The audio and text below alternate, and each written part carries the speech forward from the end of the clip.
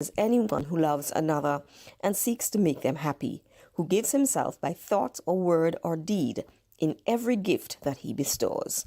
We definitely look forward to doing it again next year. Well, it is indeed a most wonderful time of year when we spread Christmas cheer, but a lot can go wrong over the holidays, so let's take a look at some reminders. Christmas gatherings of family and friends bring excitement and cheer. We look forward to spending time with people we have not seen, sometimes all year, and in the midst of preparations for family and fun, something could go wrong and we realize water is gone. It is necessary to always remember the importance of water in our preparations and to safeguard against being caught unprepared. Emergencies can arise at any time, and we may not always be able to provide advance notice. So the value of having adequate water storage capacity cannot be overstated. In this light, we reiterate the need for all consumers to develop a habit of storing at least a 3-day supply of 35 gallons of water per person per day, taking into consideration all the needs of your household. NAWASA continually strive to ensure customers are provided with a safe, adequate, and reliable water supply. But there will always be occasions when challenges arise requiring a particular network to be shut down, sometimes for extended periods. The holidays are fast approaching, and there's lots that needs to be done. Cooking big meals, baking holiday treats, getting the house ready for family and friends. It's the season to entertain, and all of the holiday cooking can involve using more water than usual. Storing water may be the last thing on your mind during the hustle and bustle of these joyous times, but it will come in handy, maybe not during the holidays, but at some time.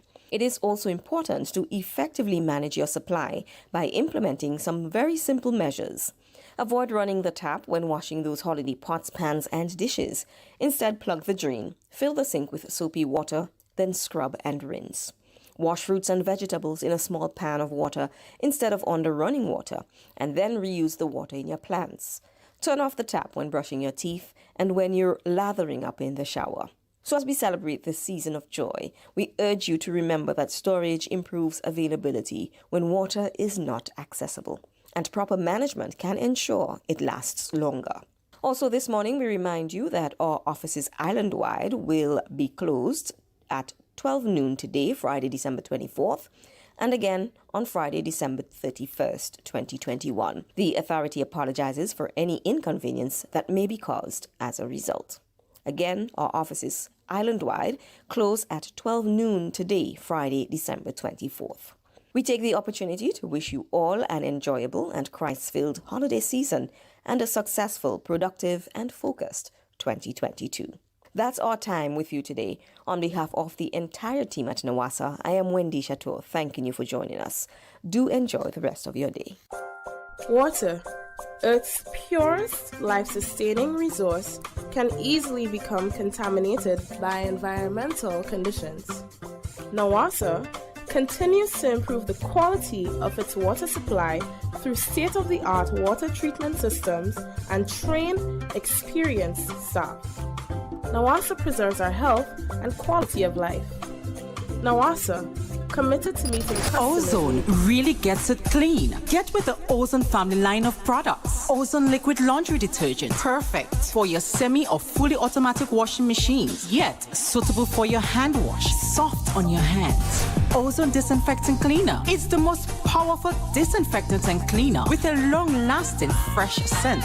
Tackles every job around the house or office. Ozone detergent powder and ultra soft fabric softener gets your clothes clean with a natural freshness, keeps your colors bright. Choose from the wonderful scents, soft flower, ocean breeze, and the new aloe vera. Keep your kitchen sparkling clean with the Ozone dishwashing liquid, Ozone sponges and cleaning cloth. Ozone toilet bowl cleaner removes lime scale and kills germs while giving your toilet a refreshing scent. Ozone really gets it clean. Marketed and distributed by Calico, Frequente St. George's, and are available at shops and supermarkets nationwide. Friday, December 31st, Old Year's Night. Come, let's create an overwhelming and joyful experience as Pop Life Entertainment presents the biggest Old Year's Night party. What's this seed? Old Year's Night. You whine and you grind and you bubble and go down the way. Get ready for Ecstatic, the ultra sexy black event. Boss Yard in St. Patrick's will ignite as we feature the stars from the north. Get ready for Boise, I'm at a stage in my life. Sarah the Governor, When you got up on it like a horse, you know that I like. Lunis Park and Electrify, Skull Dog, Buckwild, and Little Jello, all backed by the Octane Band. Admission $30 before 11 p.m., $40 after. Ecstatic DJs, Mixmaster Brent, DJ Chemist, and Selector Kevon. It will be an ecstatic night. Fireworks display at midnight. Old Year's Night, Friday, December 31st. Sponsored by Floor, Boss FM, Top FM, Claxcoat Rum, Real FM, Glenelg Spring Water, Duty Free Caribbean, Carib, and Grand Pack. Who wants to save 30%? Everybody! Now more than ever, Flow understands the need to make your dollar stretch. Our new bundles can help you save 30% off your current bill. Plus, get a free speed upgrade on your in-home internet. Simply add your mobile to your current home services account and save 30%. It's easy. Sign up now and save. All on the most reliable fixed and mobile network on island. Visit a Flow store or call us at 1-800-804-2994 for more information. Flow, it only gets better. Terms and conditions apply. How did you get your electricity bill to be so low?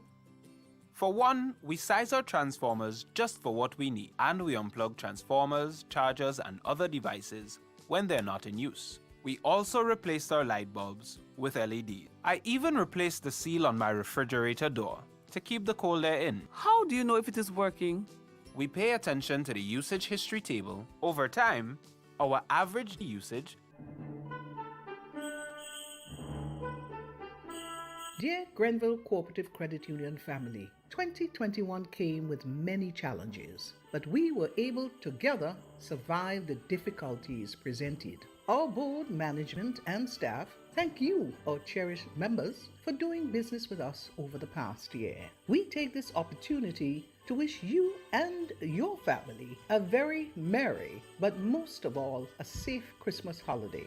We invite you to call us on 442-8602 or drop in to your preferred branch and take advantage of our Christmas special offers. We look forward to serving you in 2022 and wish you success in all your endeavors. Happy holidays and Merry Christmas to all.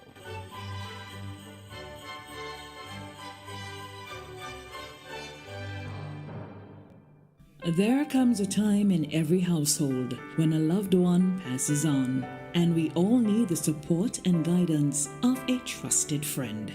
Lacroix Brothers Funeral Home has been your dedicated friend. And now, for your convenience and added financial ease, we introduce specially designed complete funeral packages from as low as $5,500. Same professional quality services, but now greater choices at the lowest possible prices. As you prepare to enter your loved one into eternal rest, visit Lacroix Brothers Funeral Home and select a package that brings added comfort to the entire family. Conditions apply. Serving you from locations in St. George's, Grenville, and Carriacou. Call us at 440-2302 any time of day. Lacroix Brothers Funeral Home, continuing a tradition of excellence.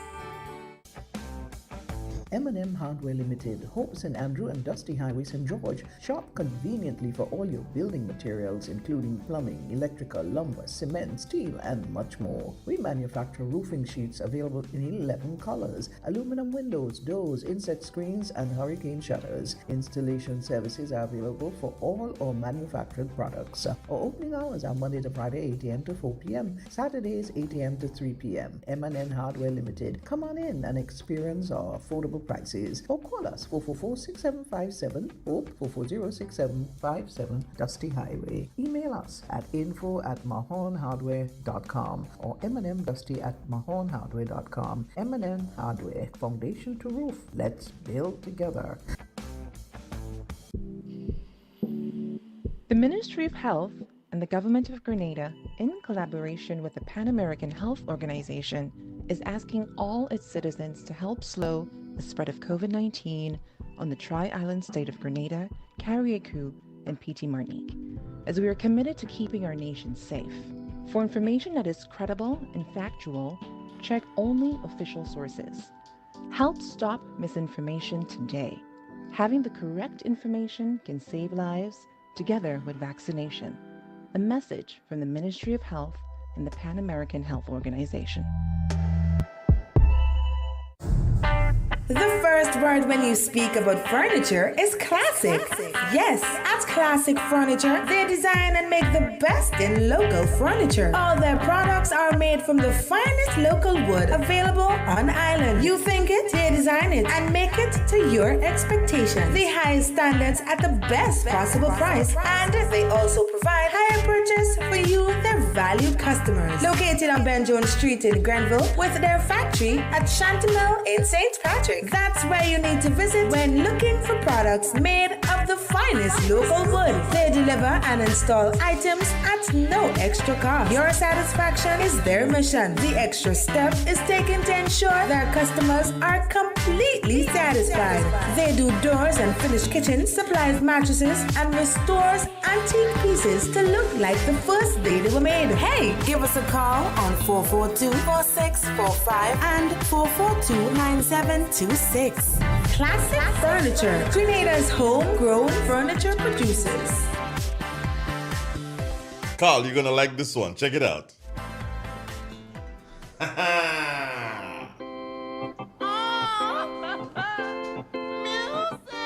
Do you know that?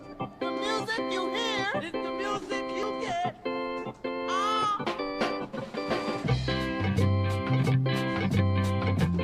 Ethan, you know not this?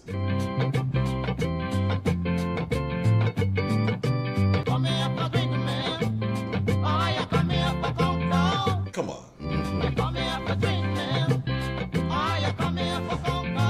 Carl, you don't know that? Yeah, man. You do? Yeah. Okay. So tell me what are you coming here to do? To drink milk or to conquer? Drink milk. You come to drink milk? Yeah. Ah.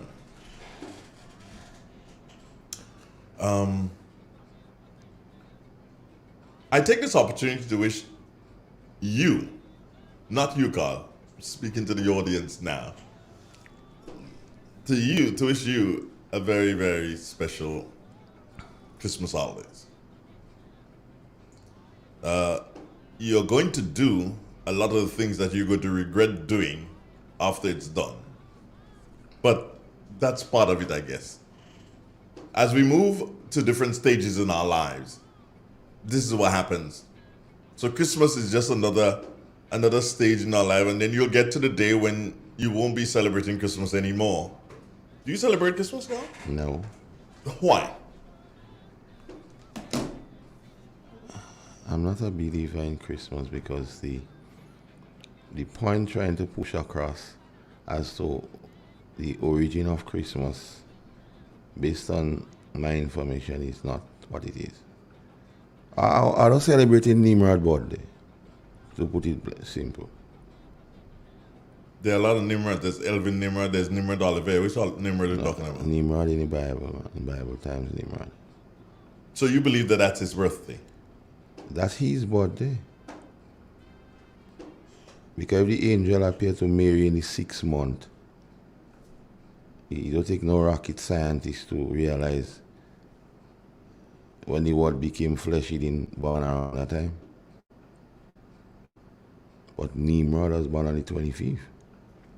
And all the trappings associated with the Yuletide season is one of traditionally to Nimrod. And some people say put back the Christ in the Christmas. But you can't put back Christ in something he was not in original. In the beginning it was not so. And everything that is associated, and you, as you rightly say, a lot of things will be done and regretted later. And to me, it's a season of gluttony, and we forget those among us who don't have. My thing is, if we we say it's the season for giving, the season for thing. At least if it's one time in the year, the have-nots should have their day. But unfortunately, it doesn't always happen that way.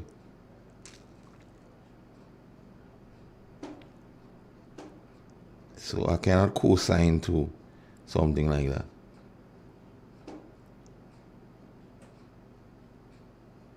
I find you counting call. Nah, man. I don't co-sign into something like that. There's no biblical basis for Christmas. So Christ was not born on Christmas Day? Never.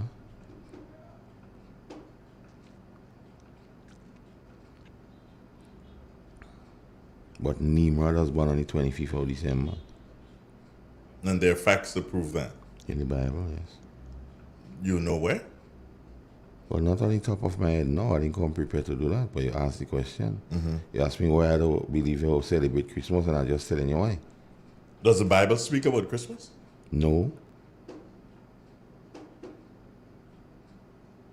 Does it speak anything about Christmas? No, you can't celebrate something you purport to be biblical and the Bible does support it in no way. And even when you read Jeremiah and them and the trappings of Christmas, the tree and thing, the Bible does speak favorable about that. Yeah?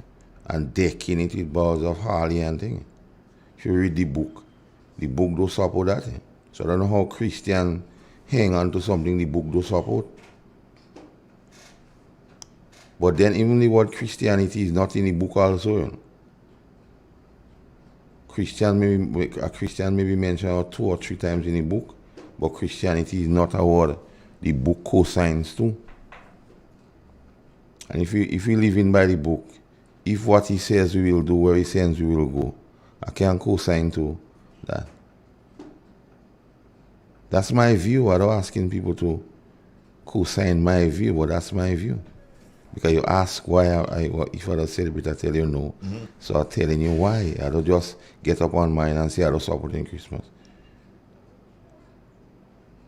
I'm a spiritual guy, not religious. And when I read the book, I can't go against what the book says and support Christmas when the book tells otherwise. And everything that is associated with the merriment,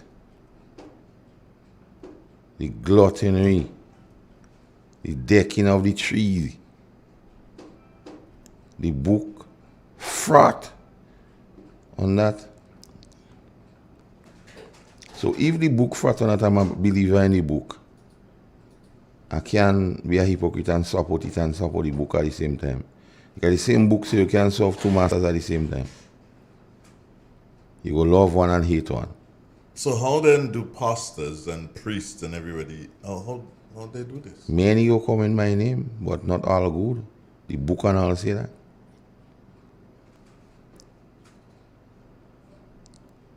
Somebody saying it's all paganism. It is all religious. And the thing about it, Andre, all religious festivals, the Christmas, the Easter and them, the book do co-sign to that. Yeah? And Christians make a thing about it. Yeah? The book do talk about Easter. Yeah? And Easter egg and the rabbit. And if you trace back all that is to Tammuz and Nimrod and them, that's what they bring.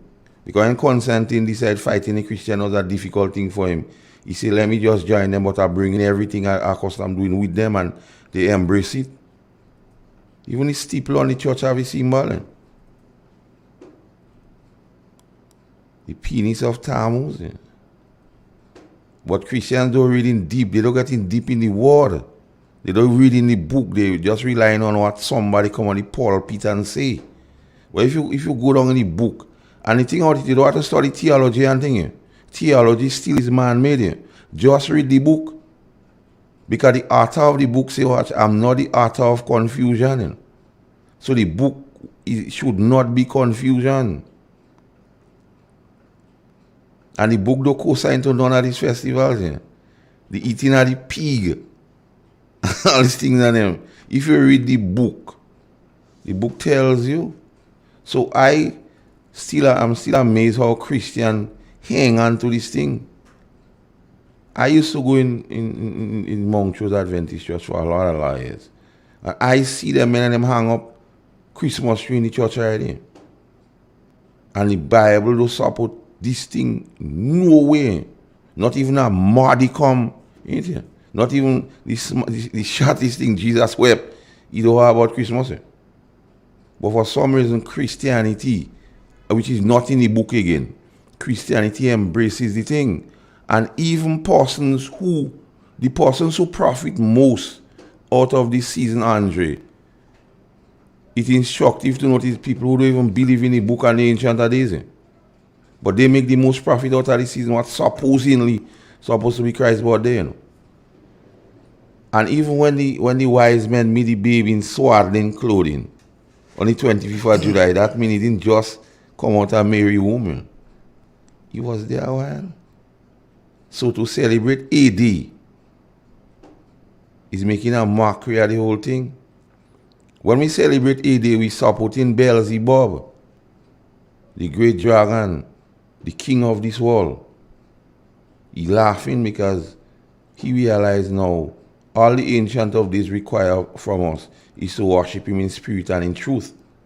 All he wants from us, But Beelzebub said, nah, boy, I had the pipes to usher in, the voice to usher in the ancient of days. And I want to be just like him. So he couldn't be there no more. So you see what?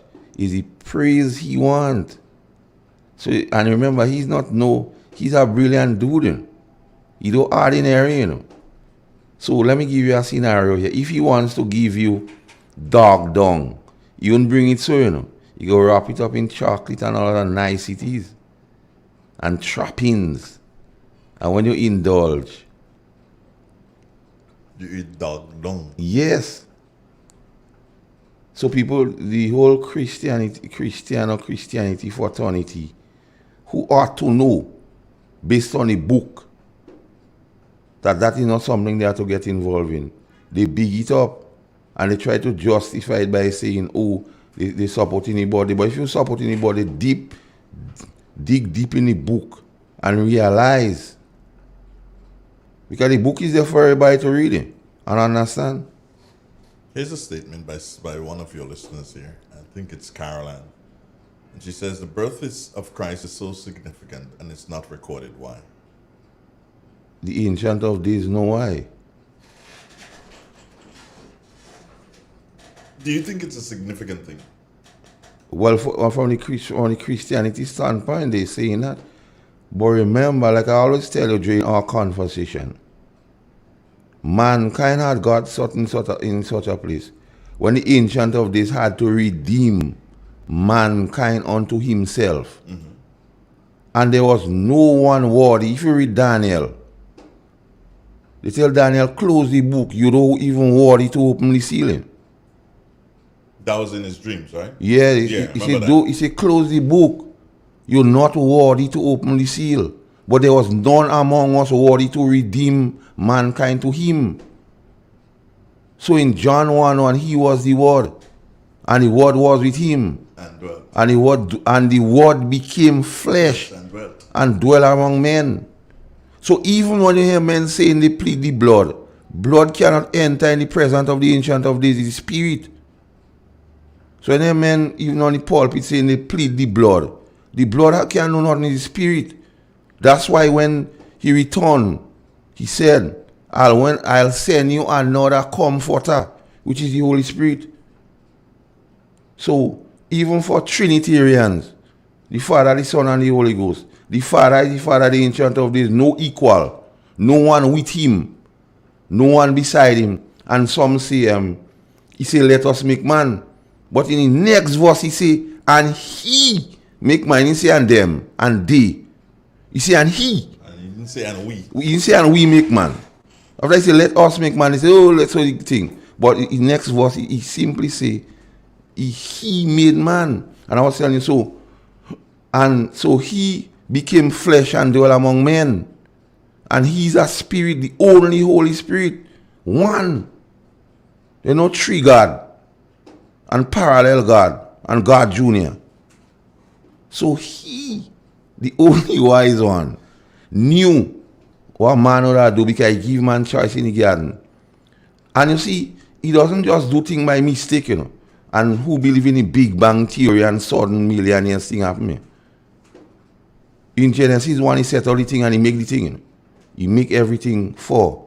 And then he make man. And then he give man a particular instruction how to go about. And then he make a help meet for man, not to be below man or above man, but besides man. And he said, don't leave man's side. And they leave man's side and gonna get in trouble. You know? But man's so weak. Man say, nah, boy, I have to go in that thing too. You know? And because of disobedience, and coming back to the same Christmas now, if man obeying the book, they won't do this thing what they're doing in Christmas. Disobedience is the biggest thing against the Ancient of Days. If we do what he says, we don't ending up in this thing and Dre. Simple. And you don't have to go in no theology school to learn that and go and ask no bishop or pastor and them. Because even in his instruction to bishop and he say he who desired that work, bishop, pastor and think desire a good thing. Yeah. However, he ought to be forced a man of one wife. So a pastor can have a living wife and have another wife. Yeah. So a pastor can divorce and marry and be a pastor. Because you have to be the man of one wife. And you have to be an exemplary person. You can't be a blemished person because even in the sacrificial days with the sacrificial lamb, only unblemished Biswa could have make it. No Biswa spotted whatsoever. You know? So the Ancient of Days don't think might happen because the water he's not an author of confusion. He tells you what ought to be done, what ought not to be done. But if you yes, it is spoken in the Bible about no blemish. No. But when we look at the story, in relation to, was it Abraham? Yeah. Where he caused, because of what he put before. Jacob. Israel. Right.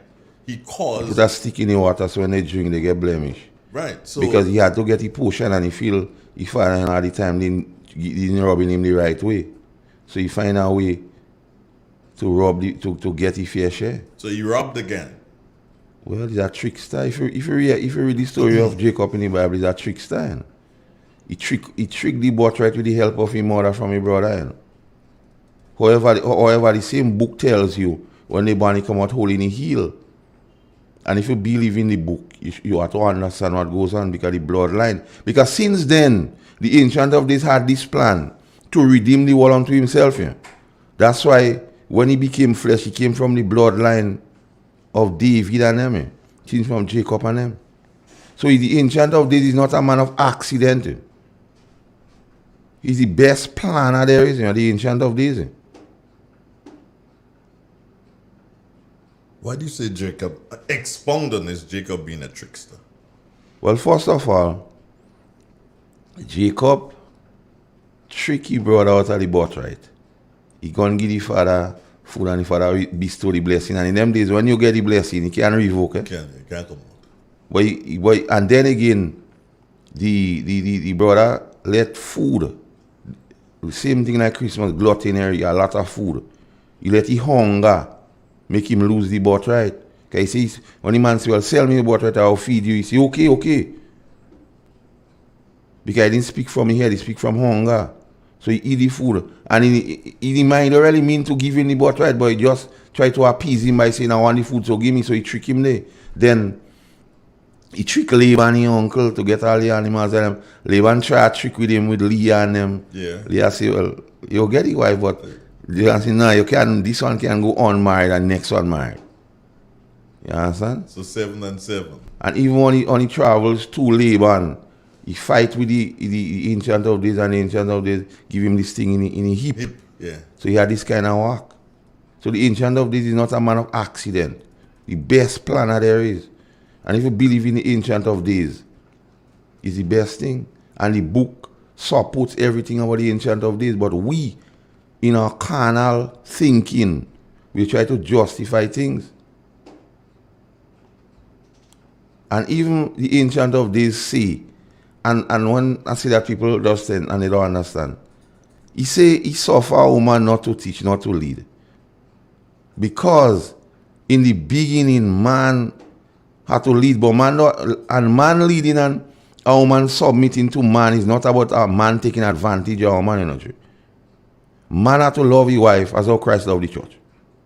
So you have to love your wife unconditionally. So if you love somebody unconditionally, you would not take advantage of them.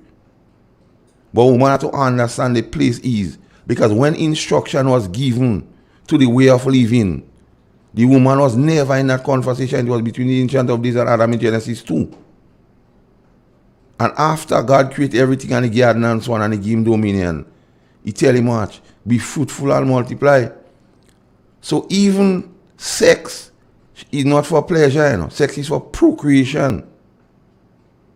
The book says so, not me. To procreate. But men take it and become pleasure and then make it into a sin. But in the purest form, sex is for procreation, does say the book. Because, none of them, when he brother wife died and he go and lie down in the brother and he do, and throw the spawn side, he dead him. Yeah. So the thing is not for fun. And the book simplify all that, you don't have to go in no big college, you just have to open the book, ask for the Ancient of Days wisdom and guidance and read. Read for yourself. However, a lot of people use the book and the context of the book, even we talking about Christmas and Christ, and paint Christ in a particular color or race to put melanin people like me and you into submission. Because even when they bring us from West Africa come across here, and they realize everybody start to say, well, this thing become inhumane. They bring down Las Casas and Montesinos to prison to use the Bible as a stick to beat us still. They didn't come down and use the Bible to educate us. They tell you, you have to submit to your master. And the master is a Caucasian type. So when they say emancipate, when Bob say emancipate yourself from mental slavery, Bob didn't mean picking up gun like you alone and going to kill people. Read the book and understand. Only men come and interpret the book for you to their own fancy. And even the color of the man, in my view, that it does not matter what the color of the Ancient of Days. But in every way the Ancient of Days describe himself, is not as a Caucasian. Because if he come from the lineage of Jesse and them was melanin people as stated by the book. You remember they say from the root of David, a branch from David. David that say they don't give me the credence I should get because I is a black guy. Even when they talk about Shem, Ham and Japheth, they say the man I get the curse he's a melanin man because he gonna watch his father naked. So they try to put melanin people in a box, even using the Bible so to do, You understand? But even when John was in the spirit of the Lord's day, because they say no man ever see the Ancient of Days and survive, but a lot of men see him in the spirit. You could see the Ancient of Days in the spirit, but you have to be so in tune with him. Ordinary man can just see him. But even Moses and the elders, and when they go up for the tables of stone early, they see him in the spirit. And I, John, was in the spirit on the Lord's day. And he described the man see. He described the man have a heavy voice, black man. The man eye red, black man. The man was here like wool not goat, black man. The man's skin was like bone brass, black man. So if you're checking on men who recorded, they see the Ancient of Days is not in Caucasian. And the book was said that not me at making up that, go in Revelation and read the book. And like I tell you, when Daniel, you see Daniel close the book, you don't worry to open the seal. You'll get yourself in problem. Because all what you start to see there, you're a man of dreams, you could interpret dreams, but this thing ain't get too heavy for you. We need one who fit to open the seal. And only the Ancient of Days who could open the seal. So when people say the people are the right hand of the Ancient of Days, you have to understand the language and the context of the book. Not just going and say, oh yeah man, by the right thing. Because some sayings are literal and some sayings are figurative when reading the book, but you could only understand that through the divine wisdom of the Ancient of Days and another comforter, which is the Holy Spirit. And when they say 3 persons taking record in heaven, the Father, the Ancient of Days, the Holy Spirit is Him. So there's one God. So let people bring this 3 God thing. Because He don't say only me, there's nobody with me. Nobody parallel to me. No beginning. So some denominations saying Mary is the mother of God. They are fallacy. Because they tying up 2 phrases in the Bible. The Lord, which is the Ancient of Days, and my Lord. My Lord could be a servant, your son, Lord. But the Lord is the Ancient of Days. So the Lord came into my Lord. And after Mount Calvary and the stone was rolled away, and Thomas, because I heard you talking about the disciples with JD there and what they doing. Even Thomas doubt. But what was interesting to note, and I will tell you how the blood can enter into the kingdom. And when he was pierced on the side, blood and water gushed out. And when the man asked, when he became flesh and dwell among men, they asked him how a man could enter the kingdom, or he could born again if he could go back in the womb. He said, nah, by the water. So you must take that plunge. That is the significance of the blood and water. So what is the significance of blood sacrifice then? Traditional, what don't make any sense. So how could you then say that doesn't make sense when the story about the ram that got his head cut in the ticket and... That was before the atonement came. So once the word became flesh, all sacrificial thing moving. Because remember when the priest was about to make the sacrifice and the thing was going on in Calvary, the veil in the temple rip and everybody see why they doing me and because that don't make any sense again. Because I used to do that when people couldn't see. And as that happened on Mount Calvary and he go to sacrifice, because remember the Pharisees and them didn't understand the whole thing about the Ancient of Days. Although they speaking in one tongue or the Ancient of Days, but the action really mean they didn't know him. Because if he came and dwell among men and they didn't recognize him, there are serious indictment of how much they understood. And once he was on Mount Calvary, the temple, the veil in the temple reap with the priest they behind the offering the sacrifice. Exposed and everything. Yeah, so that means that don't make sense. So the book is simple, you know. And then he say, I don't come here to done away with thing. I just come to fulfill. To fulfill is not to done away. If you build in a house, when the house finished. Hold on. How could you say he didn't come to done away things when he came, when the word became flesh and dwell among men, we do away with blood sacrifice. Well, yes, so he come to done away certain the law. You see, I didn't come to done away the law, but to fulfill. Because all, even Gabriel and them spoke of his coming. There's one, John the Baptist, even in Milan, say there's one coming, I don't even fit to unleash them and show you. Because in them days, everybody looking for the Messiah, even from Moses' time. But them didn't even feel to open, they didn't fit to open the seal. But if you read Revelation, it tells you who is fit to open the seal. So the thing is not difficult, Dre. You just have to take some time, spend some time in the Word, and understand it.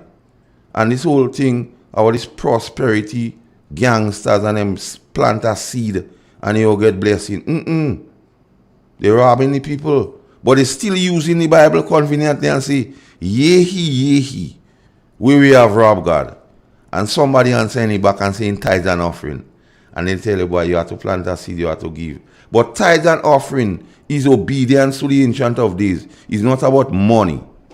It's how you be obedient.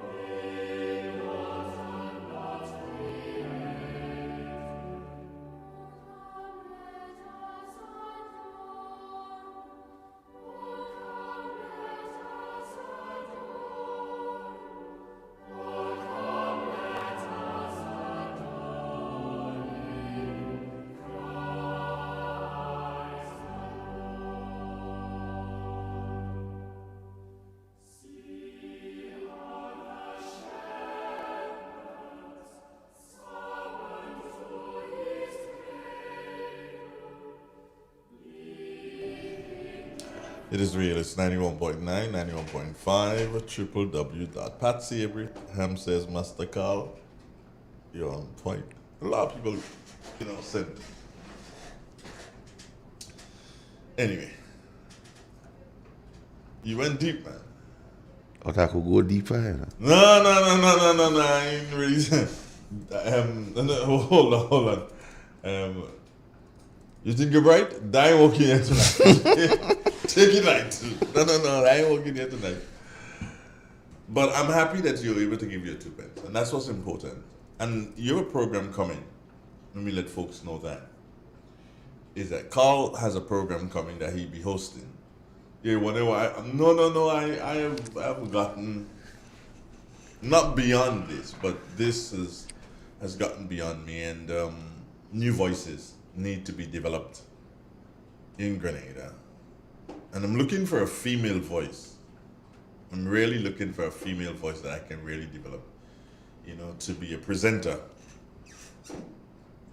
Young, intelligent, free-spirited, and wanting to learn. I can teach you. I might have somebody in mind. I will be able to give you that blessing. But training from you is like training from the best. I wouldn't say that. No, I would time. Let me speak. Me are saying that. Though bought in and what you wouldn't say that. Let me say. Just like our beauty is not for the person, but in the eyes of the beholder. And beauty does not have to be only skin deep. To a mechanic, anything he creates is the art of is beauty. But somebody watching it might say, why are you doing that old thing? But to him is beauty. So to me, you training from is the best. So though, bought in and say you wouldn't say that. You wouldn't say that. Self-praise is no praise, you might say. Salt never boasts itself. However, the best way to tell you what it is to tell you what it isn't. And you're no ordinary. You're not no piece in the tail radio guy. Thank you, my friend. Thank you.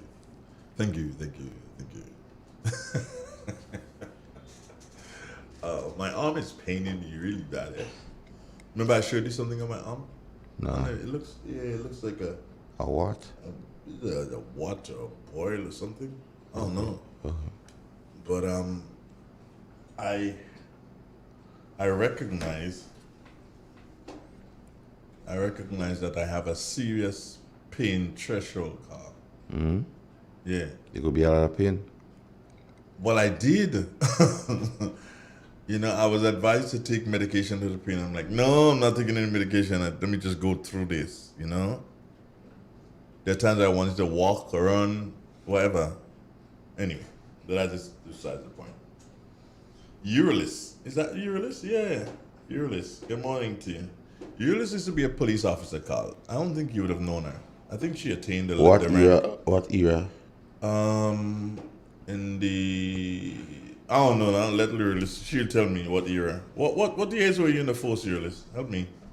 Good morning. Good morning. Good morning, Dre. Good morning, Master Carl. I just wanted to, just before the season, the day begin, to wish both you and Mr. Carl blessings for the season, and hope that you continue to do what you're doing. God's blessing. And so, to the parliamentary representative of our country, yes, Merry Christmas to all of you, the Prime Minister, and so, and to all our listeners, have a blessed holiday, and so, and hope that we can, discuss much more for the holiday. And yes, Master Carl, he is the best, based on my era and who I've noticed train and put out persons. Yes, Andre is ranked among the best in terms of, ensuring that the young ones learn journalism, not just be a journalist, but really learn it and practice it.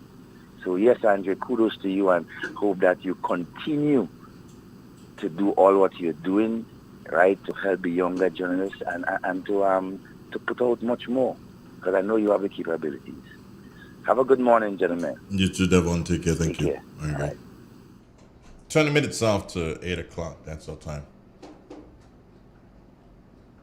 Ulysses is typing. She's somewhere in, is it Pennsylvania, I think, or Philly? One of those. The question I ask of you this morning, though. If you had two things that you can do right now, Carl, two things that you can do right now, and I want you to give me them in order of importance and why. What will be the first thing you do? The first thing does not mean it's the most important thing. The second thing could be the most important thing. What would be the first thing you do? I don't get a question. If you had two things that you can do right now, what would be the first thing you do?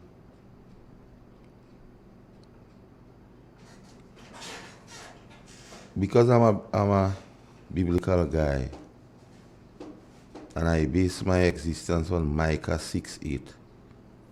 He had showed you, man, what is good. And what does the Lord require of thee? Is to do justly, and to love mercy, and to walk humbly with him. My first thing I would always want to do is to have my obedience to the Ancient of Days. Because I believe from that standpoint, every other thing would flow as it relates to when Solomon asked. When he tells Solomon, ask me for what you want. And Solomon says to him, give me wisdom and understanding. So my first thing is to be obedient. If I want to be obedient to the Ancient of Days. And the next thing is to be a conduit or a vehicle through which I could bring help to my fellow men. My thing, I always say I want to be in a position, maybe financially, so when I could positively affect the outcome of my fellow men, like a man might sick and he need medical attention and thing. Instead of you had to go around on some truck and make noise with some loud hailer, I could stretch foot out and say, hey, get yourself sorted. Or the have-nots around us, or the I want to use that word guarded here because I don't want people to feel I'm insensitive.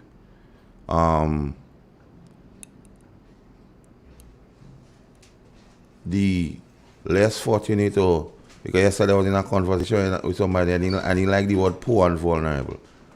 But this class of people who need help, yeah, there are two things I would do. Not enough myself.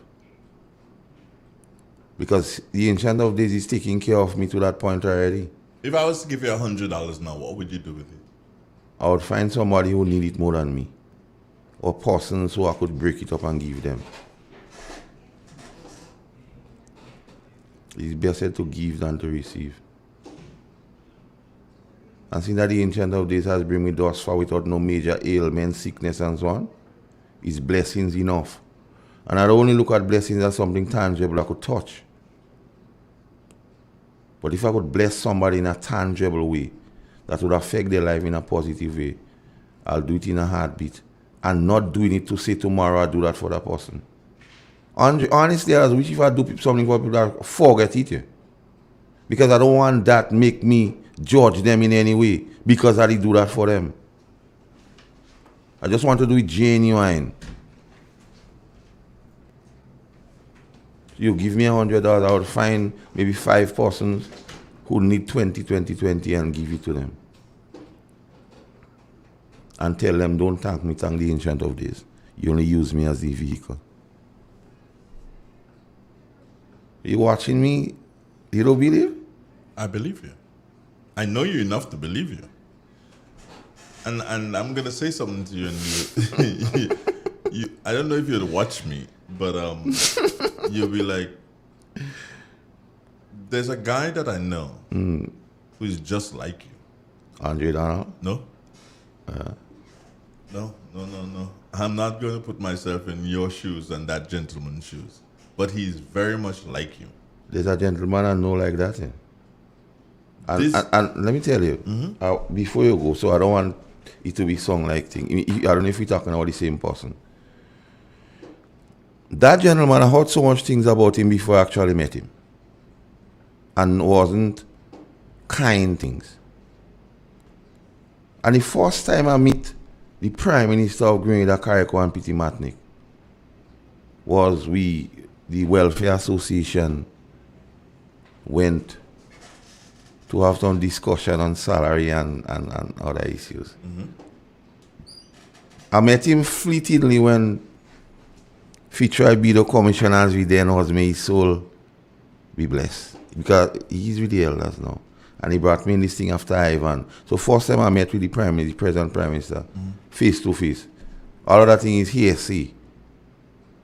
And in my interaction and dealing with the man, this guy is one of the most kindest guys, selfless guy I ever meet. Because within my foray into the corridors of power, I was there for a little while, not claiming anything. And to me, let me just give you a story about the corridors of power for me. The day I took the oath, everything self for me was achieved then. So any other thing I would have do at that level was nothing for me or nothing to gain any forward from. And speaking to the President Prime Minister Dre and understanding things, and then being in that position, I would go to him and say, Chief, I met so and so and so and so and the situation bleak, shitty the fan, and they need some assistance. And the way he would venture to assist without questioning, they don't make them like him anymore. So so he is a guy. I still would say he's a more kind fella than me because yeah, sometimes in the exuberance of my youth, and somebody maybe rubbed me wrong one time. At one time I used to hold grudges for long. But as I'm mature now, I realize holding grudges is pressure on me. Because you're having a good day, and a man holding a grudge, I see him getting vexed. I say, nah, boy. The man ain't no stealing my joy. But if in that context, he is one of the most kind people I ever come across. And I'm not saying that I wish they not listening. Because I listened day, not Sunday. I just wasn't in a frame of mind to call. And I'm not saying that you're for singing for supper day not. Because you have this kind of thing. Anytime people corner you with your views without making sense, you saying how they singing for the supper. That's your defense. You're not about singing nothing for supper here. And if I'm singing for my supper, I'm the right man to sing for my supper. I tell her singing for her supper and I don't answer until they not yes. Is all to sing for her supper? Can't wait for day. Because the way they not going, if you rely on they not to sing for her supper, for you in trouble. You know? So I just speak that in the context of that, and he's a guy I have a lot of respect for by how he handle things and not about political power. But he does bring himself to the level of understanding. And then when I ask of him and about him, and then I realize the upbringing was one we understood them things and them Dre. He didn't just come from a high place. So he understands when you go to him and say, Chief, that man don't eat you. He understand what I mean. He don't asking you, well, how come that man don't eat? He go ask you, what could I do to cause him to eat? And that rub off on me, and that interaction, me and him, and thing, debunked a lot of theory men saying. So I wouldn't even ask him certain things that I was here they say. I don't even ask him. I already don't believe that. I won't say, Chief, but they say that. Oh, but because as one put it, the proof of the pudding is in the eating. Well, so even, I don't know if you songs have put it this way. By a man deeds shall he by be known. Deeds shall a man be known. And when your brother asks you for bread, and this so. brother, when you ask him for bread, you get in bread, and you get in choice of bread. You might get whole wheat, plain, all grain, all wheat, Italian, rye, barley. You might get barley loaves and fish too. And still, if you ask for the crumbs, they'll give you to go in a bag. And he's a man you all watch. Now, police have a kind of way about them how they operate kind of shy when they in places of authority and thing. So persons who used to walk, when he became Prime Minister and he was in Mount Weldale, they call up there, or Mount Royal? Mount Royal, that's where he had this function, and he had dignitaries and others there. And he had a few police friends of mine who was attached to that place up there. And they trying to go in the back window and ask for some form of sustenance. And for some reason, I don't know what took him to that area. You know? And he said, nah, man. Go and put on something decent on you and come and have a time inside here. You know, they in the back, they begging for crumbs and the main cozy on the table, which you could ravish and leave her. That's the kind of guy he is. And David Alexis Yabu go bear me out on the one. So if people feel like in a story, and then they see Yabu ask him that.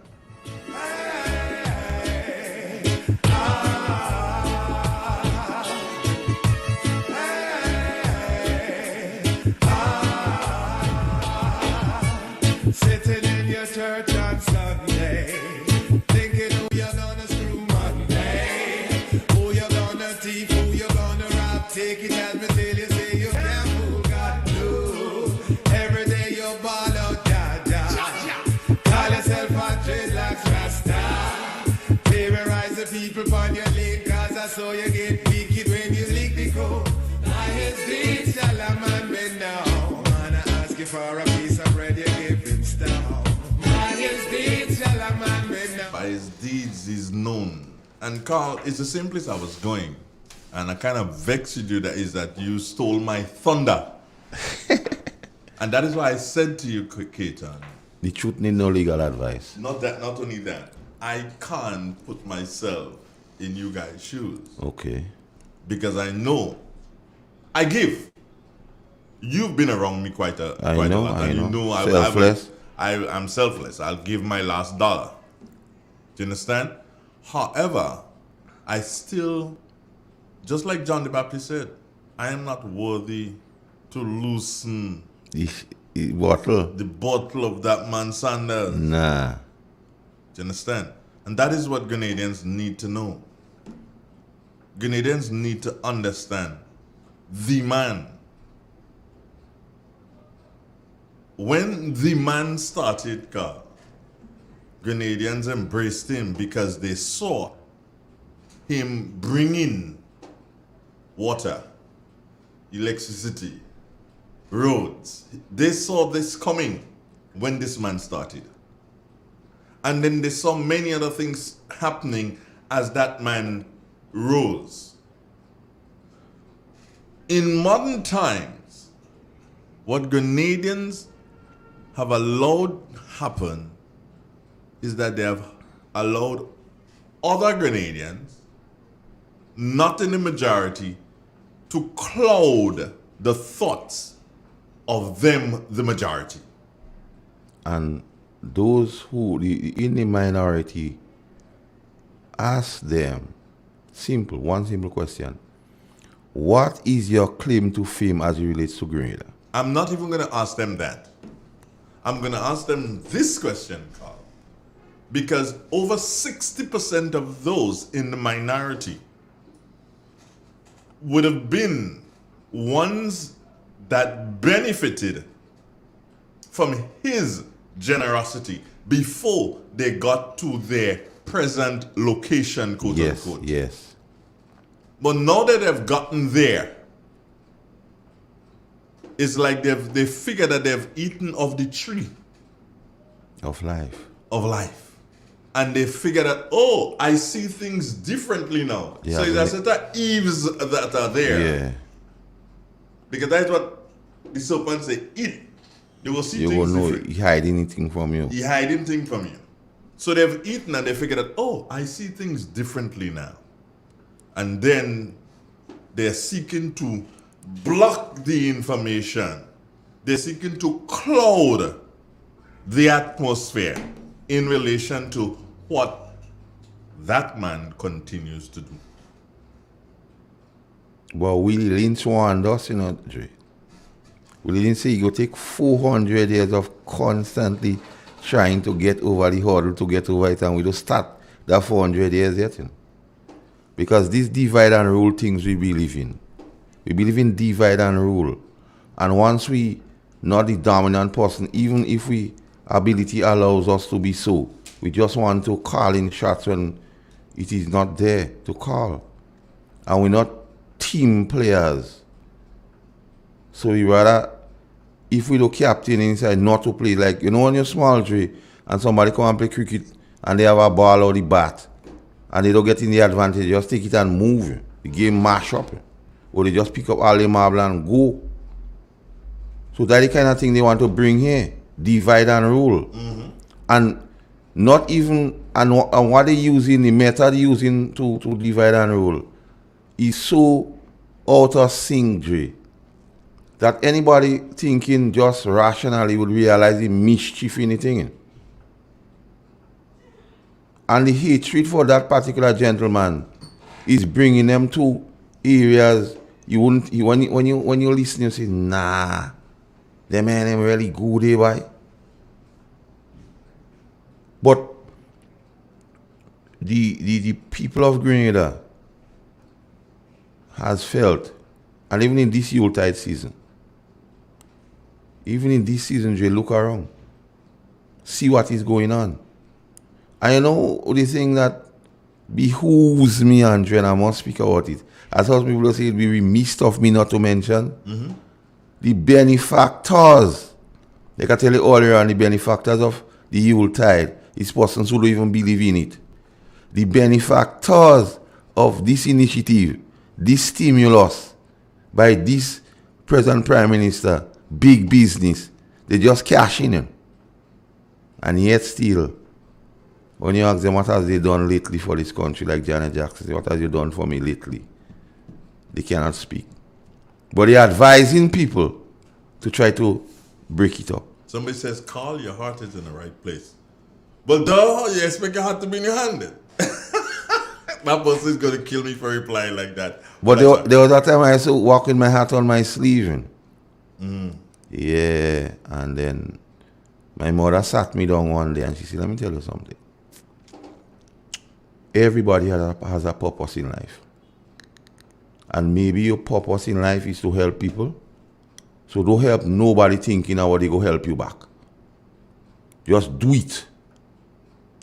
And I see them, you know, and I think about it and I say, like, my mother is a woman of wisdom, boy. How my mother could figure that out? At first I say, me what should be figuring that out? But then I have this kind of respect for my mother, Dre. And I believe that she wouldn't advise me wrong at all. So once she give me advice, I would ponder on it, Dre. And I would call her back and say, you know, you give me some food for thought day. Well, you know, my mom gave me the same thing, but in a different way. Yeah. Because I spent most of my growing years with my mom. Yeah. I looked at everything she did. Yeah. And attuned myself and followed most of what she's done. I've seen my mom, Carl, because my mom worked all her years as a domestic servant. And in the city, there are a lot of people who homeless and they go hungry in those times. So it's not a matter of homeless people and hungry people. No, I don't care how they want to interpret what I say. This is not something that is happening today. That is time immemorial and it will continue. And I've seen moms sit down to eat, Carl. I am eating because we eating in the kitchen. Yeah. Right? So she's served lunch. The priest, Archdeacon Huggins and his family, and so they've finished eating. We've cleared the table. We've done the dishes. So it's now our turn to sit down and eat. So my lunch is there, and she sit down, and I start eating, and she's just sitting down to eat. And at the door, the kitchen door was you know those two halves? Yeah. At the door, she'll hear, "Morning, Cookie." And she'd turn around and she'd say, "Yes? Cookie, what you are there to eat?" And Carl, my mother would get up, take that food, and put it in one of those little butter containers. Give it to the person. And then go to the bread bin and take a slice of bread And eat it. and eat it. And today, there are these guys in around. There's one called Ben. Yeah. And there's one called Palitos. Yeah. These guys will call me out in the middle of the night, car. Yeah. And they'd be like, Andrew, what you had there to eat, boy? And Carl, sometimes I'd lie on the bed and say, I'm not getting up. Yeah. But I'd be persistent. And I'd get up. And whatever I have, sometimes it's a pack of nuts, whatever. You know, I'll give it to them and they'll be always very appreciative that they would have gotten something. And that's like 11 o'clock in the night.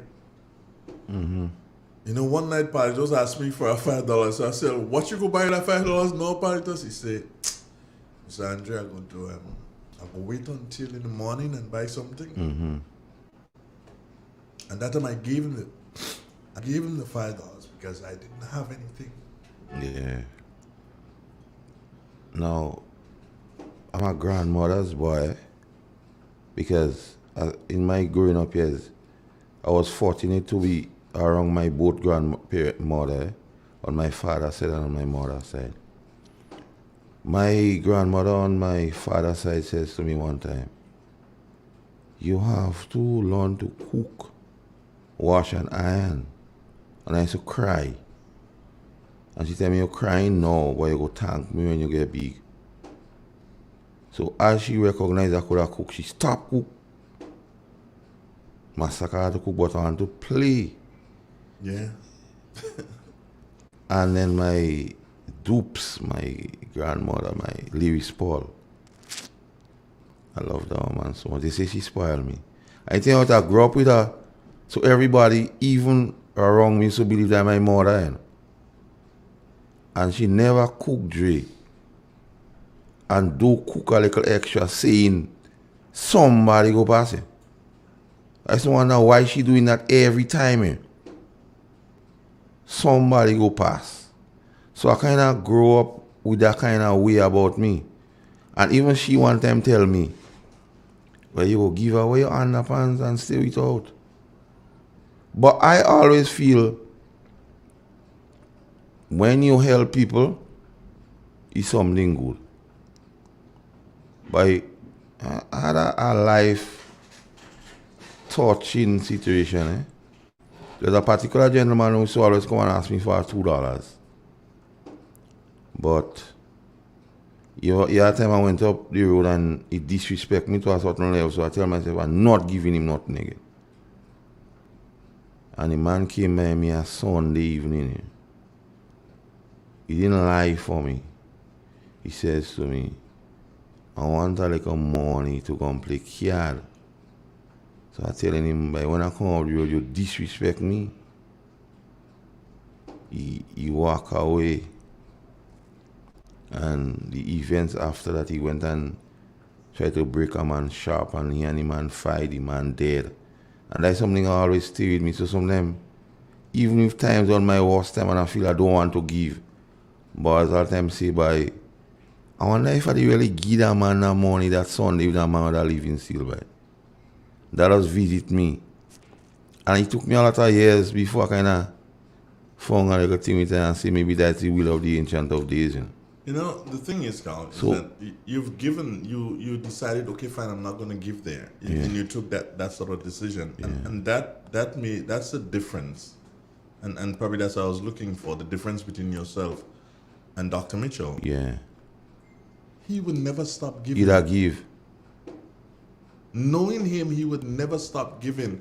And I'm not here to call names. I don't call names like other people doing something, calling names and saying, no, I don't what call he's names done. too. Yeah, a lot of names I could call I know too. of people who have to use a very strong word, betrayed him. Yeah. I know of people so too. And he's been able to reconcile with them and still afford them the opportunity of benefiting from his generosity. Well, let me tell you something. And there's a fallacy about Dr. Mitchell, what people trying to perpetuate and say like news. My being around, they're not true. If I tell Dr. Mitchell something about Andre Donald, when he meets me and Andre Donald, he go tell Andre Donald what Master Carl say about you. Mm-hmm. So if a man like news, he don't doing that. Nope.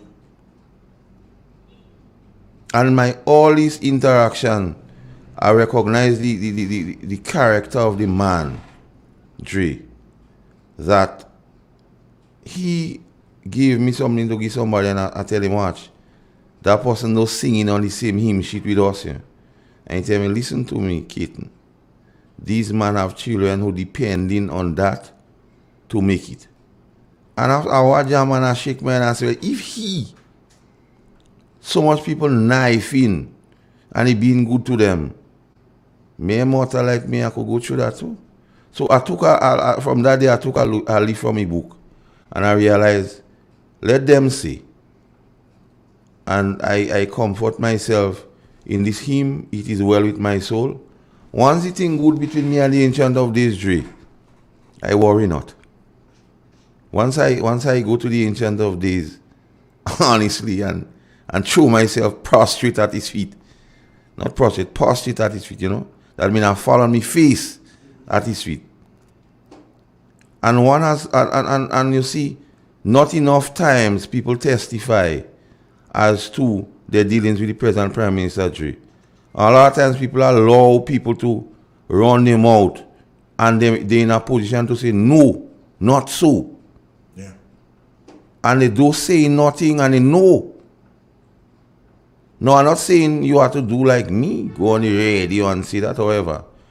But all people have been in position where they know. Because listen, all and sundry, as some people like they just leave from where they are and try to go and seek some audience with the present Prime Minister and come back smiling.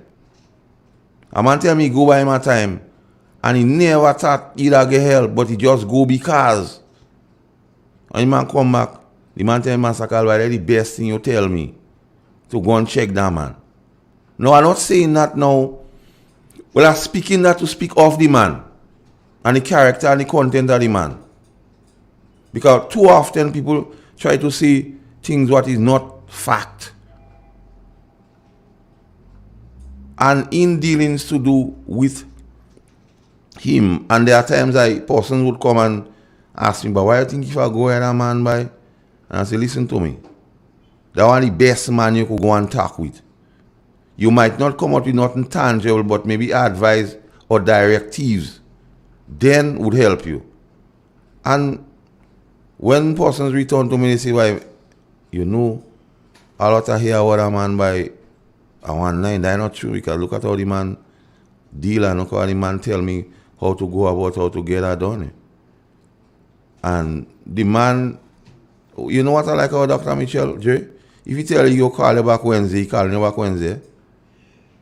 I don't know how he don't get that done. But if he tell you I'll call you Wednesday, he'll call you Wednesday. Unlike a lot of people I know when you go to them, they tell you, I'll call you back. And next time with them, they don't even know your phone number. Not even that, they're letting you leave the office without asking you for your phone number. So you know that you ain't getting a call. Yeah. You know that you ain't getting no call. But look at the faces of Grenadians during the season, Dre. I tell you something which is very, this one is it's not laughable, it's just a bit of fun. In our encounters, Keith Mitchell and I don't even know if he remembers this. When a guy called Pooty out of Trinidad and Tobago, Pooty did a calypso. This one called, what was that NMP song again called? Help me. We on the move?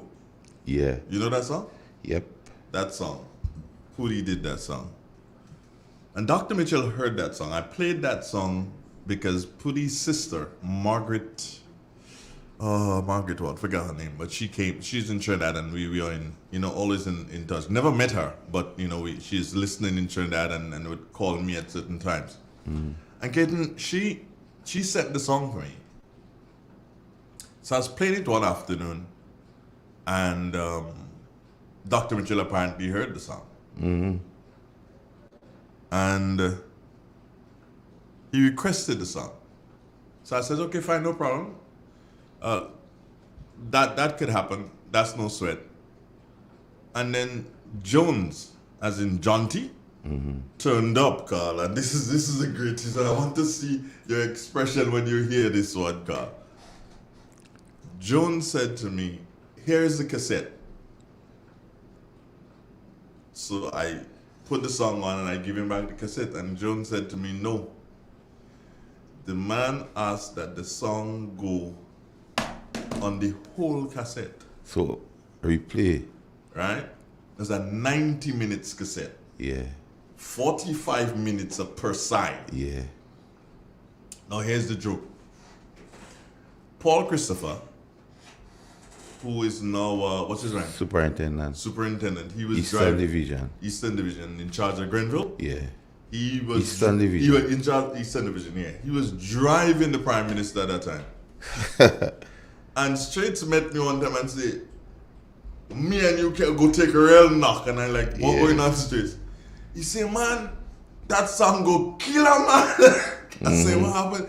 He say, boss, anytime we go out and that man is coming back and he's probably in a little dumb mood, you say, play the song.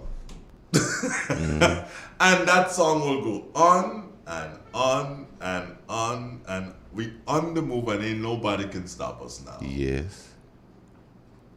You understand? Yeah. That song will just go on and on and on. And I used to laugh. So sometimes when I see Straits, I say, over the song, Mr. Man, you're liable to get locked up. Yeah. Because, Dr. Mitchell is an amazing guy. And I always say to friends, I didn't start off being a member or didn't start off being a fan. Best of friends? No. But he would be the one be saying, Andre, come over. And I'm like, why don't you just give me a chance, Jay? When he won the first 15, Tommy and I were coming up, met him in Happy Hill. He stopped the vehicle. He said, Andre, because he was a host, 15. I'm like, why don't be yourself? What kind of stupid you think? What happened? When I get up the evening and I hear numbers calling out for Kenny Lal singing like a lotto. It was utterly amazing. But in all that is said, he was a good guy. Or is a good guy. Why am I speaking to him in the past? He's a good guy. He's a wonderful person. And all I say to folks, They don't make them like him anymore, No. We've got a caller. Morning. Morning, Brother Andre and Brother Morning. Carl. Wishing you a good thing for Peace, Christmas. my sister. Yes, my dear. Oh, Lord, Brother Andre, you're talking about my brother, so? Oh, God, my brother is a handsome. He had nobody in Grenada handsome as that. Honorable Dr. Claudius Mitchell. I will give you a full history of him. Oh, one thing I will tell you about him, Just imagine, Brother Andre, I'm putting it on you. You have 3 sons. You have a bakery. Right. You send those children to celebrate. Right. 2 bringing home money and the other 1 don't bring in home money. I'm telling you what I know, because you could say I actually grew up with him, because my father had the cane and his father had a mill. So if I tell you that, I tell you all. But that man so nice, Brother Andre. That man, and what the parents and them, the mommy tell me already she not beating him. And so those brothers used to beat him up. Hey God, I only beating me up, and I don't beating kids up. Why are you doing me that? From small that child I love.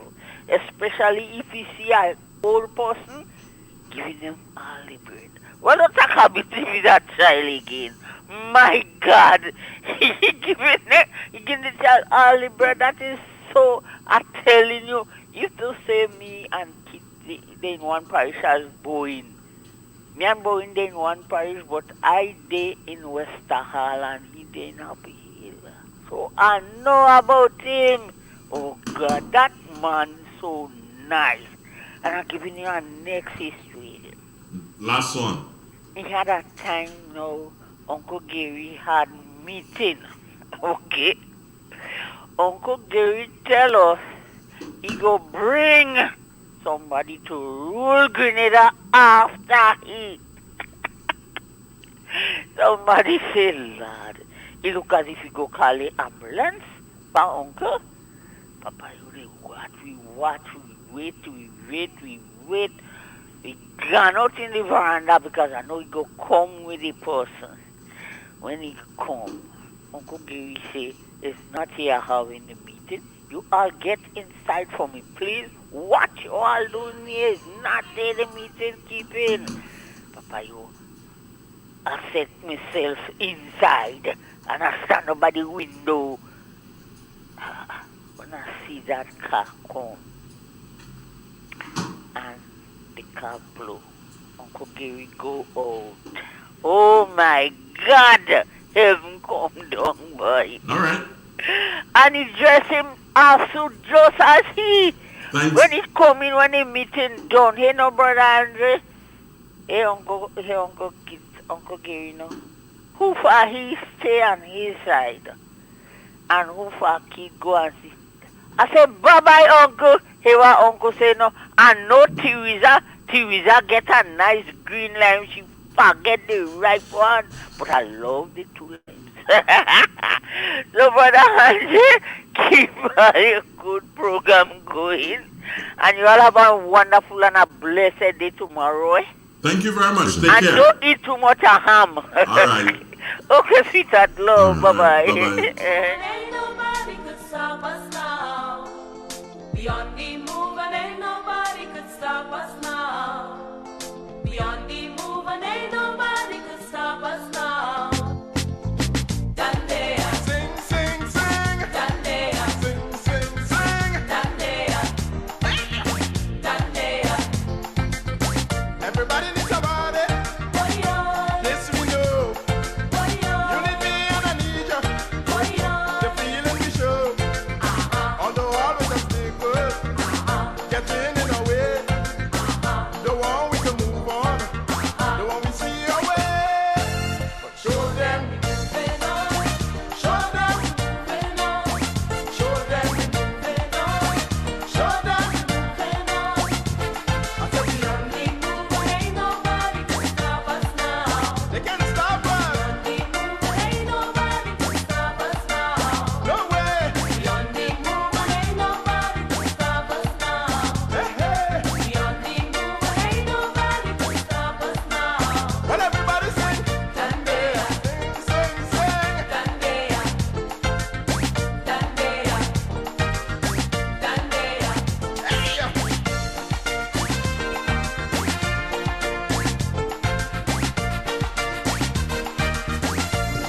It's real. It's 91.9, 91.5 triple. What are you playing? You want to charge? Well, take off your phone. What's wrong with you? Look, What's that? charge your phone. You want to charge? You paying for that? Yeah. How much? I won't pay in cash, I'll pay in kind. Nah, Bridget. Cash only accepted at this premises. Sure. This thing working? Oh yeah, I think it's working. Alright. I keep dropping those mouses and mices and mices.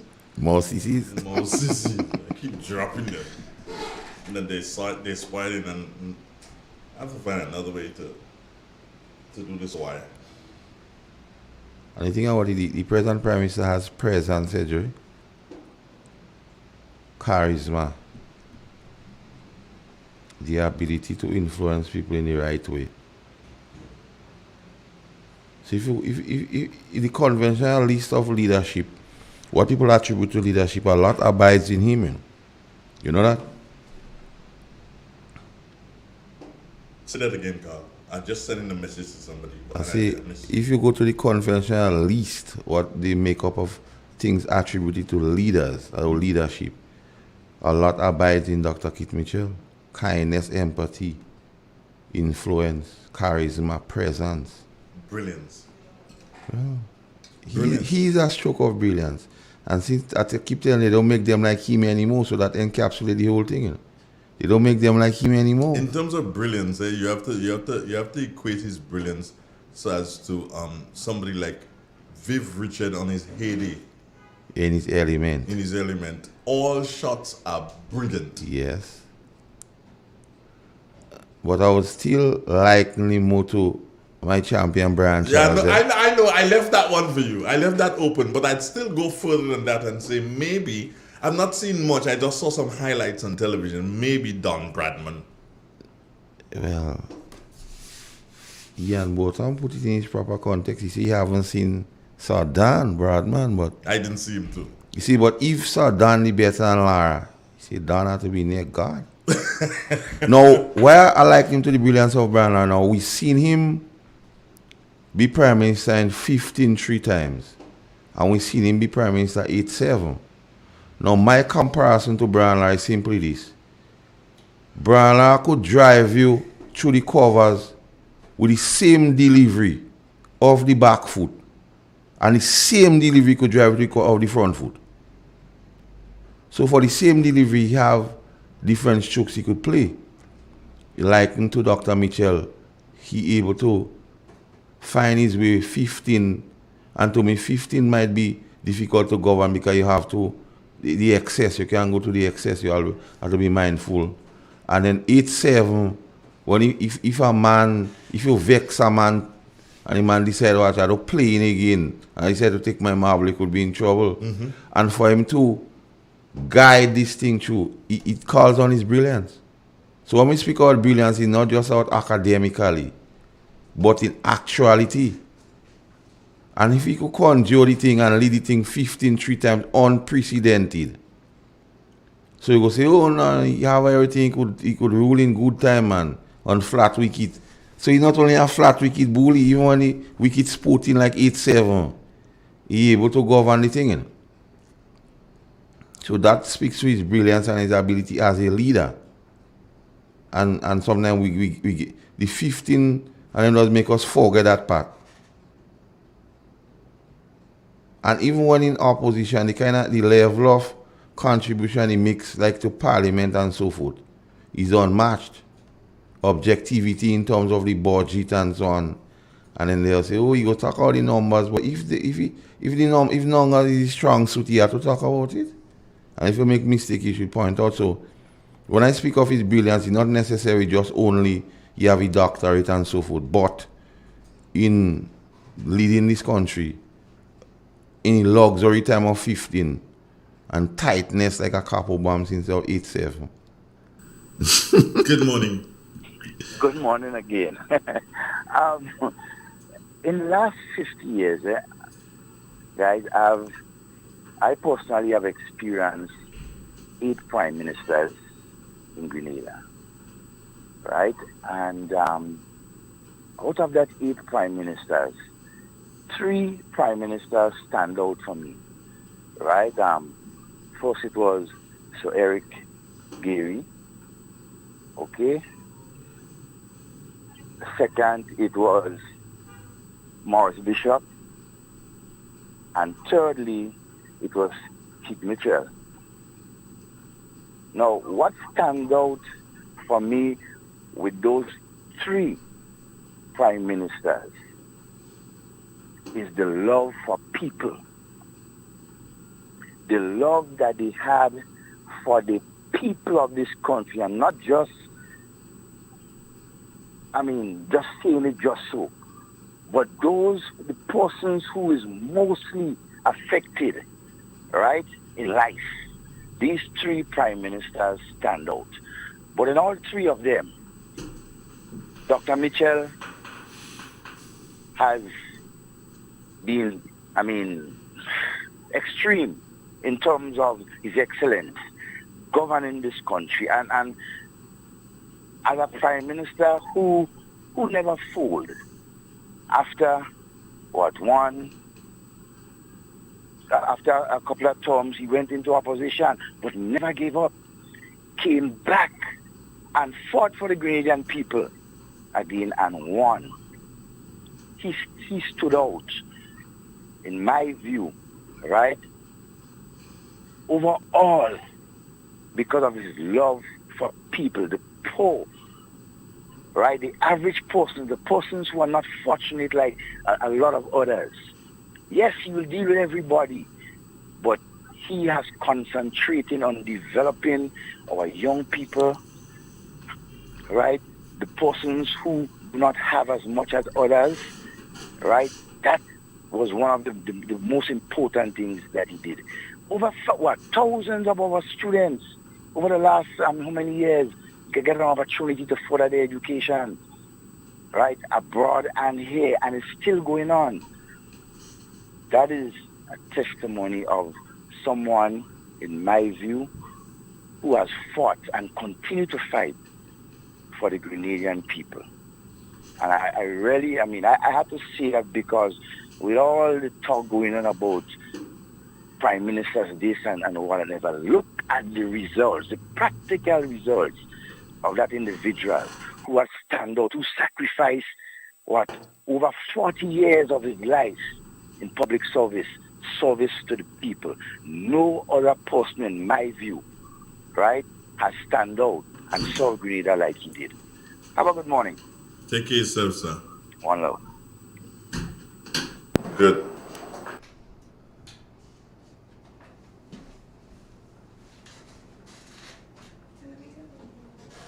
Maxine, what's wrong with you? Because you have a nice top on today. You see, today you violate. You ain't saying nothing, eh? How come I wearing thing today? My dress in my back. Well, put it on. I will. Yeah. I just put on that because I feel pretty today, so. Only today you feel pretty? No, extra. Congratulations, at least. Extra. No, not extra. Give me a break of that. Today you feel pretty. Extra extraordinary. Oh, please. Carl Caton.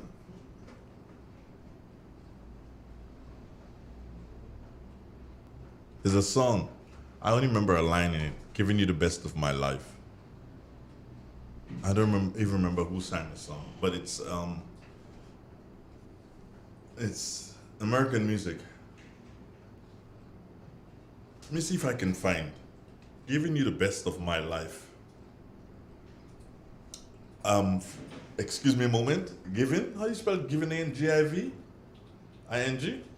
You. And Devon made a point there and say the contribution to this country made by Dr. Mitchell.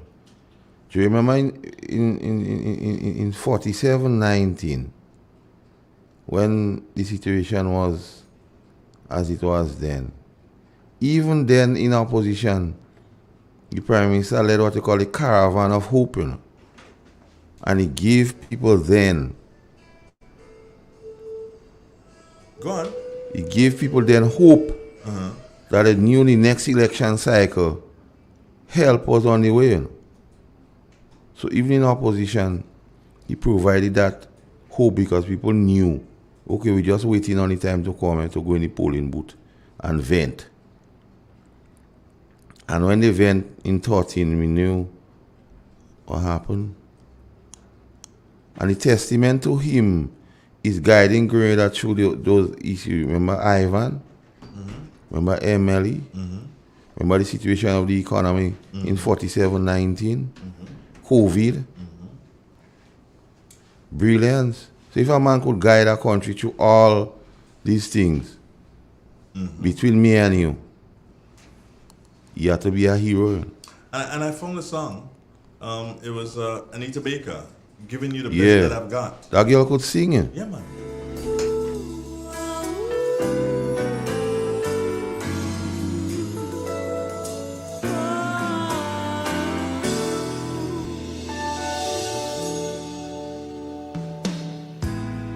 Ain't there something I can give in exchange for everything you give to me?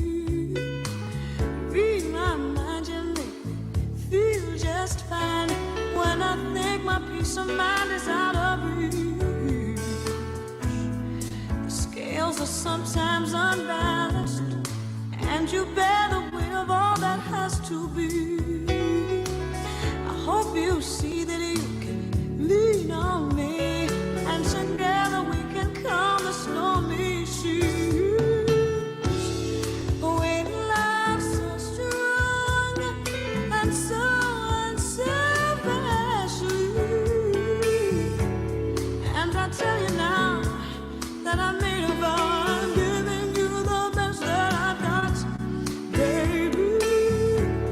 Yes, I tell you now that I made a vow, I'm giving you the best that I've got, honey. Everybody's got opinion. And that is something that you can say of the guy, yeah? Yeah. He's given Grenada the best that he's got. The best of his years. Best years. Best years. And if he was a selfish guy that stay where he was and yeah, make a lot of more money than now. Okay, he more give money when he come, he don't make give.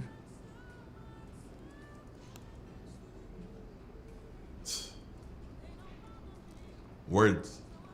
Eh? Words. Where do you find them to describe someone of that magnitude? Huh? Where do you find them? Limitless.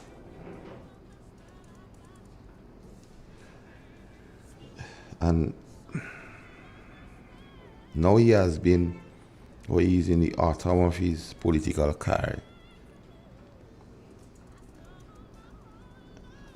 A send-off for him would be nothing short of a overwhelming mandatory. Least we become complacent, or we get so accustomed to him doing it. And the thing about him, even the persons who try to speak untruth about him recognize once he's at the helm, something would happen positive for the nation. Even the unions who make all kind of noise recognize only when he's there, something tangible will be received by them. And even when the unions bombard him with the 4% rate, what was instructive to note? He said yes, he recognized the contribution made to the made by the public workers. However, he has a moral obligation to those persons who can do it on their own, those persons who cannot sit and put a pot on fire for the end of the month.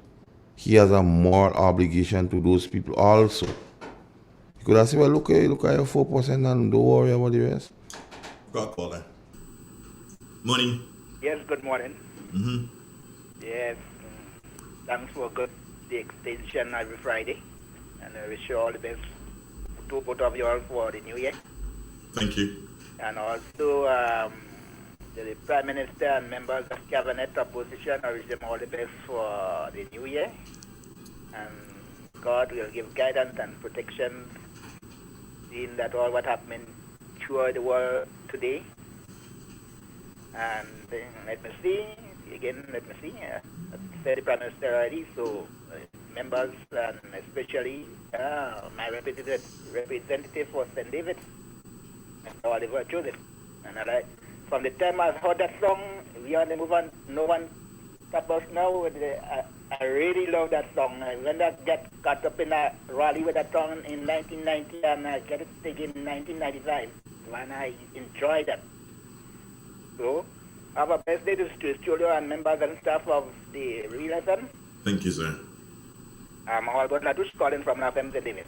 Thank you. Take care and God bless. Right. My mother's birthday was yesterday. Yeah, I know that. Happy belated birthday. And also, Miss Jacob, good morning. All right. Okay. You know La Femme is what? Yeah. Okay. So you know it's a station in St. David's for 2 years, and in St. Paul's for sorry, police. 2 years, and St. Paul's police. 2 years. Okay, police. What's wrong with you? My police, according to Edwin Martin, my police in environs. Do you know Kenneth Bascom?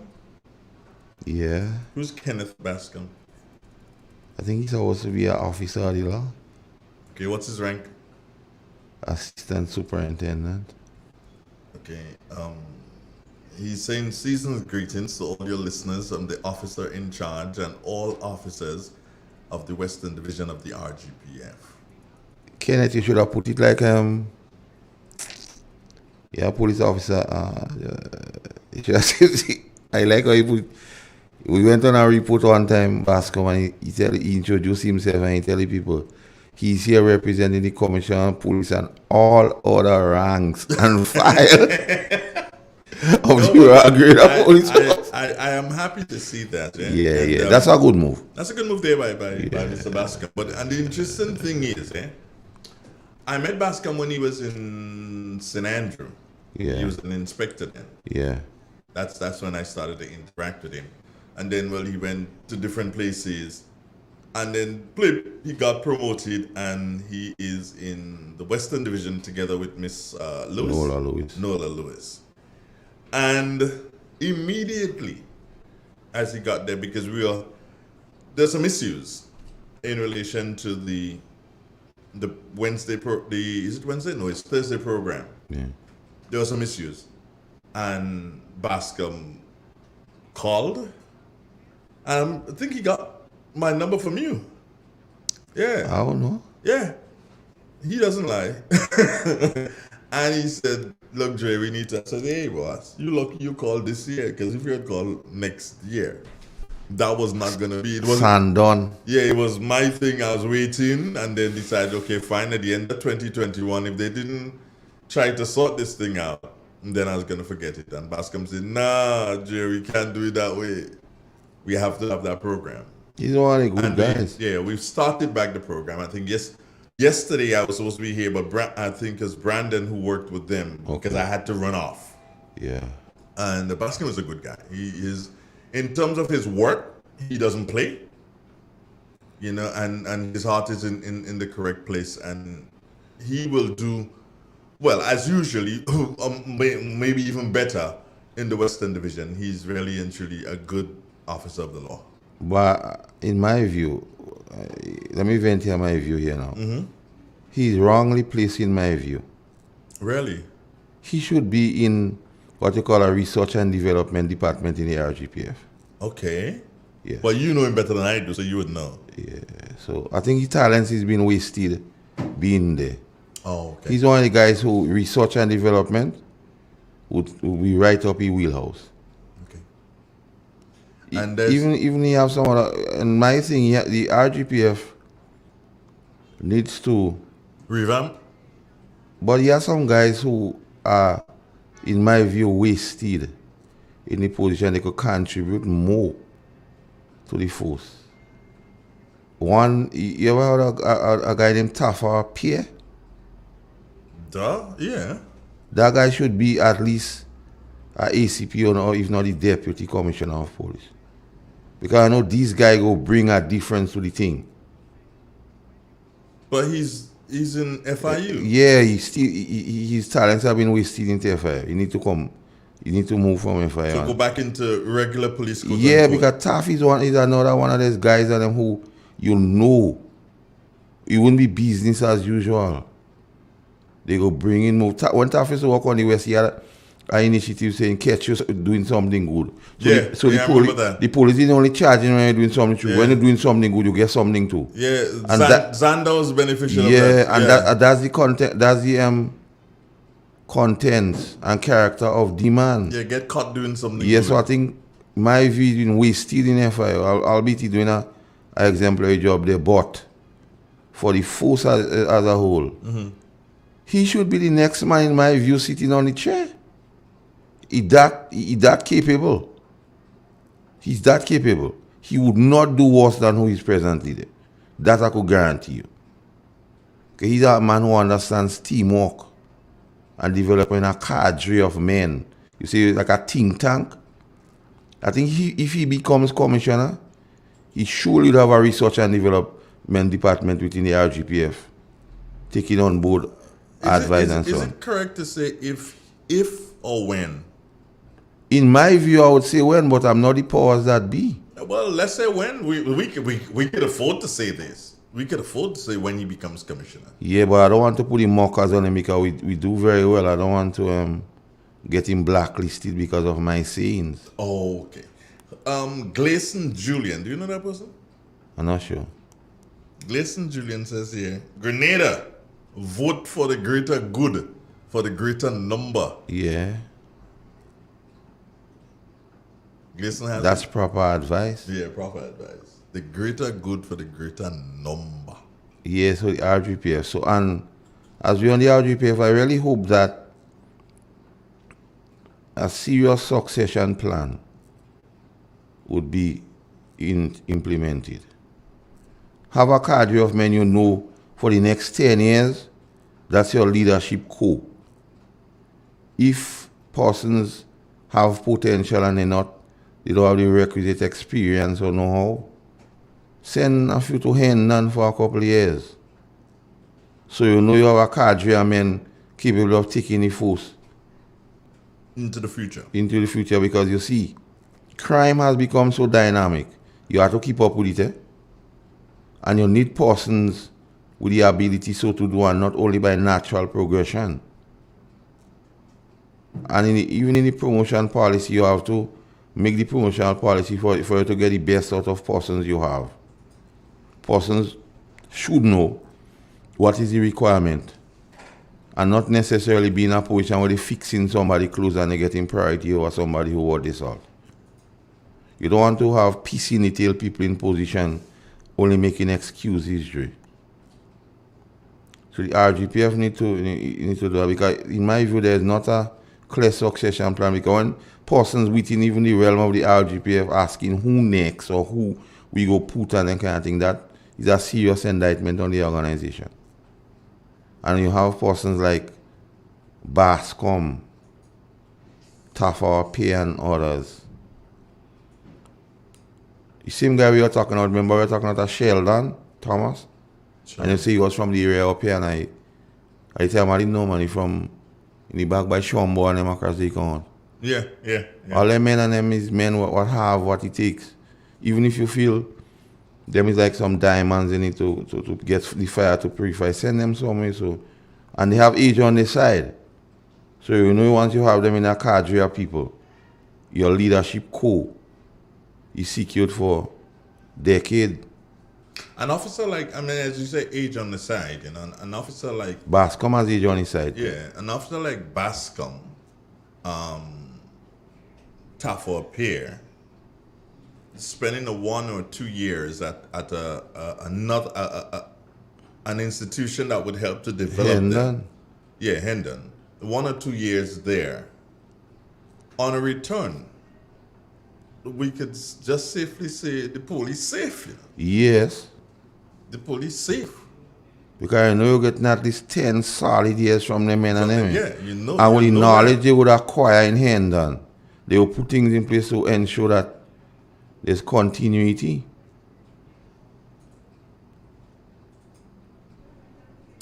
It's anyway. I'm not hearing you like you're shying away from the discourse. You're afraid the police now? You run your mouth on them, how come you do thinking now? You're afraid Edwin Martin? No. Okay. I fear no one. All right.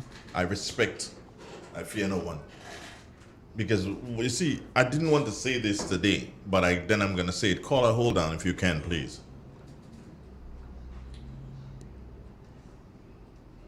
The traffic department of the RGPF is failing the nation at this particular point in time. And I repeat, the traffic department of the RGPF is failing the nation. Tell me why.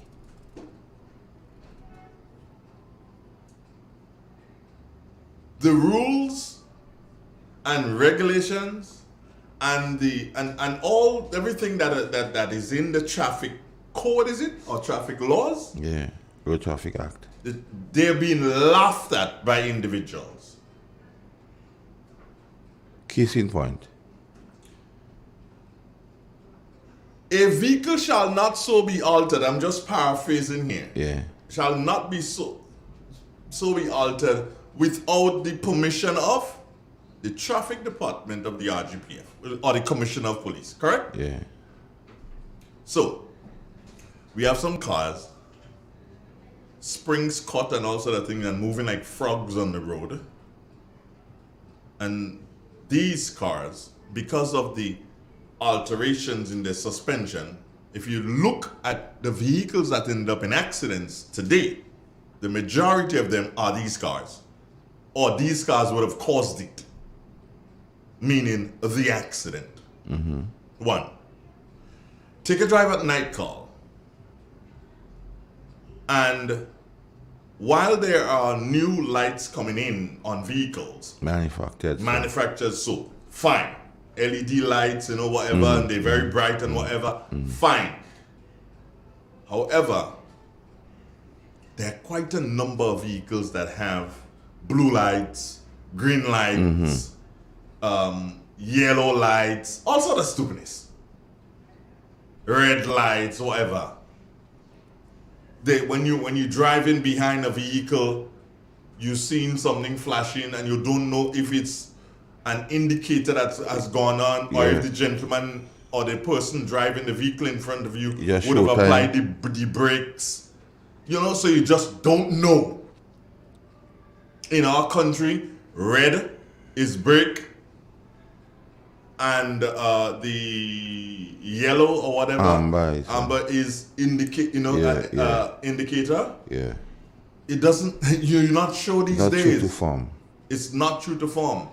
And here's what: police vehicles drive behind these vehicles and see them and do not pull them over.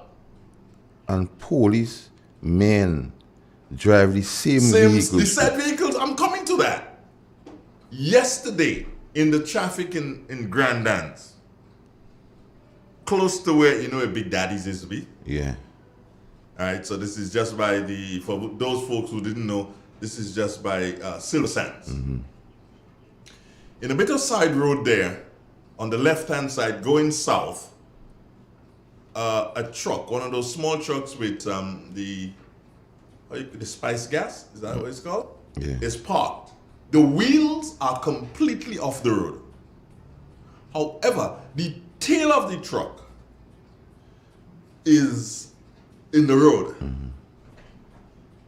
And I'm driving along, and that is creating a problem. Someone who looks like the driver is standing right there.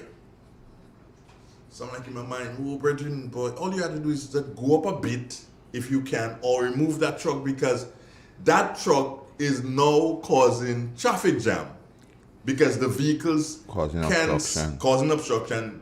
The two lanes can't flow free. One car in front of me is a police car with two police officers in full uniform. Full regalia. And they pass this obstruction car as if... So they allow offense to continue? Just continue. They pass. And my thing is that they're probably thinking, I ain't come down in Grandans for that, or I ain't there in Grandans for that, so I ain't bothering. Yeah. Or they probably didn't see it at all. And I'm like, what really going on? Because they take her out to keep the Queen's peace, and that is part of the Queen's peace. I believe that Mr. Connaught, Randy Connaught, he may get upset, but that's okay. Somebody may tell him what I said and not tell him exactly what I said. But I think Mr. Connaught need to tighten the screws a bit. Yeah, Mr. Batiste. Himself and Mr. Batiste. And probably, if Mr. Connaught wants to concentrate a bit more on the administrative and the operations, let Batiste deal with it. Batiste is capable. Let him do it.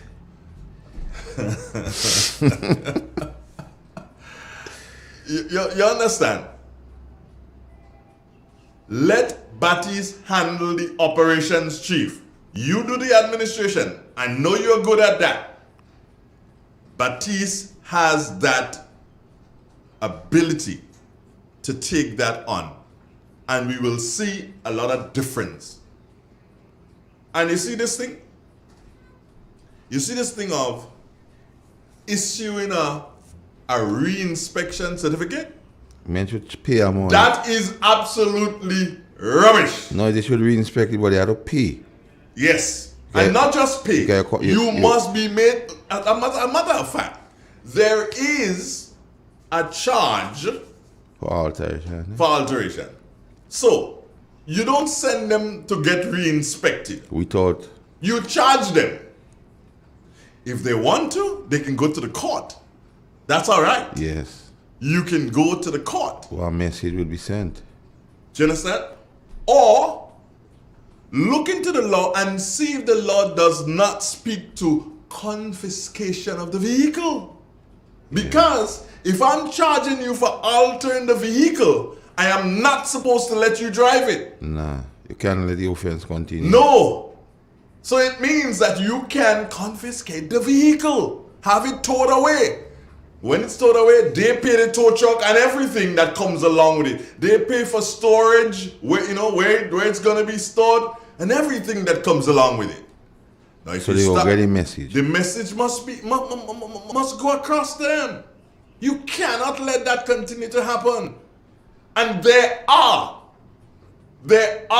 police officers, Carl, who are doing same. Mm-hmm. You know, the Lord chastens those he loves. So I cannot go say he loved them, so I say he had to chasten them. do you understand? You know, I look at police officers doing some speaking to members of the public about their vehicle and the thing they carry and wada wah wah wah. Okay? You are in your right to so do. Fine. However, you should not be doing same. The double standard thing. Do double standard thing. You doing same. When you pass, it's not that anybody want to see inside your vehicle, but when you pass, you're worse than the person you just corrected. Yeah. You're compounding And the thing. if it is a police vehicle, by all means, you know, and check it. 99% of the police vehicles are not tinted. And they should be, you know. Carl, between me and For you, security purposes. all police vehicles should be tinted. And tinted as dark as they come. All. There's no doubt in my mind about this. Because you should not be on the outside and seeing what's taking place inside a police vehicle like that. Tint them. And I have no problems with that. But your private vehicle, Kason, your private vehicle, you want to correct me, so Satan correcting sin? No. And I know they're going to do so and jump at me, but that's all right. Anytime they jump at me, I'm balling foul. Yeah, I'm balling foul. But I believe a legal draftsman would help alleviate some of these things. See, when you give lawyers this thing to draft, they draft it with a particular slant, so chances that somebody come by them to represent them, they have a hole to run in. But a legal draftsman won't have no dog in the race. He just go make sure that you bring some legislation to fix the thing. Bigger Food says good morning, and we're saying good morning to this caller. Hi. Good morning. Mr. Bridgman. Good morning to Mr. Cato, too. And let me first of all start off by greeting you on behalf of the time. I wish you all a very happy, prosperous Christmas and New Year. I also wish that we all behave ourselves for the season. The Prime Minister asked us to behave ourselves last night. And I said before that I'm seeing a lot of build-up, which I'm not satisfied with.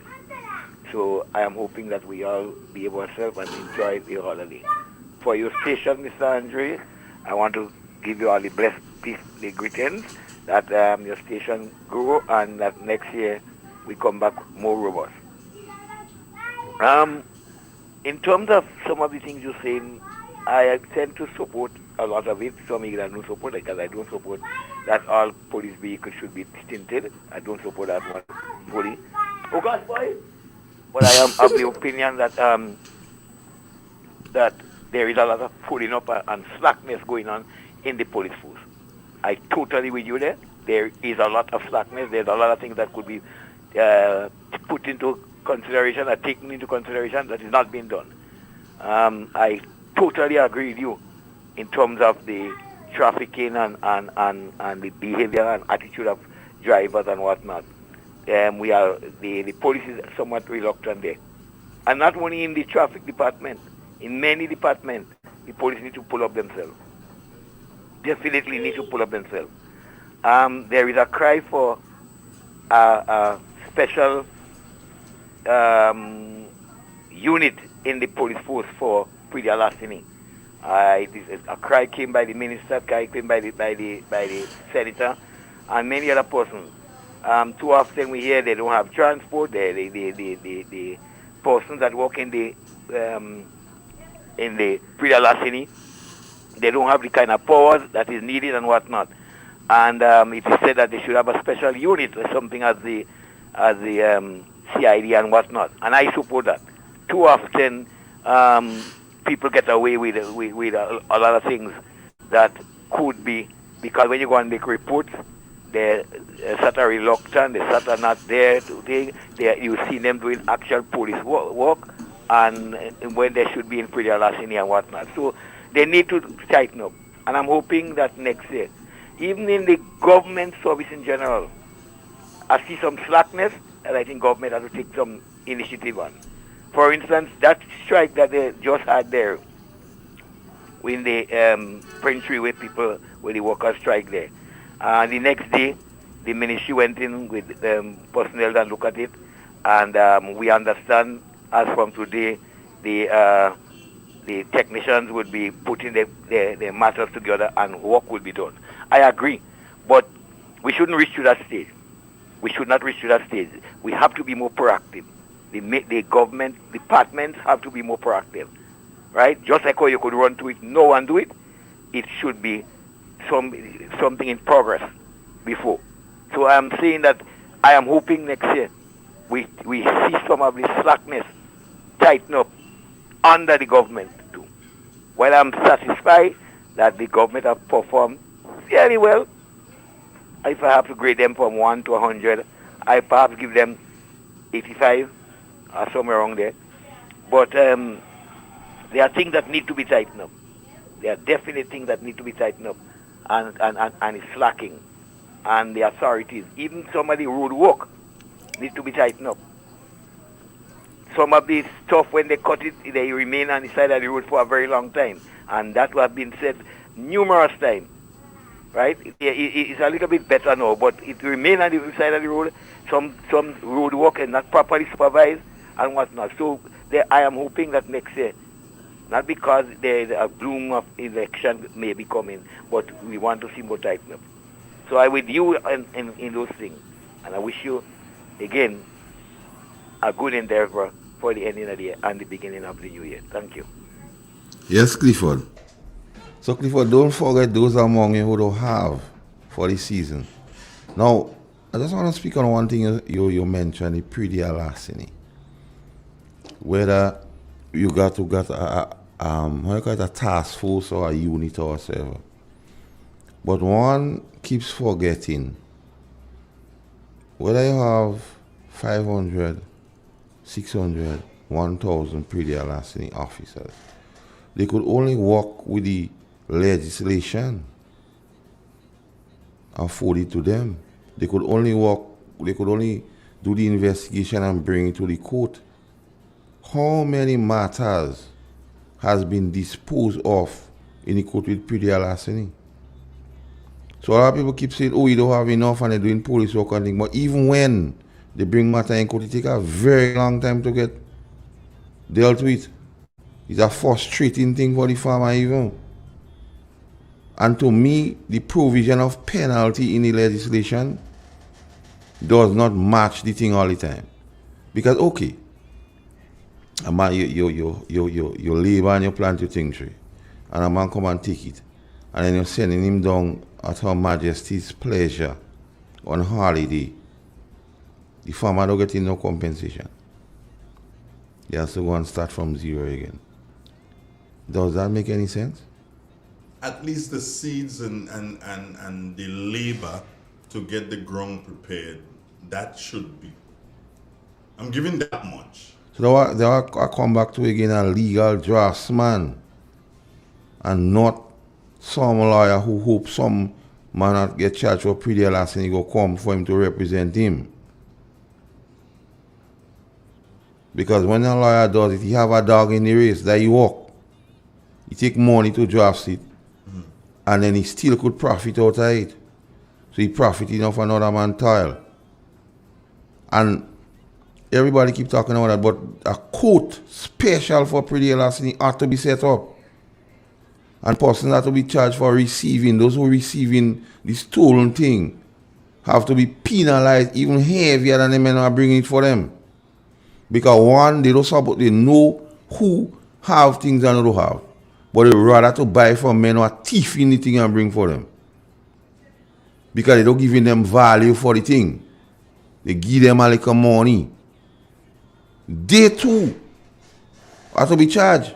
So the legislation have to put things in place for these people. And when you start dealing with them, and they realize every time they buy something from somebody, what are the proper authority to bring for them? See how long they will continue to buy. So it's not about, it's the deterrent factor is not about just having pre-deal larceny men. If persons know pre-deal larceny is not profitable for them, they will stop. But right now it's profitable.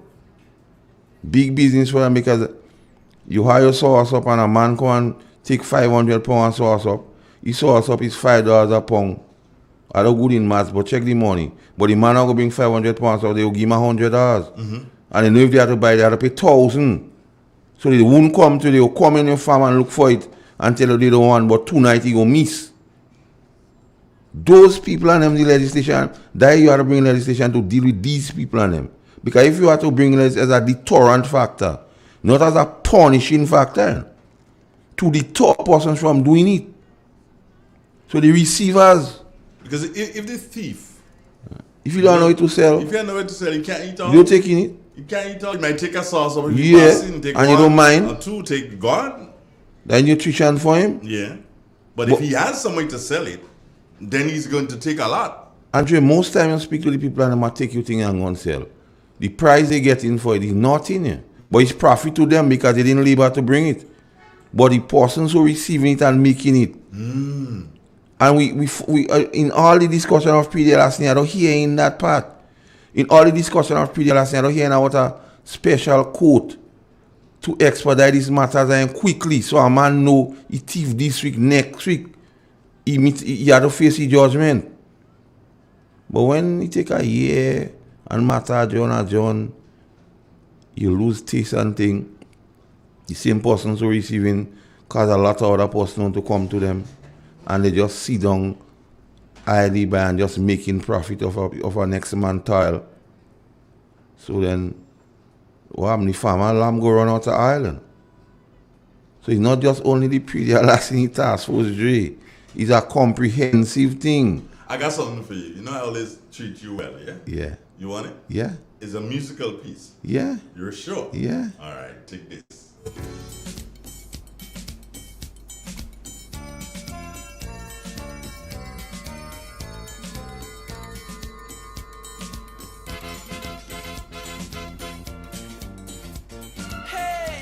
Hey. Talk to me. You like it? Rock it. That man's so creative, Edry. Look now, I come home late on this Christmas Eve night. Right outside my gate, you're kissing a man dressed in red and white. Under the mango tree, you and a man, you making merry. When I question you curiously, this is the answer you giving me. Santa Claus is in town. He comes back once a year. Don't be vexed because he came around to visit me, my dear. But Maisie in all honesty, why not under the Christmas tree?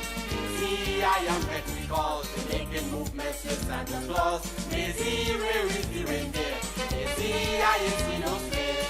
Will be hard to reindeer no sleigh. Came on me W-I-A. Okay.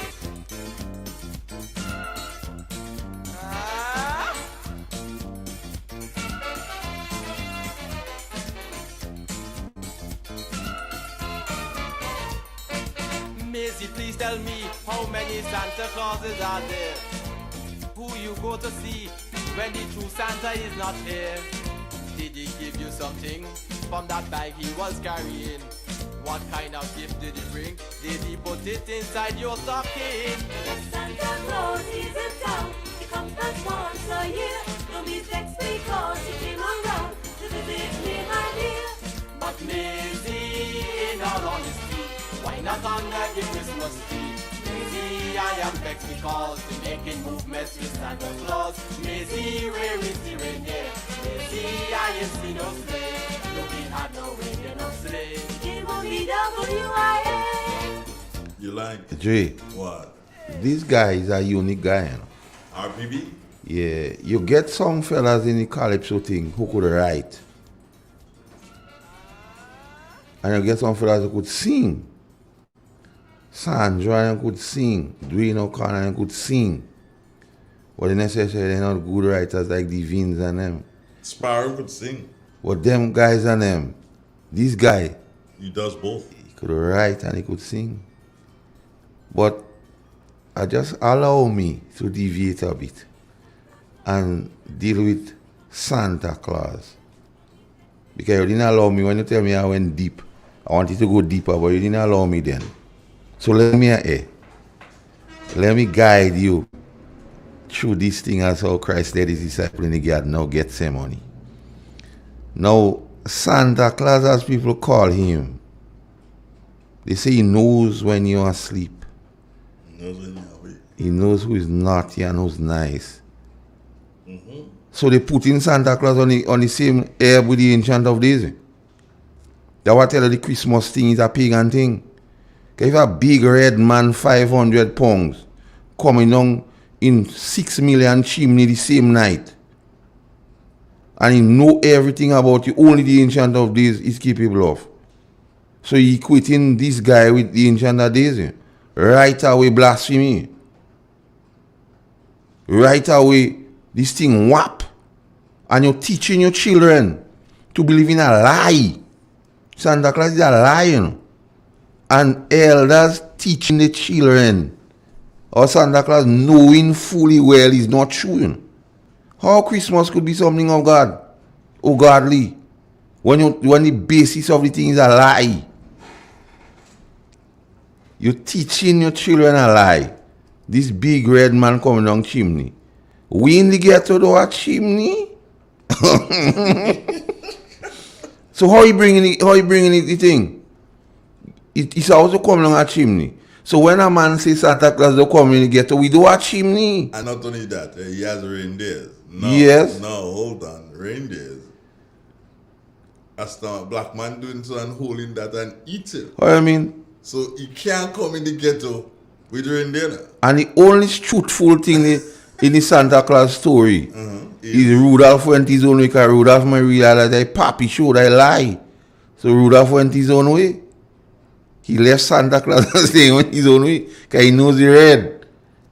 So, Dre, listen, so let me put that in its proper context. How could you be a Christian who believe in Christianity as you say, and at the same time equating a mortal man on the same plane like the Ancient of Days?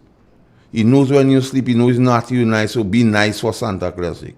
You know you don't have chimney, but you're telling the children you go bring gift for you, come down the chimney. But how could you puppet it in a lie and call it God and say put back Christ in it? Because if you put good wine in old wine skin, the wine is old wine, it's not good. And the book speak out of that. So how you could say it's of God and the Ancient of Days, and you put in a man in the same seat with him, saying he knows everything about you, then the same man supposed to be coming on the chimney, 500 pounds, you know you don't have no chimney in the ghetto.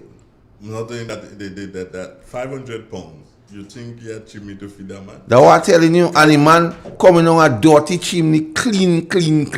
You know, now, if it was black clothes, he would have said, well, he would salon now black. And then you're teaching your children to grow up with this thing, Audrey. And so right away. No, hold on. Not only are you indoctrinating them with words, you know, but you put in gifts and so on under the Christmas tree and say, Santa Claus, bring that for you. Yeah. So you take all that responsibility from your mom and your dad. Yes. From the mom and the dad. Yes. From the uncle and the aunt. Yes. And you give one man all the credence. All the credence. So as you say, it's the first time I've heard it put that way. As you say, they liken the red guy to the Ancient of Days. So why they don't tell the children the Ancient of Days are doing thing for them? The same person they go in and say they solving and he's the reason for the season. But if he's the reason for the season, why he not the reason for the gift? Why is a Caucasian man? Good morning. Good morning to you, Mr. Donald, again, and good morning to Mr. Carl Keaton. May I say to you, oh God, what a brilliant program you all had this morning. Wonderful program. Mr. Carl Keaton, he started off bringing us the word of God. He brought it to us, he enlightened us. That was wonderful. Then he got on to the political agenda. That is very nice, oh God. You make us realize what a wonderful Prime Minister we have. And there is for a long time now, as he said, that we will never get another one like him. So we must learn to appreciate what we have. And Mr. Carl Keaton, sorry, I got it cool. The program you just bringing on Sunday, I only just get half an hour of it. Is it possible that I could do an extension in the night time? I will listen to it. Because it started off really good and I'm listening and the time come after run. And I took his phone, not my friend. What did he say? How did it sound like? You know, the intention is that program will be repeated. It's a 2-hour program. It's from 10 until 12. So the intention as we step into the new year is to have that program repeated on Sunday. Okay. The same Sunday at 5 o'clock. Well, that is brilliant. So the program with KB and myself will end at 4. KB, myself, and Richard will end at 4.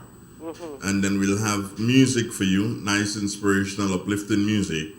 And then at 5 o'clock, you'll have a repeat of the program. And then you have Clocksman starting at 7 o'clock. That's just when the program would have finished. And I tell you, Mr. Donald, you have a beautiful agenda for the new year. That is wonderful because we're going to have you, we're going to have Carl Keaton, we'll have JB and them, and then we'll have Mr. Scott. Oh, what a wonderful. No, and we still have something else coming there. We still have something else coming. That's going to be on. It's going to be on Mondays, Wednesdays, and Fridays. We're not too sure of the time yet, but it's going to be another beautiful put together program. Which one is that? No, a new program. a new one. You have to wait to listen. Yes, it's a new one. It's a new one, and you will like it. Well, anything you bring to the table, that will be wonderful. I know you will. You have the nation at heart. So I wish Mr. Carl Keaton a wonderful Christmas, a blessed Christmas. Keep healthy and be safe because we do need people like you. And Mr. Donald, oh God, what can I say about you? You are the man. I'm good. You are the man. You do everything. He's done the man in the van. Yes, he's the man. He's better than the man in the van. He does drive straight. You know what he say? He avoid all collision. He avoid all accidents. He's the man. He's better than the man in the van, than the man in the van. So I wish him all the best, and hopefully we go talk again for the new year. Mr. Donald, don't eat too much, don't drink too much. But when you eat a little, think about me. Right? All right. Take care. Okay then. Take care. And don't forget, I still have that thing for you. Yeah, I know. Don't worry. We'll work that out. Yeah, okay. When something big will happen, and you'll come to Carrico. I know that. Okay. Well, I know what you're planning, but whatever it is, I'll be there. Hey. Take care. Let's wait and see. All right, then, darling. God bless Grenada, Carrico, and Petit Matic. Have a wonderful Christmas. You too. All right, bye-bye. Bye. Why you like that? Christmas tree. Maisie, Island Vex, because you're making. Woo! You get serious probably that Santa Claus thing, man. you know? Yeah. Because he says this Santa Claus is the one from long ago, you know, who was caught kissing a man wife under the mistletoe, pagan again. And then when he see the man, he shout and he laugh out, ho, ho, ho, ho. Santa Claus is mischief too, you know. But in the context, Santa Claus in the context of our situation here, Dre, the political situation, Some people trying to bring Santa Claus to us now, you know. By saying the newcomer knows everything, he could fix everything. But not only that, they have him popping up all kind of different places. Yeah. Making people believe that he's Santa Claus. Yeah, like chimney and he come down the chimney. They're building chimneys. Yeah, that chimney. He arriving. But Dre, one thing I want people to understand, and one has to be minded, and everybody seems to see how January is a very long month. But because we get caught up in the whole season thing of Santa Claus and so on, we forget to properly budget, Dre. And then we don't budget, so then we struggle every January month. But we have to start to get away from that, Dre. Because we spend everything under the guise of Santa Claus. We ask them, they say, children, tell Santa Claus what you want. So we fight and get what they want Santa Claus, and we pretend it's Santa Claus will give them. But tell your children is you are doing it so that they will grow up with this thing, knowing how to get things done. And not giving them this lie about this man bring thing for you.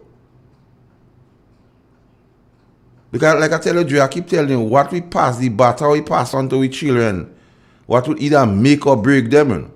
Recently, we've seen Santa Claus with a wife. Oh. Recently, yeah. Or Miss Claus?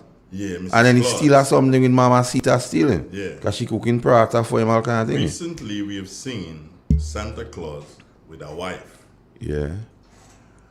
I am willing to bet that in the next couple of years, or maybe by next Christmas, you'll see Santa Claus with a partner.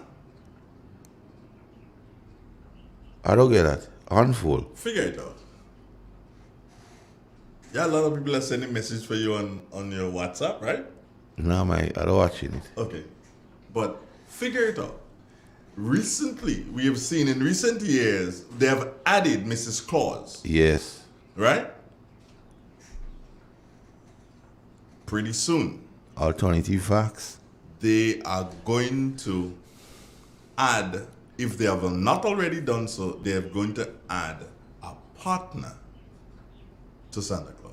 But I dare say on You understand what I mean? But listen, but my take on it. You didn't answer my question. Yes, I understand, and I would go deeper. They won't only with a partner. A partner would be on mask.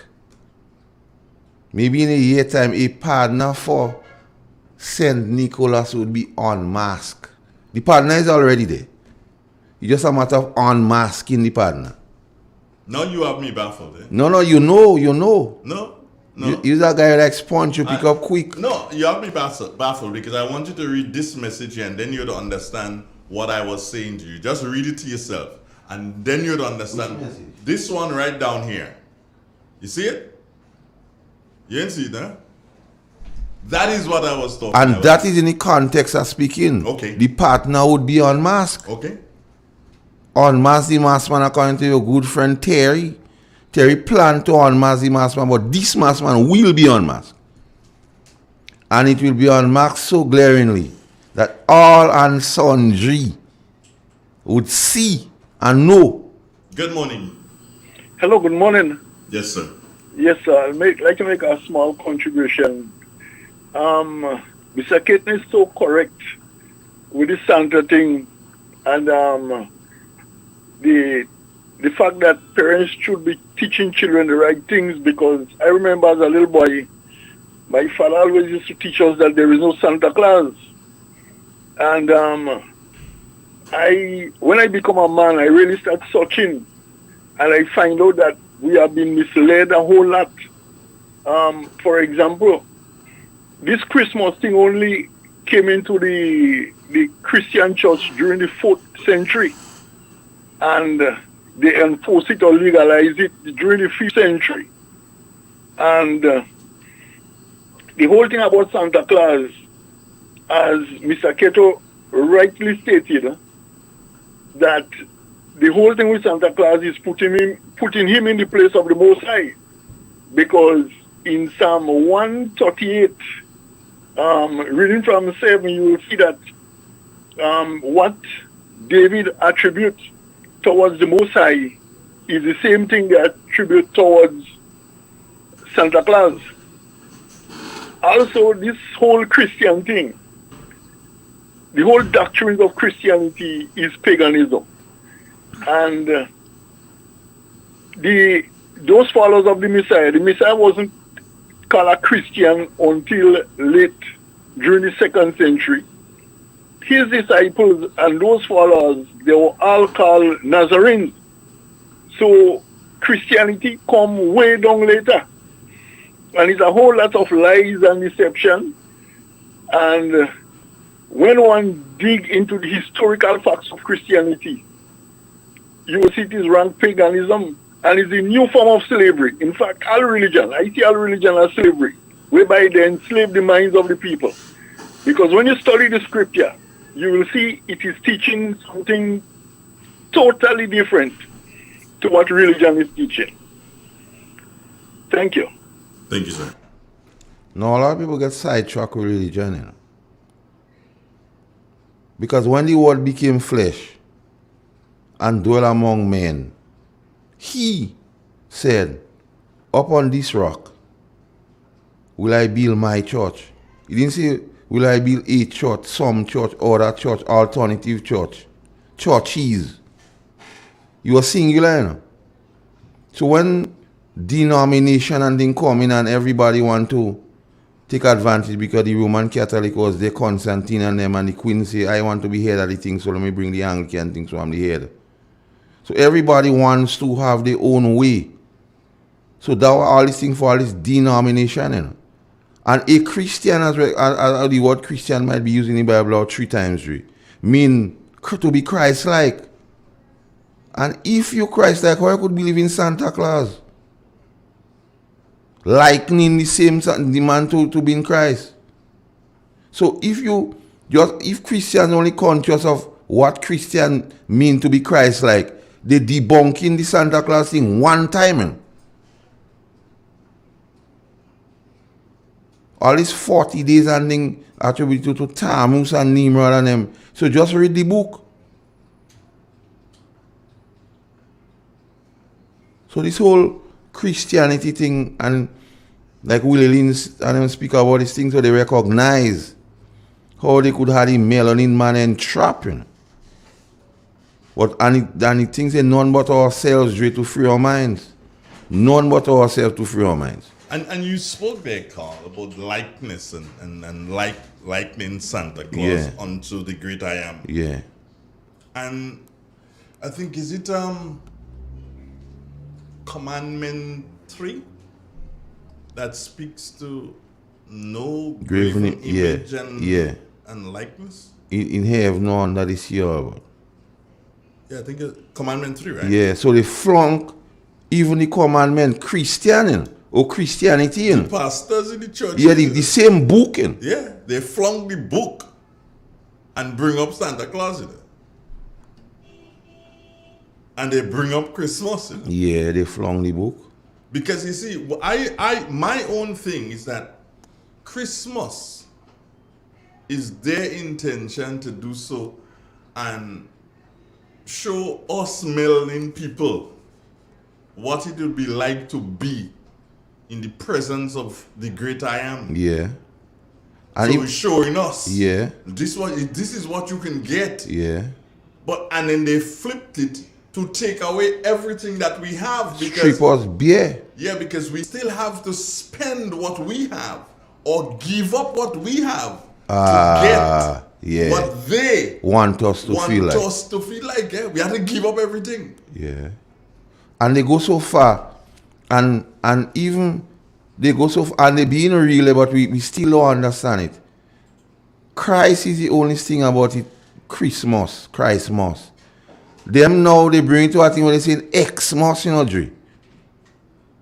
And we still subtly don't see what going on then. Xmas. They take him out. So even in name, they moving on and we joining them in the thing, you know. But we have to teach our children better than that, Dre. As I was saying, what we pass on to our children is what they go think, because we children, when they come into this world, Dre, They come in as a blank piece of paper, and what we write, the only things we write on them, never leave them in. So let me tell you something other people don't understand. The book say train up a child in the way he should go in. So when it only would not depart. So and then people say now out of convenience, when they don't train the children in the right way, you make them but you don't make their mind. But you could impress on them. But either A, we leave it for the teachers in the school to do, or the don on the roadside to do, or somebody of influence outside to do. We've got a caller. Good morning. Good morning, Brother Andrew and Brother Carl. Me that come back. You see, really and truly, the Catholic Church and the Anglican Church, the Catholic, the Anglican Church come from the Catholic Church because why? Henry VIII want to marry too much a wife. And you know the Catholic Church do have no married. The priests and them don't married. So Henry VIII they want to marry too much a wife. That's why Henry VIII from the Anglican Church. Thank you. That is how the Anglican Church from. Thank you, Miss Jacob. So okay, sweetheart, All love. right. Love you. Bye-bye. Right. Right. That might be so, but she don't go deep enough. Henry VIII wanted to be the head. And the Pope was the head of the Catholic Church. Pope is still the head. Yeah. So for that to do, he had to do that. But all religion, not my word, religion, stem from the Catholic Church. It's like having one big pig and he make a lot of suck, them sucking from it. So they call themselves Protestant. But in recent times they're coming back together now. Because that's the book. Because the seal was not ready to open in Daniel. But if you read Revelation, this thing is easy and clear. You don't have no controversy, Dre. Because the Ancient of Days warn us he's not the author of confusion. And anything written in the book is for our learning. So we don't have to go and fight and call out religious names. But the book says that, and it says, make unto him no graven image or likeness and so on. And to a lot of us, Santa becomes an idol. And we teach the children that. And as I was telling you, if you train your child in the way he should go, he would not depart, but we doesn't train them. And too often we believe buying brand name and the latest thing for our children is taking care of our children. But we don't feed them mentally and spiritually and psychologically, Dre. We don't give them no spiritual food whatsoever. No spiritual nourishment. No mental nourishment for them to be able to be free thinkers and thinkers on their own. We make them strictly followers. And if we spend more time teaching our children and less time in other people's business, you pay us better. Because it's what we pass on to our children they go be. It's the batter we pass on. You know? We can't every generation with children have to start from scratch. And then we wonder why they turn out how they be. And then we look to think. And then the other thing. Hold on, I like what you just said about the generation. Say that again. Well, every generation they have to start from scratch. Because we don't teaching them nothing.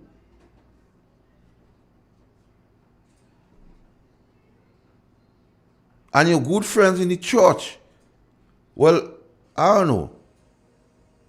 Some of them, like they gone into politics, only political topics they don't want to get into. Andre, let me tell you something now. You know what pervades in this country here? When King Saul fell out of favor with the Ancient of Days, he gonna try to invoke Samuel. Witchcraft. And Samuel tell him, this stupidness you're doing, why you waking me up? This country is sinking into this stupidness, this witchcraft thing. Everybody want to get ahead of the other one through dirty means. But I'm still fascinated by that statement you made. About? Every generation Yeah. Blaming the one before. Yes. And this guy, Mike And and the the Mechanics. Yeah. He sang to that. Yeah.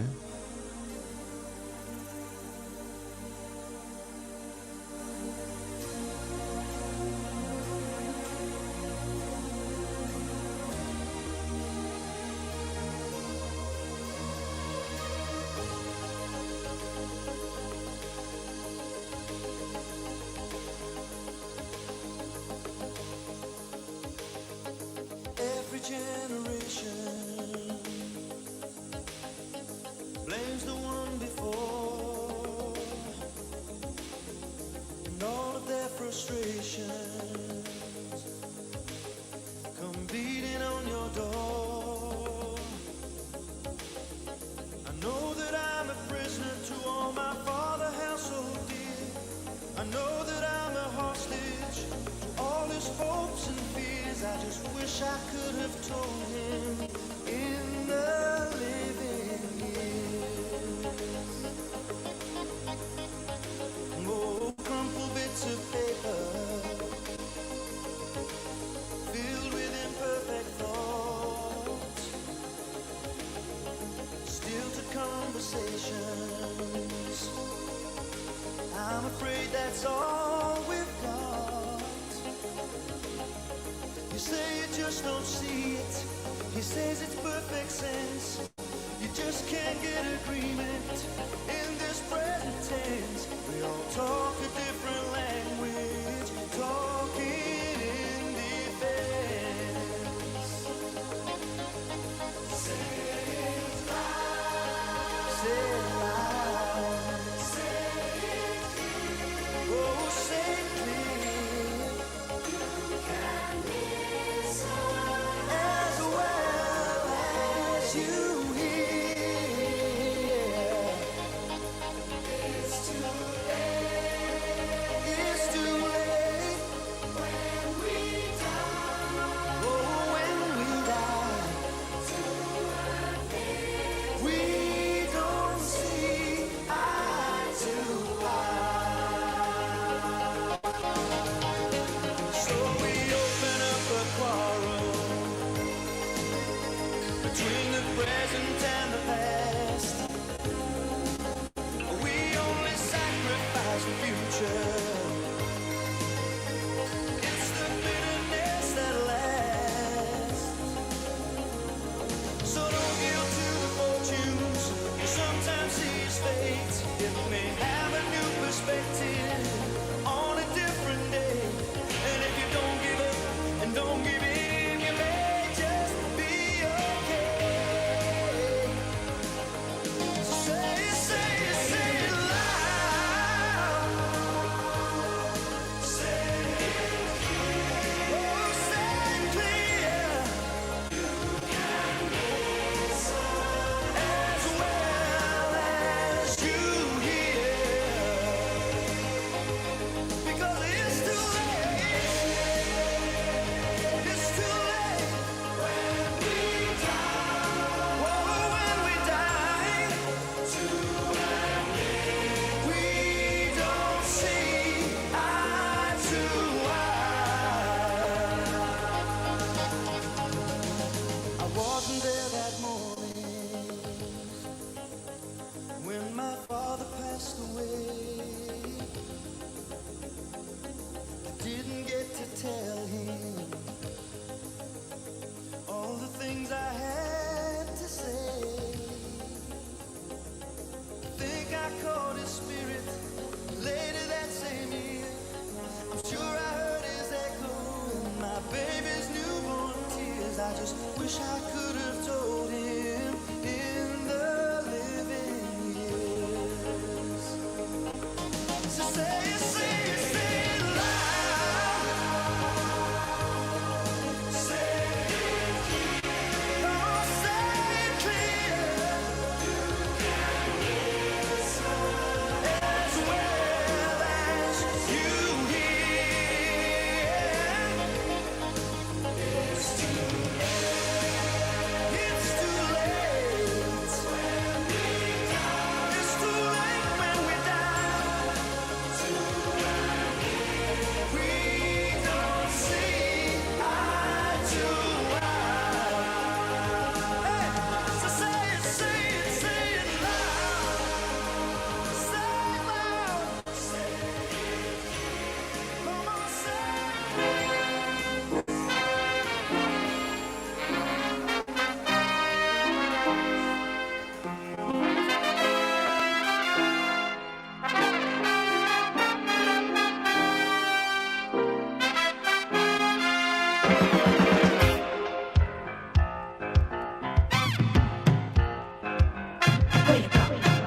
you walk, what you say, when you talk, where you go, where you walk, what you say. It's real. It's 91.9, 91.5, www.therealfmgrenada.com.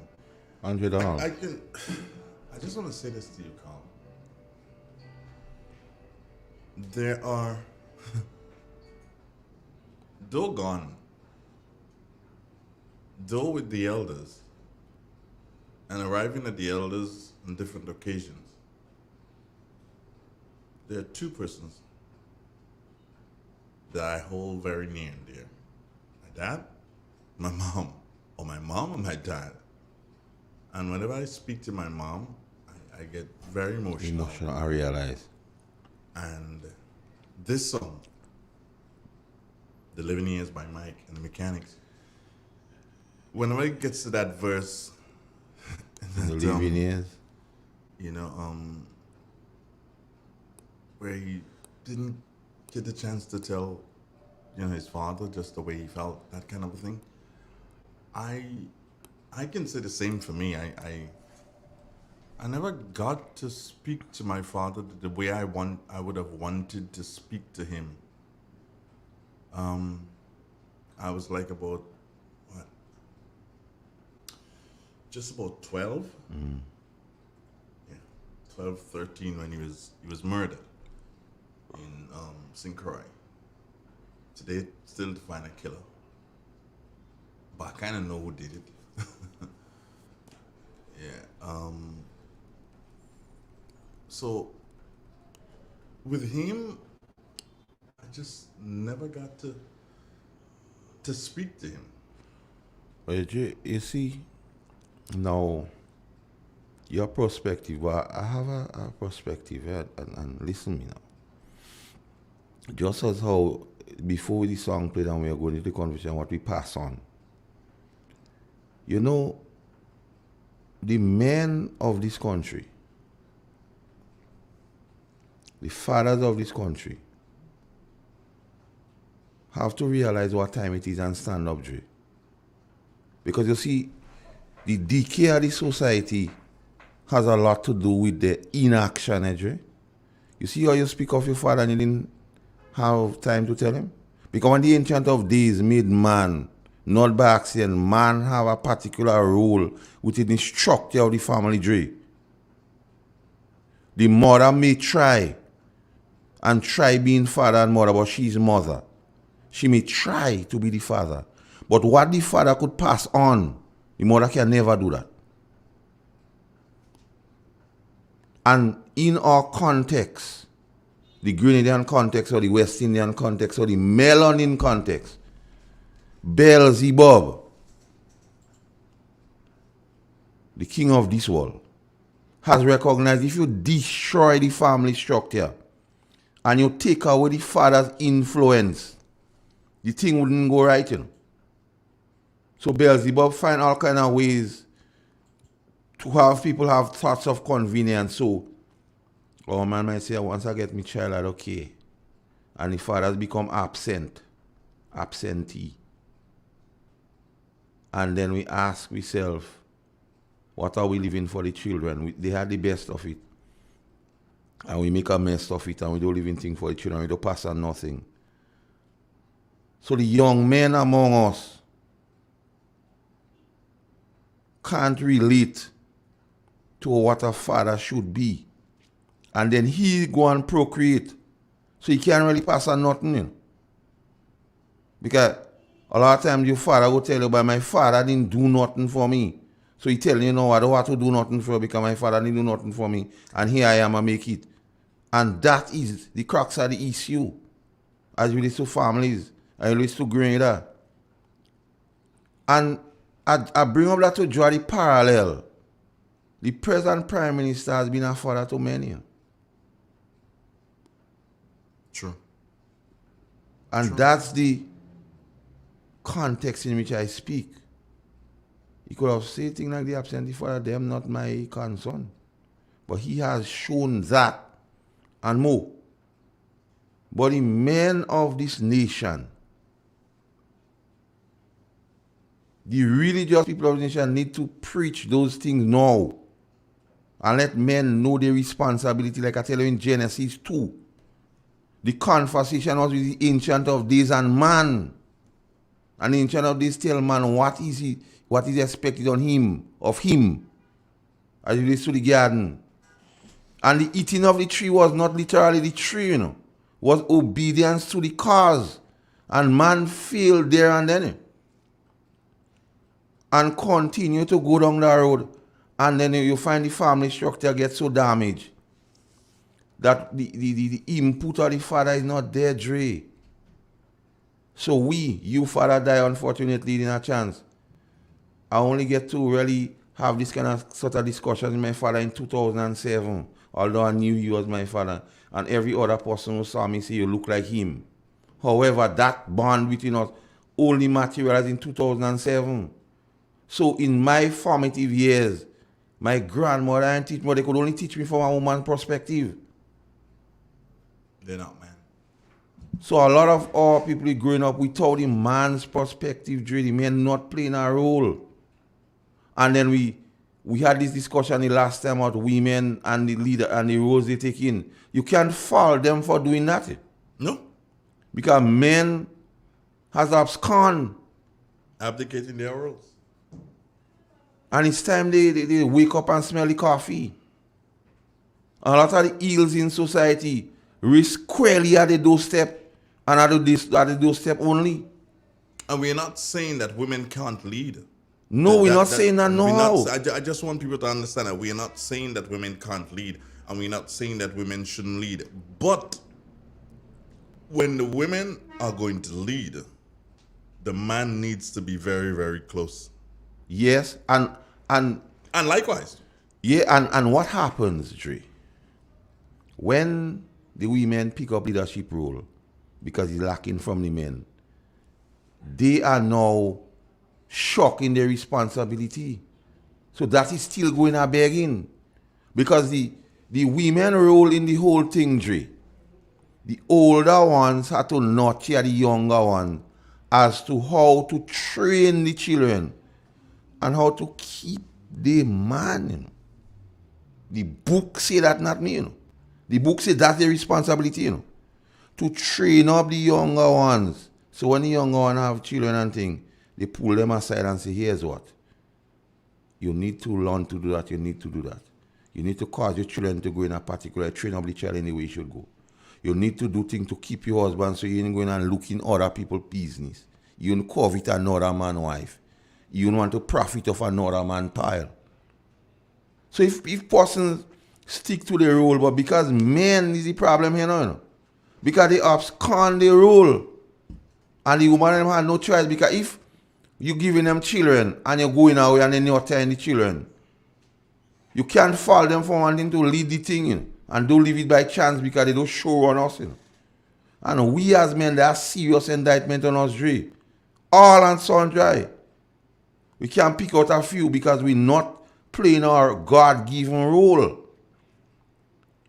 And persons who don't believe me, go and read Genesis chapter 2.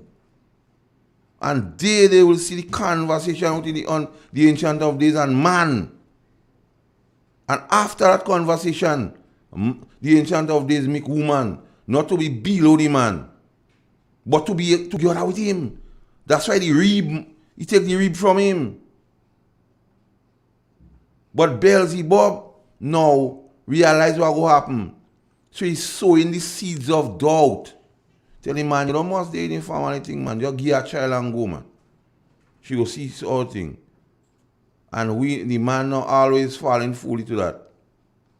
And abscond role, and then we blame everything, this, that, even to the fact that we start to blame government now for not training with children. You understand where the thing come? We don't take any responsibility. We're not accountable. And then we blaming government don't doing that, government don't doing that. But what are we doing?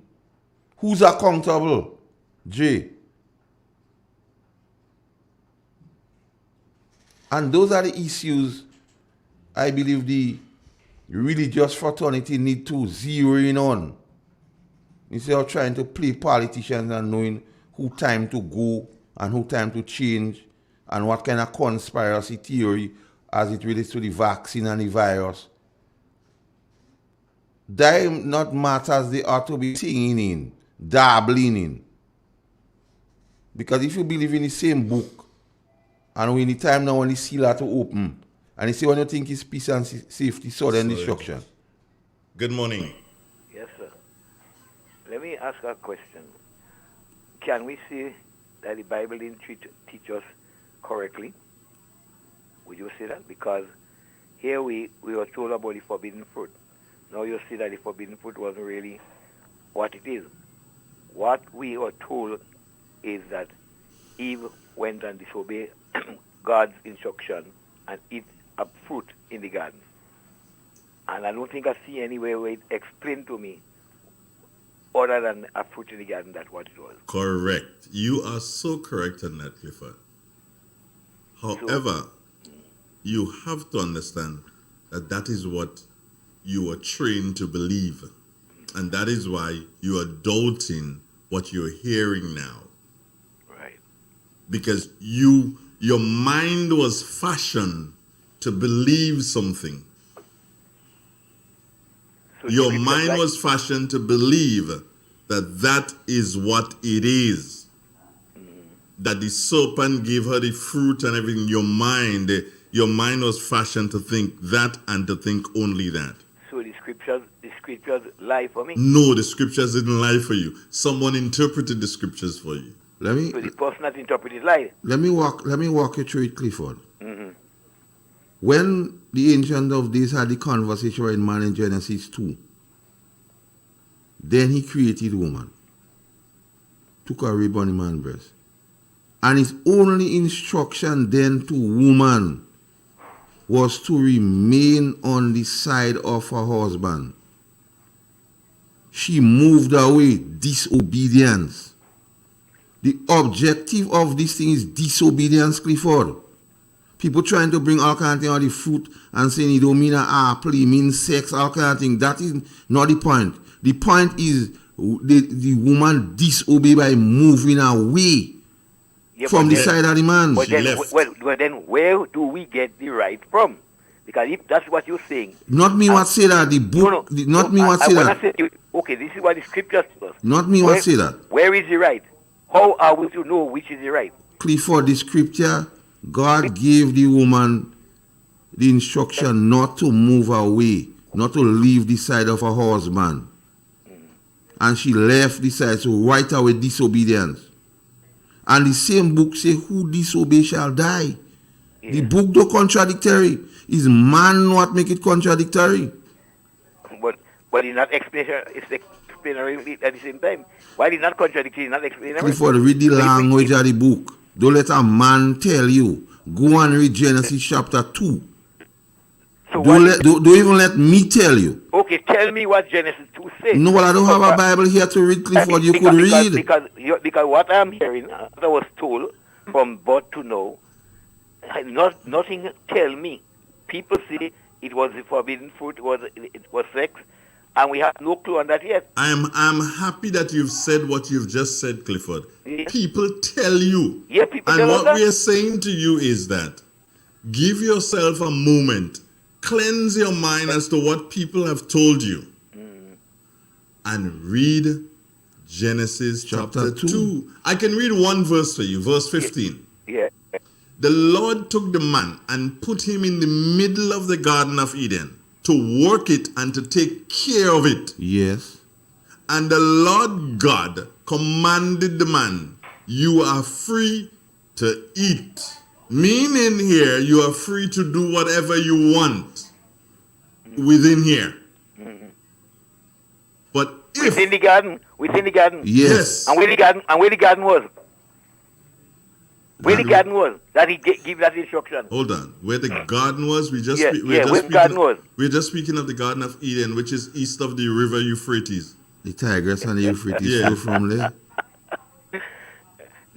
This thing will never be completely explained. And the scriptures cannot be literal. No man in the world could explain that scriptures perfectly, and no man in the world could keep the 10 Commandments of the Bible.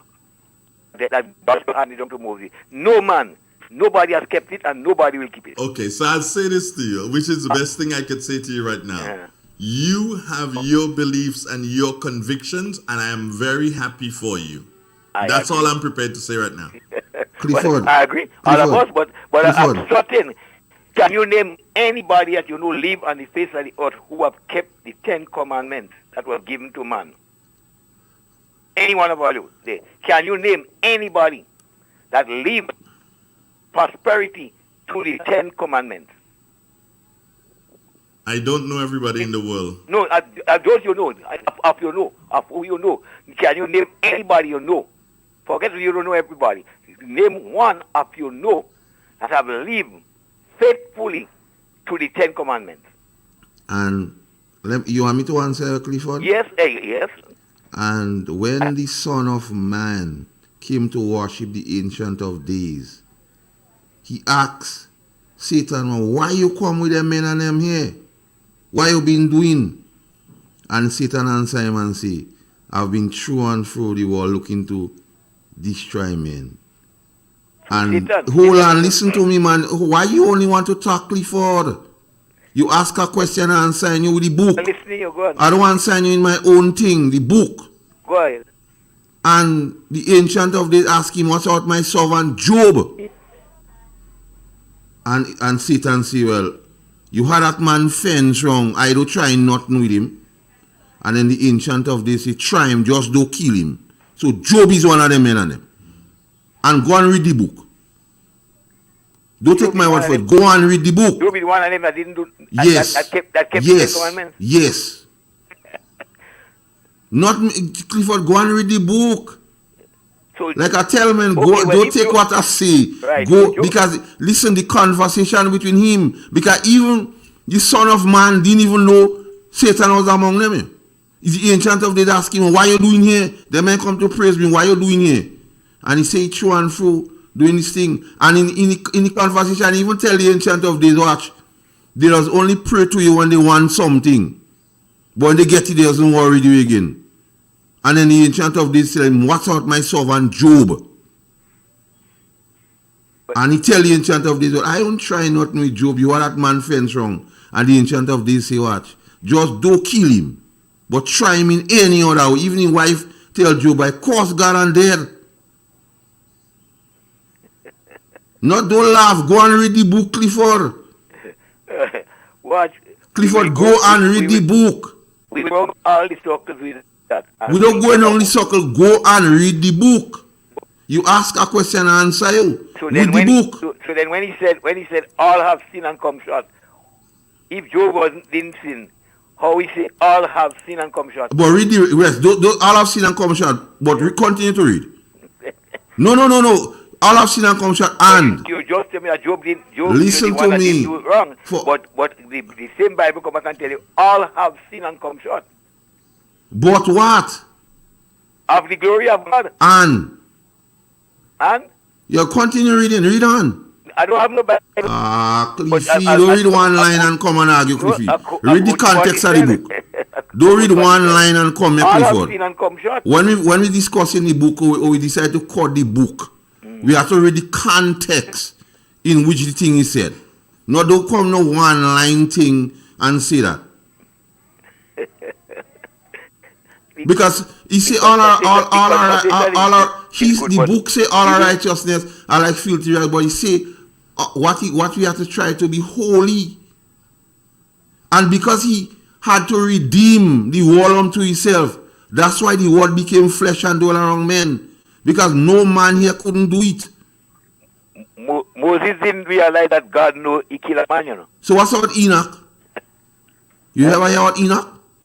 Yeah, I hear about him. What you hear about him? I can't remember now because I don't. Cliffy, go and read it. I know Moses didn't realize. Cliffy, let me tell you something. Let me tell you something. He'll take him and use him. Cliffy, get my number. To free the people. Clifford, get my number. And you will call me and we have time. And we will cut the book. I think you need some cutting of the book. We go sit down and we will cut the book. I wouldn't mind. You want to ask questions, and I want to answer the questions in my own words. The book. I will get it from the book for you. They say God inspired man to write the book, eh? Is that true? The book was written by men, but it was inspiration of God. Is that part of it too? Yes. Right. Okay. No, that part is true. I will accept that part of it. So I believe there is a God. No, go and read Genesis 2 and over the holidays. Get in contact with me, and we go sit down and cut the book. Because I want you to understand the book. You're that fella I like. You the man I like too. Yeah, and the thing about it, we cut the book and we don't come into it with our own preconceived ideas. The language of the book, we go take into context. Oh boy, this thing is a Not this thing, because like I keep saying this morning, the Ancient of Days say, he is not the author of confusion. It's we what make anything into confusion. Clifford. He is not the author of confusion. So those Santa Claus thing, Clifford. I don't Santa Claus. I don't. Well, I mean, since I little boy, I learned. So me and you, I learned this thing about Santa me Claus. and you have to have a discussion on the book. I hear you. We go open the book and we go read the book.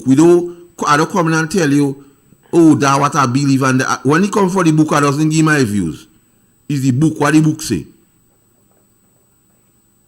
And you ask a question and read Job and you go understand the thing. And read Genesis 2 and you go understand the thing. So 2 of your questions, they write in them things and them. And you could read it without me, they trying to influence you. Just read it. So we could safely say it's only Job.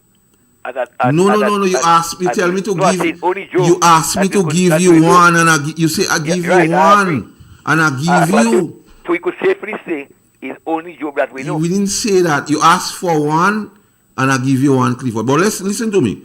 Over the holidays, let me get in contact and cut the book. Okay. Yeah. 91. My good friend Clifford. I need to cut the book with him, Dre.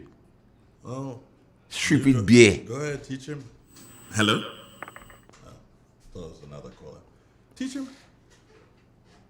Hence, Clifford, Christ came to fulfill the law, the 10 Commandments. So our obligation is to believe in him because we are deficient in spiritual strength. That's what I keep telling you earlier on. We don't feed with children spiritually. Good morning. Yes, sir. Good day. There is another scripture that Mr. Clifford could read.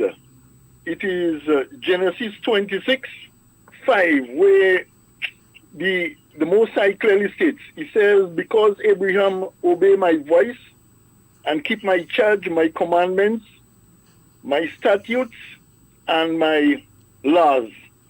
So Abraham is one.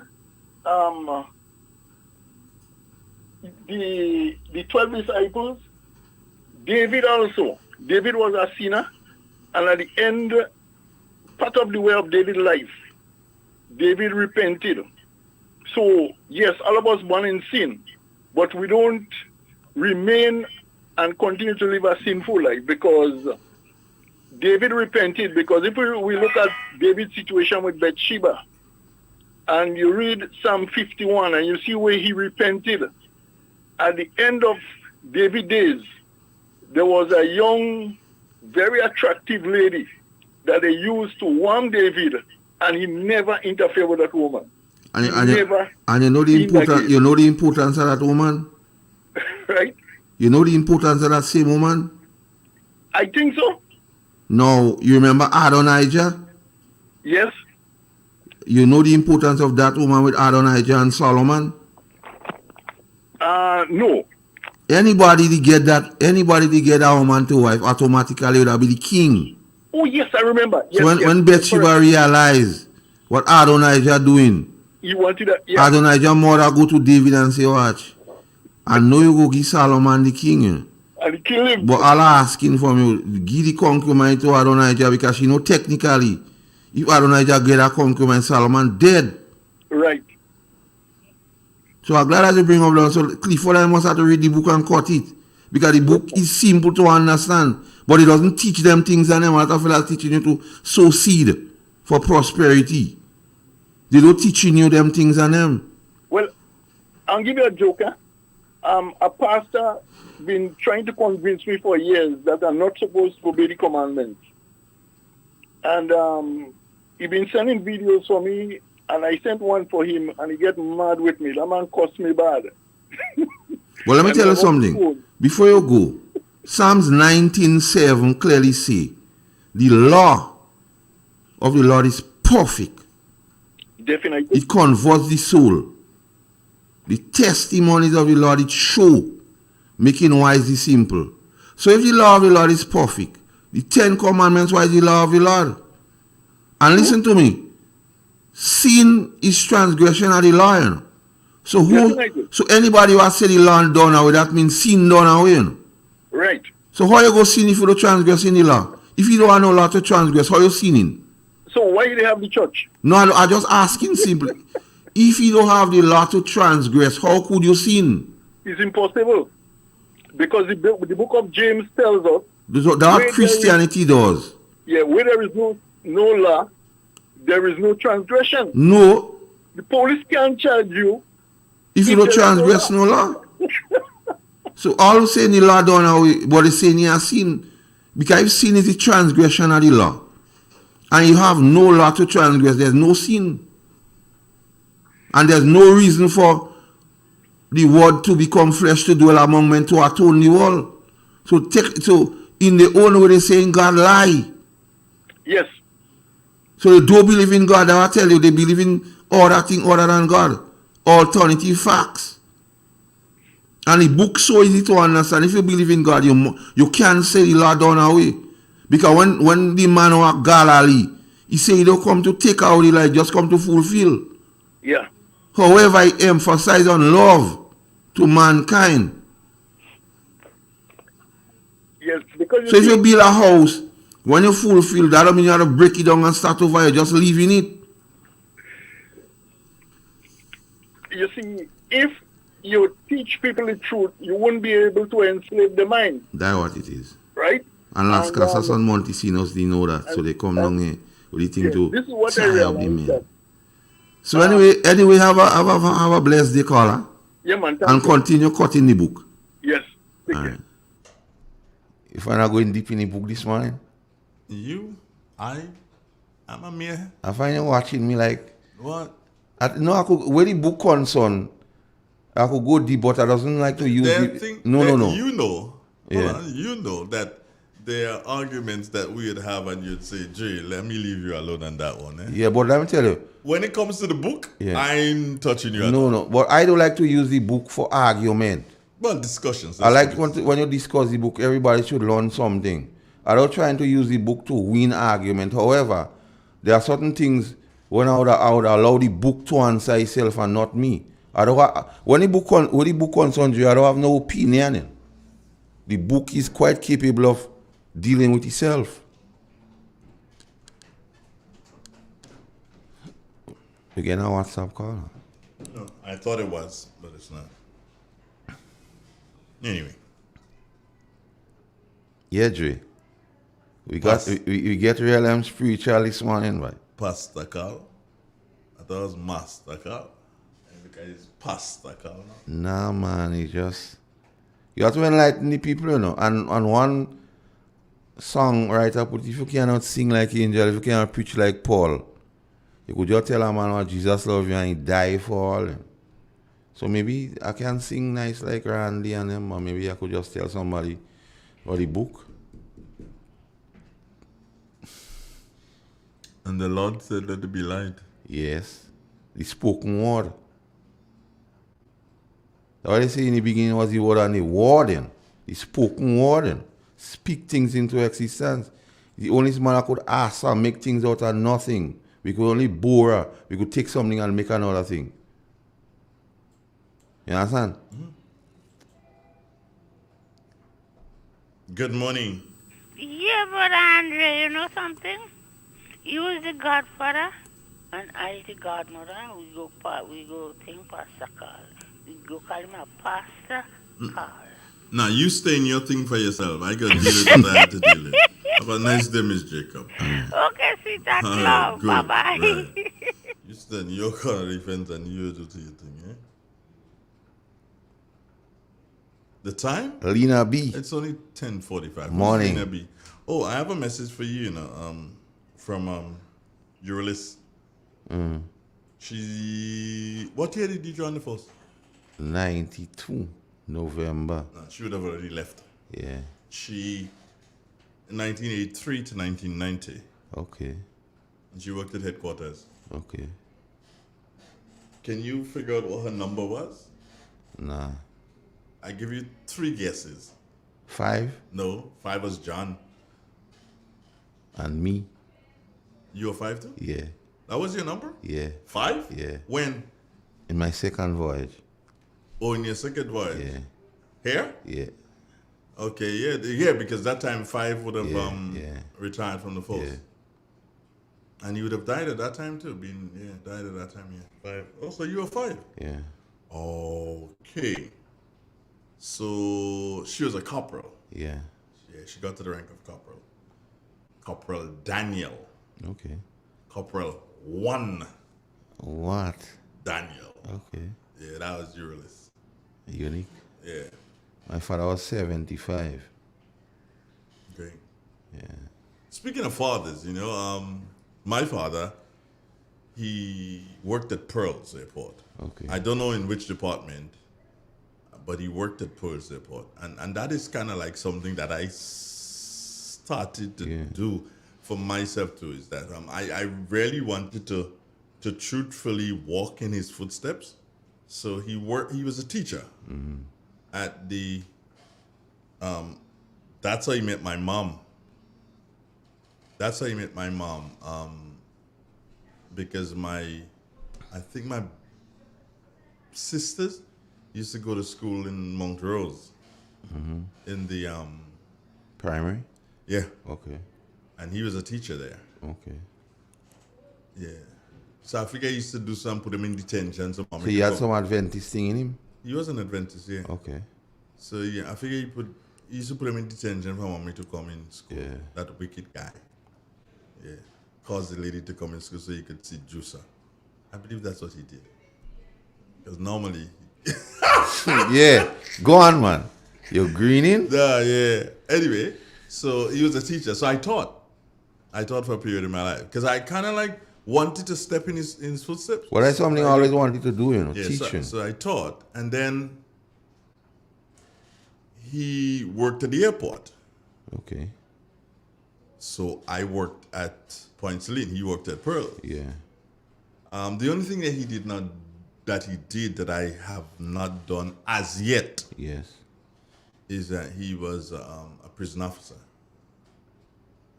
I don't know if they can there's provision in the act so they can make me a prison officer for a week. You never know. Apply. Yeah, just 1 week. Because I wanted to feel how he felt. Yeah, so that's the only one. He was a photographer in his own rights. I did photography for a period in my life too. Okay. So that's the only thing, is that I have not worked at the prisons as yet as a prison officer.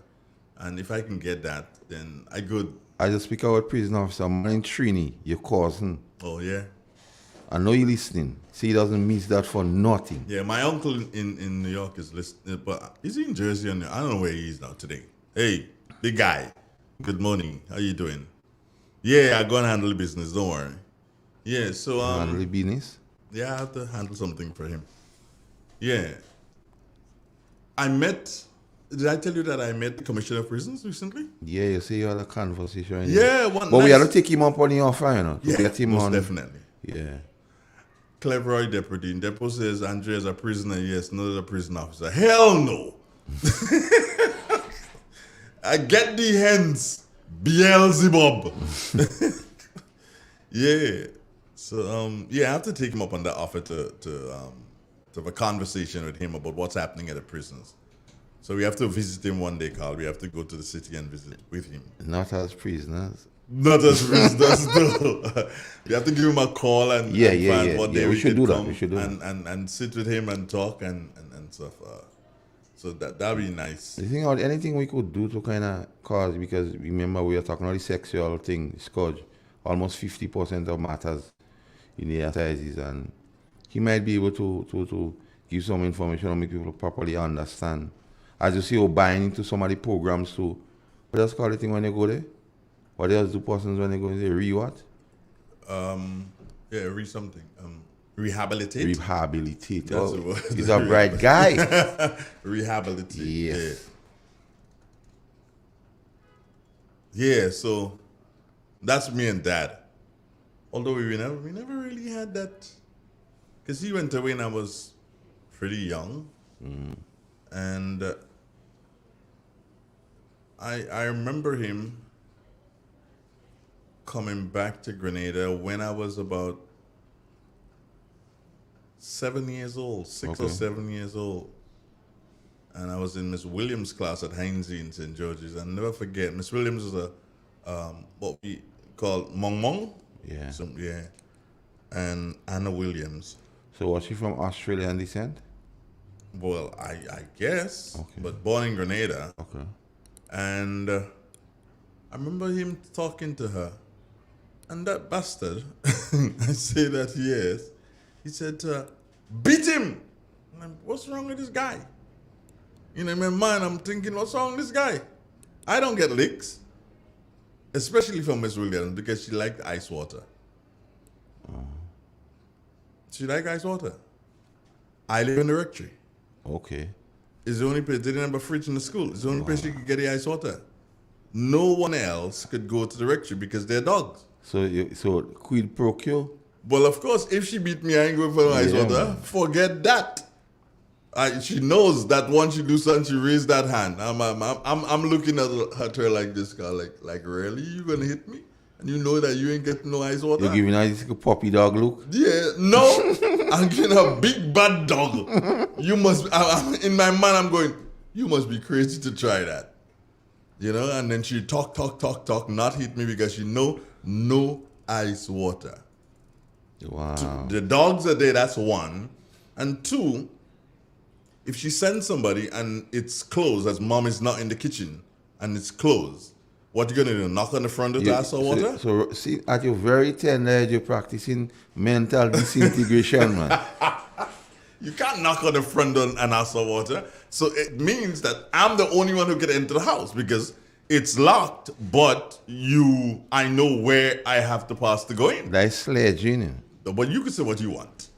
That was just what I knew where I had to pass to go in. So I pass, and I go in, and I bring ice water, I bring ice, I bring, a cold bottle of water for her. Because mom would always have her bottle of water in the fridge, but she could not get it if I didn't come. So you can, and this guy saying, oh, you can beat him. I'm like, what's wrong with this guy? And then I remember his wife too. Yeah. Her name is Claudette. She's from the Lower St. John, around by Bob there. Lower St. John in St. Andrew. That's where she's from. Tall woman. Well, in my time. Yeah. Because she was taller than my dad. So my mom was too. She's taller than my dad. And, boy. I really want to see her. Because I have to smile at her and say, I know you killed him. Yeah, I have to tell her that. I came in contact with a son of hers on social media because I'm searching. And somebody gave me a bit of information card, so I'm searching there. And I book up on this guy in St. Croix. And I ask him, do you know a woman by the name of Claudette? And he said, yes. And you can see the joy in the yes, yeah? So I'm like, okay, can you give her a message for me? Because I think I know her. Is she from Grenada? And he says, yes. So I says, can you give her a message for me? And he said, do you know her? And I said, yeah. He says, oh, okay, what's the message? I said, tell her Andre said hello. The next day, the guy blocked me on social media. She would have told him, yo, that's that guy's son. Don't go there. Don't go there. Because she got married. Reputedly, she got married to the guy who killed my father. I could say it. I'm bold in saying it. She got married to the guy who killed my father. Oh, you said it, not me. Yeah. She got married to him and had children for him. She had no children with my dad. She had children for the guy. And then that same guy who she got married to, he died of a heart attack in an apartment building in Puerto Rico. Yeah. I don't know if she's still in St. Croix or she would have moved from St. Croix. To Puerto Rico? No. To mainland U.S. I don't know. I'd have to find out. No, I don't know what she's done. So because when the guy blocked me, I was like, wow, nothing again. I can't get any information. But I get it one day. I'll figure it one day. I know she ain't dead. She ain't so smart to die. Not now. She can't afford to do that. Good afternoon. Hello? Oh, we lost that one. She ain't that smart to die. Anyway, love my dad, love my mom. Today's what? Christmas Day? Or Christmas Eve? The Eve. Do you remember buying anything of value on Christmas Eve? Nope. I remember buying a basketball. That was my first gift I bought myself. A basketball from a place called Myra Scott. Depot, do you remember Myra Scott? Yeah. And I went to the court with it. The carnage court? Yeah. And German. Big German Mackie? Yeah, German McKee and the rest of the guys, They took carnage, the Wharf boys. They take it? They took it and they played football with it. Yeah. I'd never forget. I'd never forget German, you know. I never forget German too, because during the 13 election, German knew on which political hymn sheet I sang. And years before, German used to be singing on the next political hymn sheet. So, striding through the carnage, he drew my attention by calling me out, "Big man." I say, "Why you have to tell me this kind of time, German?" He say, "We had a man." I say, "German, why are you trying to confuse me?" German says to me, "Don't worry, man. We have a load of steel for Franca, man." That's a nice one. Yeah. A load of steel for Franca. Yeah, man. I remember German, man. Because I did some police in Central, so we had to interact with them from time to time. And, I'm now making up your face 100 now. Somebody that just sent me a message, and I for the life of me, I don't understand it. So I have to try to just reply to them. When I don't understand a message, then I can't properly do justice to it in reply. I just ask them to. So what's your plan for the holidays? Because I think you have 3 days holiday. Yeah, Monday's a holiday. Yeah. Do you know why? Because the day following a holiday. Yeah, no, because Boxing Day falls. Yeah. Not because Christmas Day. But Boxing Day is a Commonwealth holiday, not really a world holiday. Well, let me explain. If Christmas was on Sunday, yeah, all right, and Boxing Day was on Monday, it's a holiday. Then Tuesday would have been a holiday too. No. Okay. I don't think so. No, it wouldn't have been a holiday. Yeah, we can. But Boxing is a Commonwealth holiday. Okay. Good morning. Good morning, sir. Sorry for disturbing you at this time. Are you crying, Danny? But I want to have some cassava there, and I really need for it to come out under the ground. So I don't know if you know anybody who wants sweet cassava. All right. Well, you've sent the message out. So if somebody wants it, then they would All right. Yeah. So Danny. Yes, sir. You good? Always good, yes. I saw Danny yesterday, Joe. I don't write to no green. Danny, where were you yesterday? Renville. The guy saw you yesterday, man. Yeah, man, he treat me well. He treat you well? Yeah. I leave that for you to say. I didn't want to say that people are say I'm blowing me on trumpet. When I see you, don't expect good treatment. Don't expect. No, I know. And part of the treatment, the color green was part of the treatment. Yes, eh? yes, yes. Let me ask you one question, and I just wanted to answer yes, no, right? Okay. Do you remember my father's wife? Yes. All right, good. Good. Tall woman, eh? Yeah. All right, good. Red skin. All right. Have a nice day. Same thing. Take care of yourself. So your father's wife was a Browning? Something like that, close to that. Uh-huh. Yeah. And she would never remember me. Well, because Only somebody probably would have pointed me out on social media. Because Buju say he love you Browning. Eh? Yeah, she would, outside of that, she would never remember me because I was like, as I said, when I met her the first time, I was like about 6 years old. Would I remember her? Yeah, that tall, imposing figure. But I'm thinking now that I'll be eyeing her eyeball On the to same eyeball level? on the same level. Okay. Or maybe she might be a tad shorter than me still. You might have to look a bit down. Yeah, I might have to look a bit down to think. But I just want to tell her that she killed my dad. That's all I want to tell her, nothing much. You want us to go St. Croix? On our route to Africa, can we go to St. Croix first? That would be good. In those cases, you buy what is called a multi-city ticket. Yeah. You know what that does?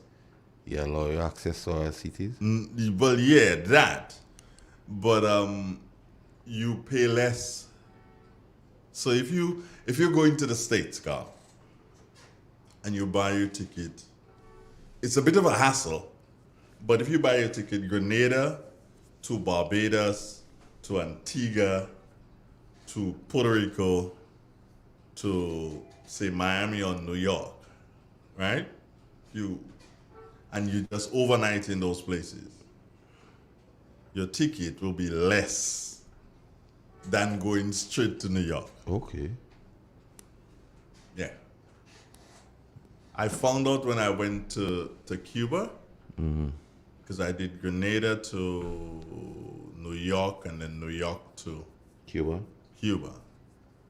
And wow, when I looked at what it was supposed to be, going direct, A lot less. Okay. a lot less. Good morning. Hey, good morning, guys. Compliments of the season. Many happy returns. Mr. Keaton, Morning. you're on the board biblically this morning. Yeah. I'm enjoying it. Antonito, that you? Yeah, man. What happened to you? How your voice sounding different to this morning? Okay, now? I'm on the cordless, the wireless cordless. I thought you were happy. I'm happy, man. Happy. I listen to you guys, man. That's the Bible show. We have a eat and drink, Taking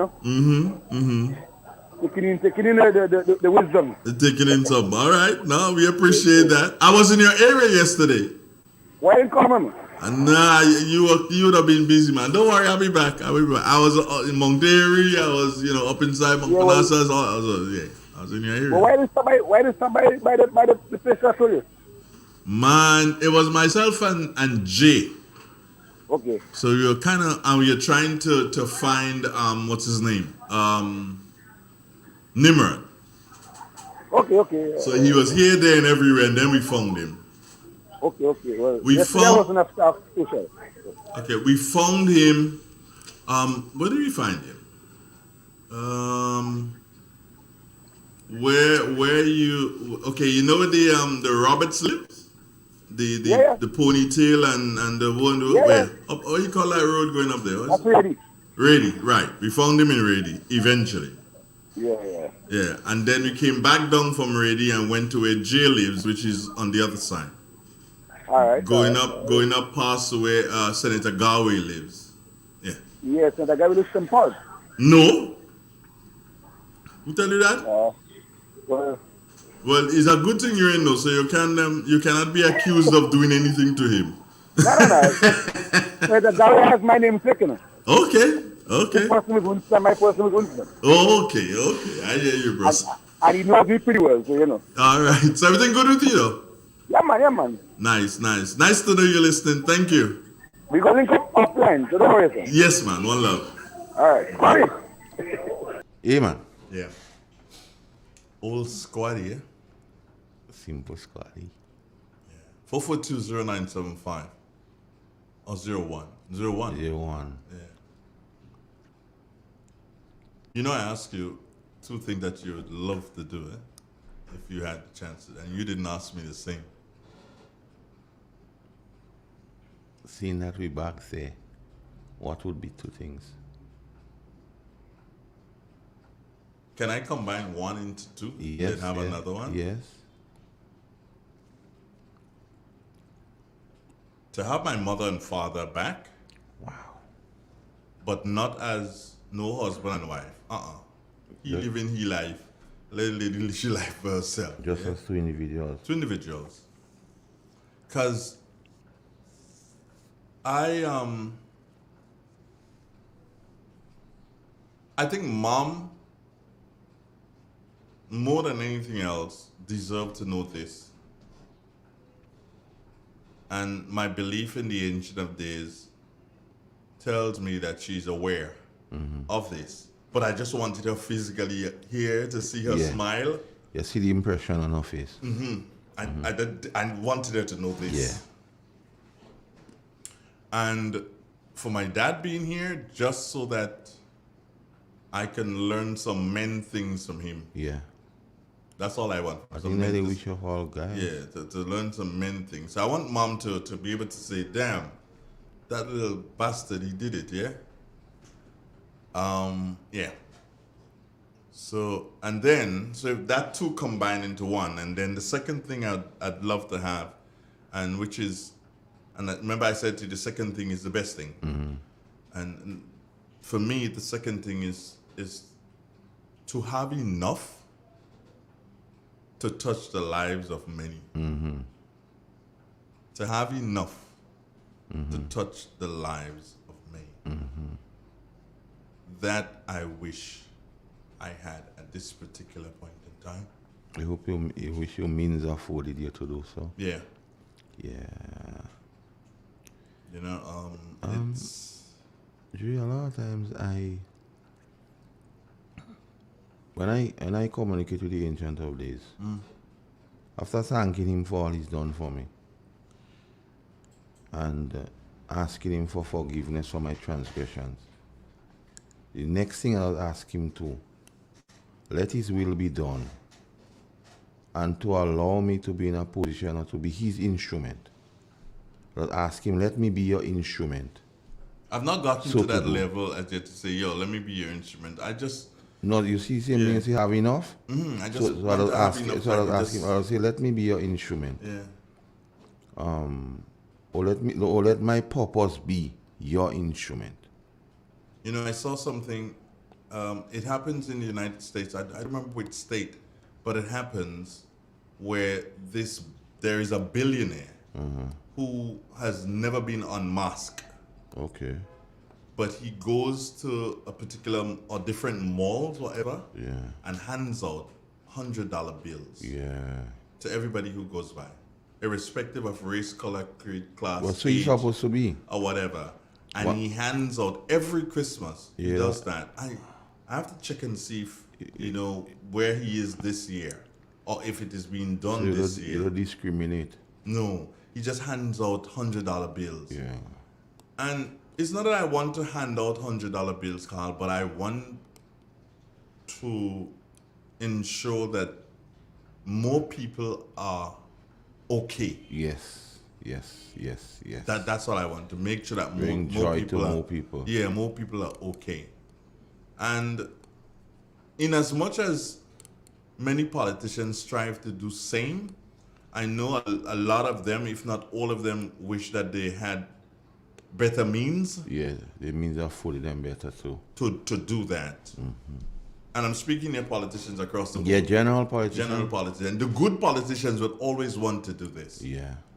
You know, and hey. And the wannabes, when this requirement come, they just complain and say they never know the thing so hard. Yeah, that's the wannabes. Yeah. Good morning. Yeah, good morning, sir. Mm-hmm. Somehow we seem to have locked him together. I was concerned about the fact that the frontline workers, that some of them are not vaccinated.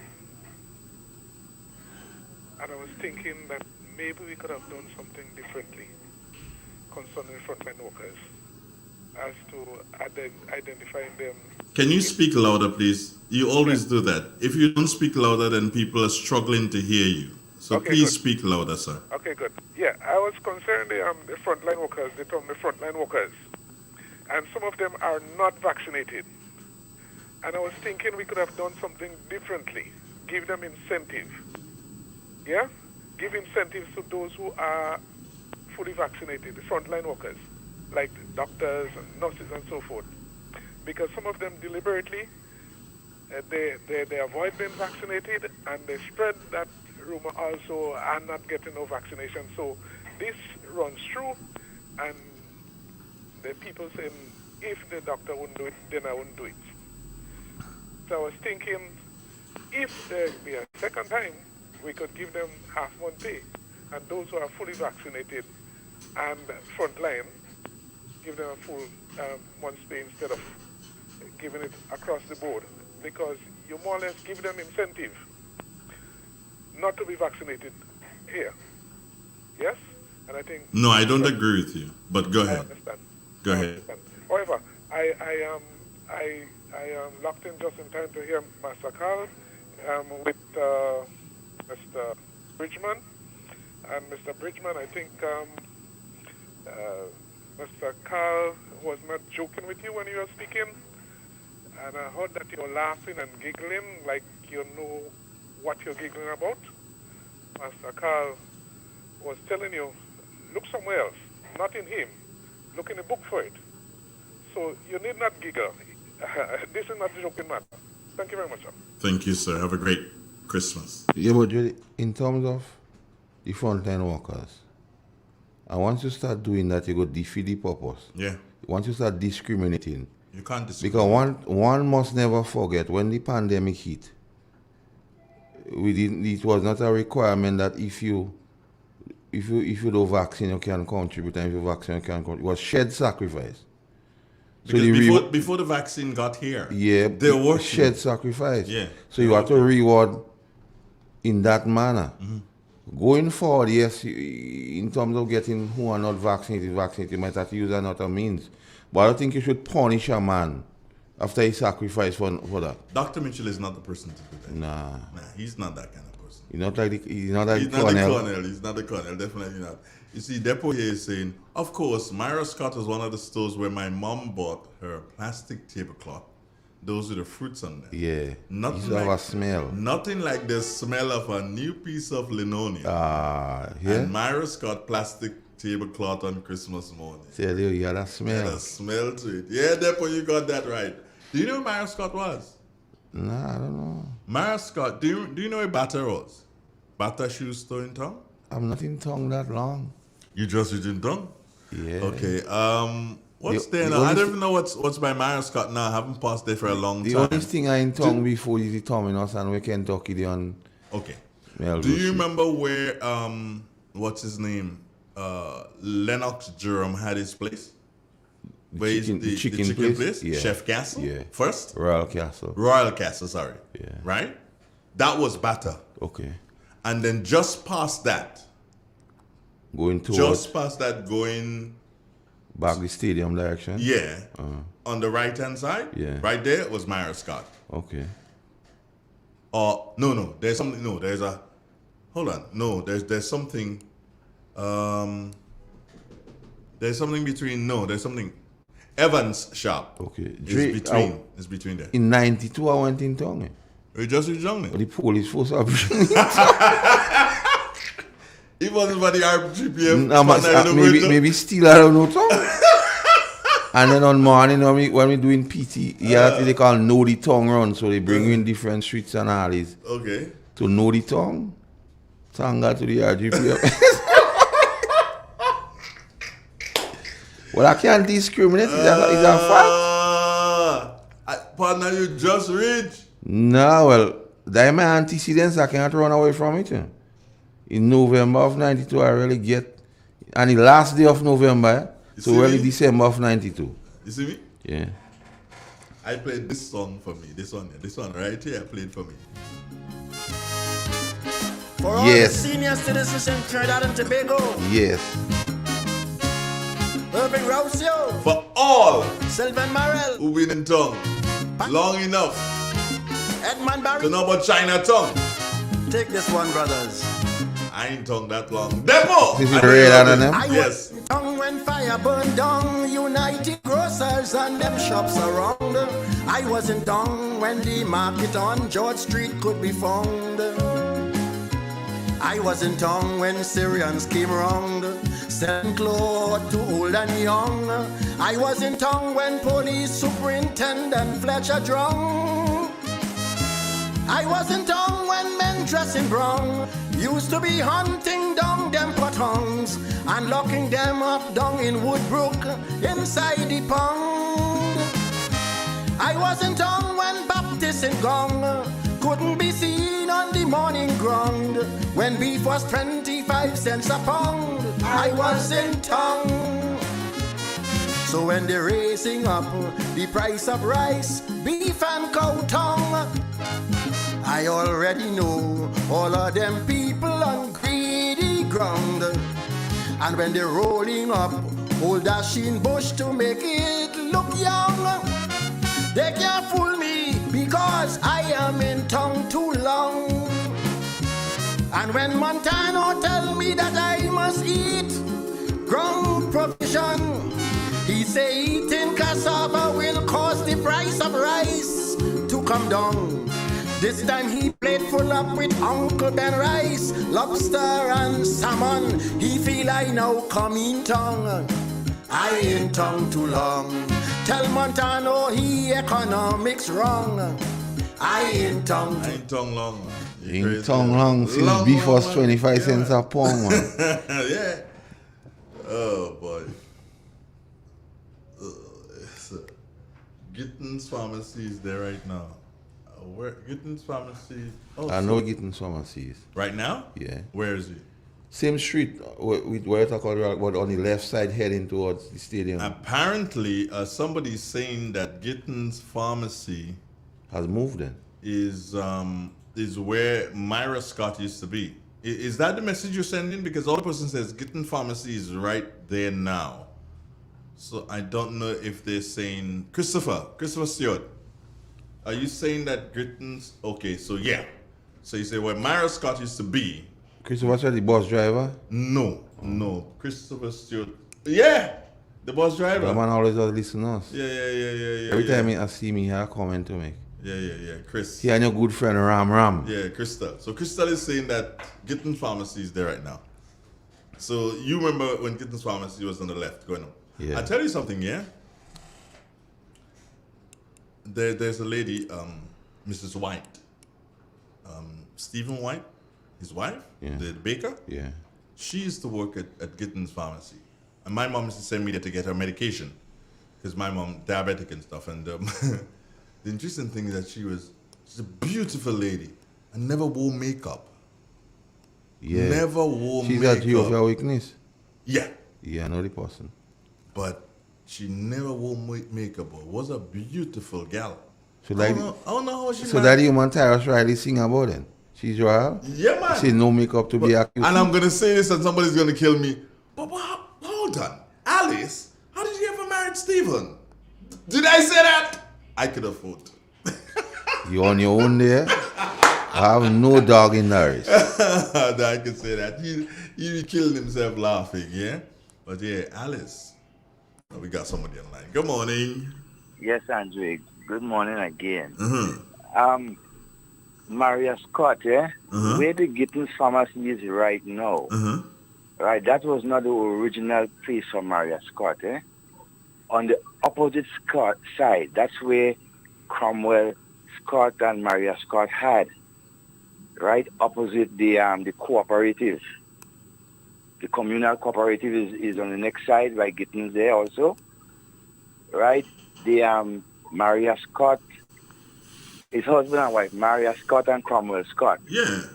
Right. Maria, the woman died. The store was originally on the other side. What is of the other Pebbles. side? So put yourself, okay, so you know where Pebbles was. Right. So it on would the have next been, side of Pebbles. so that's the right-hand side of the road if you're looking towards the Queen's Park. Yes. So it's not there right now, right? No, because... Is Gittins there? I'm not sure. But that's what Chris is saying. That's what Crystal is saying. Crystal is saying, yes, Gittins Pharmacy is right where Myra Scott and Cromwell Scott would have been. But do you have to understand? differentiate two buildings. Right? Two buildings. The building that Gittins was in, Cromwell Scott bought that building after. But the original building was on the same side with Bata. Yeah, but I'm saying to you that they're saying now that where Myra Scott was, which is on the same side with Bata by Evans store, right? Yes. Right. So they're saying no, Gittins is there. No. Okay. I have not been in that vicinity for a while, so I cannot, I'd have to go. If you say no and Chris is saying yes, then I'm wondering, hey, where the hell am I? Because, okay, well, I'm not been in St. George's for, he's more in St. George's than me. Only Gittins had moved a couple of weeks or what. I know Gittins was on the next side of Evans. Okay, the same side with Pebbles.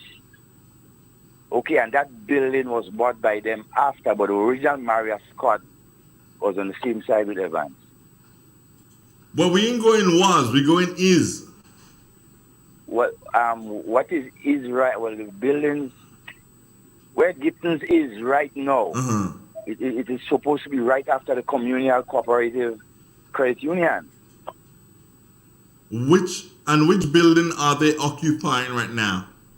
That's the last place I know they are. Communal Cooperative Credit Union. Which building are they occupying right now? It was part of the whole Cromwell Scott building. Okay, so tell me something. What is where Bata was? What they have there? A pharmacy. A pharmacy? Yes, I think not Sales and Values, one of the pharmacies that's there right now. Because Bata is right opposite Pebbles, eh? Directly opposite where Pebbles, yes. Which is where the Gales was. I don't know what's there now. The Gales building. Right. So right opposite that would have been Bata. Yes. Right. And after Bata would have been what? After Bata would have been Cromwell Scott's building. So where was Evans? Evans was right after the Cromwell Scott building. Okay, Evans, that would have been the people who died in the plane crash, correct? Yes, somewhere there. And Evans would have had his shop right there, the wholesale and retail right there. Okay. So what the person is saying, that where you identify where the store before Evans, between Bata and Evans, that store now, that what Crystal is saying is that store now is Gittins. Do you understand? Yes. That is what he is saying. Okay. Are you saying that is not true? Well, because I haven't been in that part of town for a while. I don't want to dispute that. So then don't. So let's leave it up in the air. Somebody else will call. Let's leave it up in the air. I know Gittins was right on the opposite side, the same side of the Communal Cooperative. Okay. Right? And so. Therefore, when in doubt, stay out. Let's both of us stay. I'm staying out. I advise you to stay out also. No, I'm just saying where I know Gittins was. Devon, stay out. is on the side by the Communal. If they move, they just moved recently and go on the side by Evans. All right. All right, bro. Okay. All right. Very good. 25 minutes after the hour. That's after 11 o'clock. What, Jay? What? You run along? Meaning? After 11, you started doing? Yeah. Another call? Yeah, there is. Take it. Okay, morning. It's a compliment for this season. Many happy returns. Which Gittins are you talking about? In St. George's or Grenville? St. George's, man. Oh, okay. I thought it was Grenville. No, not Grenville. Thank you. Have a nice day. All right. Merry Christmas. Same to you. All right, love. You and the next fella. All right. Where you calling from? As usual, Monfan. Monfan. All right, my dear. Take care. Okay, then. Okay, then. Good. Bye-bye. Bye. Okay, so we have people. Rose is saying on the next side of the road. Caroline is saying what Crystal says is true. Man, we got to go in tongue, yeah? Yeah. Good morning. Good morning, Andre. Yeah. Pele, that will come. Hey, Pele. Compliments for this season. Tell Crystal, when your mother has to buy linoleum in Gittins, no, sorry, in Cromwell Scott, he didn't come in town yet. I like that one. You know something? Merry Christmas, Crystal, my good partner. Yeah, you know something? But let me tell you, when you're coming up that street, that is, we could call it Upper Halifax, right? Yeah, Upper Halifax. Okay, you had, let me see if you go, you had a bank, CIBC on the corner. Yes. Right. Which turned into Republic. Right. Yeah. Nah, man. Not NCB, sorry. CIBC or NCB. Yeah, and NCB, yeah, and then Republic, yeah. Then you had Bata, which Notson, but what's his name? They call his name just I know that's Notson. He used to play cricket for Grenada. Every time he opened bat, he making duck. What you name again, man? He had the restaurant there, the fast food place. Oh, is that Lennox Durham? Lennox Durham. Yeah. Right. Then I can't remember if there was another building there, but then you had going up on the same right hand side, you had Cromwell Scott. They had a downstairs and a upstairs. Right? When you then apparently Evans was there. Yeah, Evans was afterwards. Yeah. But then Cromwell Scott downsized. And they were doing across the road from them, they were doing mainly curtains and material, fabric and stuff like that. That would be just after the Gale. Well, yeah, what used to be the Gale, or, well, I would tell you what used to be the Freitas. And what used to be Pebbles? You remember the Freitas? Yeah, what used to be Pebbles also. Right. Freitas, Pebble. Yeah. Right. Then Gittins Pharmacy, if I rightly remember, it was originally Mitchell's Pharmacy. You remember Mitchell's Pharmacy? Mitchell Pharmacy, I remember, but wasn't Mitchell... yes, Gittins and Mitchell... The Gittins brought out Mitchell because Mr. Gittins was the chief pharmacist there for years. Old Mr. Gittins. Yeah, that was on the left, but weren't they very close by? Weren't there two pharmacies there? Well, that's what, I don't know if it was Mitchell, but I can't remember two pharmacies. I remember one. But I think one was named Mitchell's Pharmacy. Yeah. And then Gittins brought it over. And then after Mitchell, you had, I think Mr. Stevenson had a rum shop there. Next to him there. That is on the left-hand side. He's still talking. On the corner? No. On the corner was Holas. You ain't sure by Holas yet. You reach Stevenson, and then I think there was another building, and then you have Holas right on the corner. Yeah, where Daiquiri used to be playing the saxophone.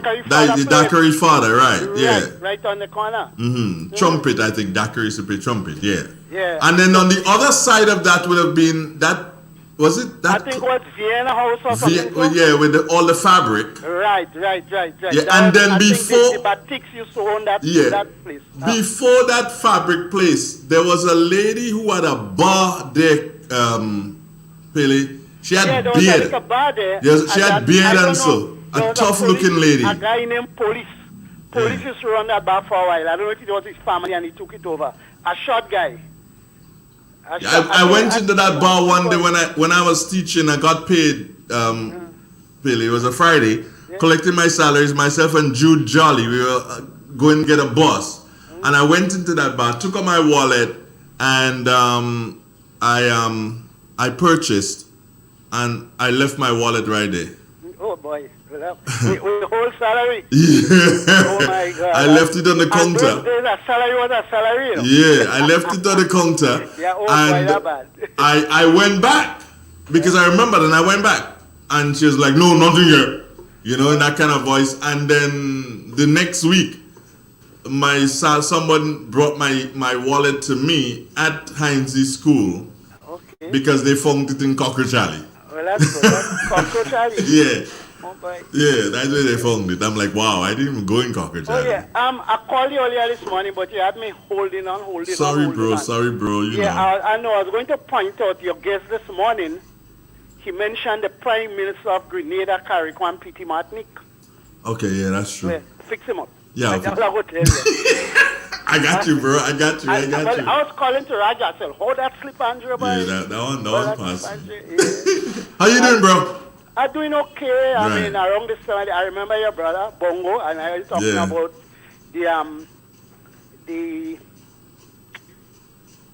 the church where you still Yeah, there. Anglican Okay, church. yeah, on the Anglican Yeah. church, yeah. And I remember, Bongo was an honorary member of the Anglican Mothers Union. No, I didn't know that. Yeah, he and my cousin. He Okay. was the honorable, They were crediting. He was Everywhere they're driving. going. Yeah, they got his bus. Yeah. He was also an honorary member of the RGPF Police Force Band because anywhere the Police Force Band went, he was going to. Good. I mean, my real good partner. But just in closing, what I liked about him, Bongo used to pick up all the school children and bring them to school in time. I'm talking about the little 5-year-old, 7-year-old, the little children. Mm-hmm. They insist, they pay him, whether it's 5 cents, 10 cents, 25 cents. It's just a big thing for them to pay. And then when he picked them up in the afternoon, he's stopping in a shop and he buying corn curls and all kind of things for them. He's giving them a treat. That was the kind of guy. But let me tell you, you see like around now, so when they're going in town with mommy, they ain't going on no bus unless it's Bongo. Unless it's Bongo. Bongo That's could true. pass full, they're waiting for him to come back. I mean, that's the kind of guy That's the kind of guy you And he was. was, he was my good. And of course, he could have talk his talk. Boy, that man was funny. When he ready. You sure right about that one, Billy. When I tell him a You good sure talk, right about that one. hold by shot, man. Let me ask you a question. I saw somebody put up a picture on their profile, and I looked at it this morning and I smiled. Do you remember the name Miss Canterbury? I remember that name. Scantleberry. That was Danny DeGale's mother? I wonder. I'm not sure. Yeah. I sort of associating that Scantleberry with them. Oh no! I was thinking Dewsbury. No, not Dewsbury. It's Canterbury. Yeah, I don't know. I don't know Danny's mother. I don't know. Oh, he has I a know the name. The name was a popular name. I don't know what you should go. As you mentioned Mothers Union, that's how I remember the name instantly like that. Yeah, my cousin too was also an honorary member of the Mothers Union. Yes. Alistair Clouden. Oh, okay. Yep. Yeah. One of the best sprinters Grenada ever saw. His 220 yards record was retired. Nobody broke that record. I think it was 1958. And it was tell them never that, broken. and And they switched to was the time 1958 or was the year 1958 really? I never thought about that. The year was 1958. And you see, I ain't talking world record here. Yeah. But that was 220 yards. Yeah. They came up with that thing about converting yards to meters. Well, they're making joke with that. I remember in the meeting at them, I said, what are you trying to tell me? You want to convert beef to pork? Beef the man record there. He did the record in yards. And that time the Queen's Park was running the next direction. When I say you're running from the scoreboard, if you remember the old Queen's Park, you're running from there down to Greenbridge. Do you remember the Whitsuntide games where Trevor Friday defeated Hazley Crawford? Oh yeah, man, I was right there, man. I was right there. Right there. Yeah, because again the same Alistair was what is his name again? He was one of the officials, Alistair Clouden. Dan Darat, and that was those officials in those days, yeah. And people making a mistake with this thing. They're saying in 100 meters, it was a 60 yards A 60 yards dash. I think Trevor, and I verified that with you one time, because even at his funeral, I heard it was mentioned about the 100 meters. It was not 100, it was a 60-yard dash. But I mean, that is the days when we used to have good athletics. Not to say that they were better than those we have today, but we had more excitement when you go to our Whitsuntide games. Remember going to Whitsun? I used to go just for the cycling, just cycling. The lady with the beard, her name was Daphne. What? Daphne? Yeah, somebody just saying the lady, and the person say, I am Celestine. Right, I am Daphne. Celestine from St. Paul's, and I worked with my father painting wrought iron $5 a week. So Daphne is the lady used to run person. the bar. Yeah. It was more food. She used to cook well. Yeah, Daphne. That thing she made really, And the beard Pele was not like under her chin. It was more under the neck. Yeah. Respect. Yes. Pele, goodbye. Well, look, you know you can go on for years. Yes, we could. Enjoy the best of the season. You too, my brother. Right, be good. Right, Okay, bye. great. Bye-bye. Just some tongue, man. Remembering tongue now, you so? Are you singing? Andre, don't you know the first nice building was along that street, Halifax Street too? Do I remember that? I don't know if I remember that. That was a revolution. Yeah, damn. Yeah, call. Do we? Yeah, we do. Final call for the morning. That's it. And then we wrap up. Good morning. Good morning, sir. Mm. The lady was Daphne Batiste. She was Chris Batiste's mother that is open GB with Radio Grenada. Christopher Batiste? That's the mother. Oh, that was Chris's mother. Yeah. I didn't know. I tried to call her a long time to tell her about Christopher Batiste, yeah. She used to cook for the police and things so. Yeah, Christopher Batiste is married to a girl from St. Patrick. Yeah, she had a brother called Kaylee. Okay. She had one called Michael, the other sister called Desiree. Yeah. Thank you. It's all party and thing there and Domino's. All right. Take care, man. All right, good. Real 91.9, 91.5, www.drealfmgrenada.com. It had to end with somebody from the Grenada Broadcasting Corporation. Christopher Batiste, one of the engineers. Pat Kip James is wishing you happy Christmas and wonderful season. What have you got to tell us finally today? And we don't have the news. I don't believe we have news at. Could somebody from the newsroom please come? I don't believe that they have news prepared for now. They have a package prepared for this evening. So could somebody please enlighten me on what is happening? And then they say I'm in control of the individuals. Carl, you see that? You know I don't control. I don't bother. They're supposed to know. If they're taught well, aren't they supposed to know? Yeah. Right. Final words from you, Carl Caton. Over the Yuletide season, I'm begging on the. Okay, hold on, Carl. Maxine, do we have news at 11:45? No. So we have one package this evening? Yes. Okay, good. So why didn't you inform me to disable? Who made that decision? Huh? The program director already did. It was done yesterday. I will have to fire that guy. You said yesterday you don't go against the program. No, I don't go against him, but I mean, I just doesn't mean I can't fire him. You can't fire him, his family. Goodbye. Yeah, bro. Hello. Over the holidays, I beg of the people, don't use the Yuletide season to get complacent and jackass the thing.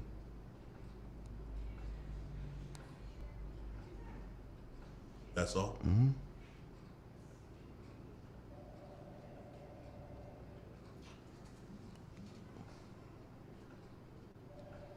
It is important for us to understand that while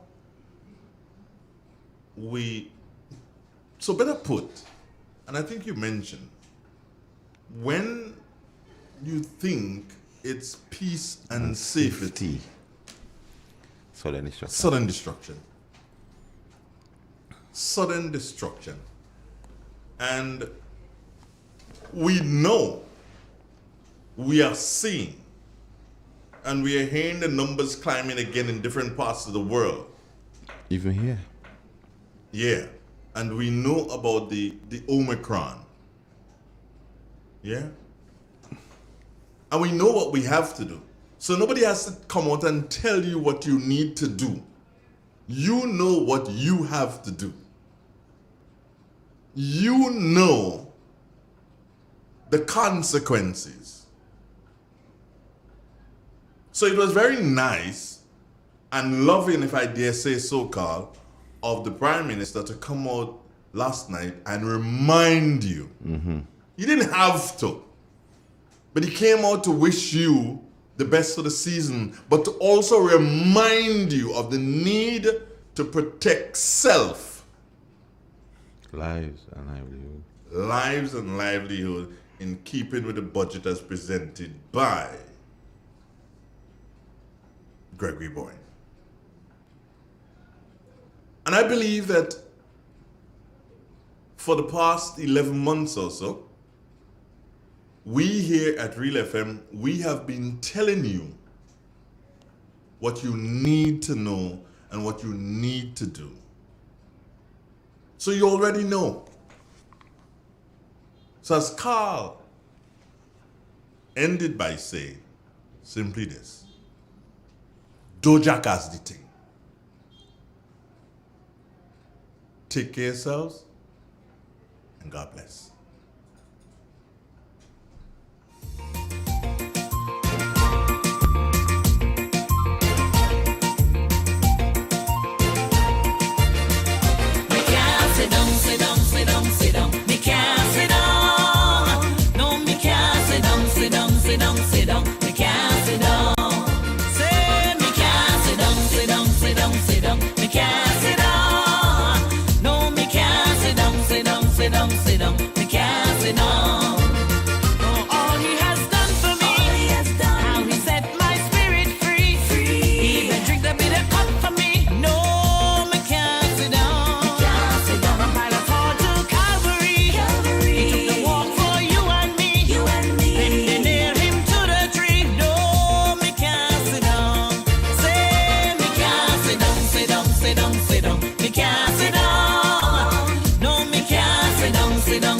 Sit down, we can't sit down. We can't sit down, sit down, sit down, sit down. We can't sit down. No, we can't sit down, sit down, sit down, sit down. We can't sit down. So no matter what you say about me, no matter what you do to me, see, I know I had the victory, so I can't sit down. It is a fire down in my soul, and the Holy Ghost is in control. The blood of Jesus.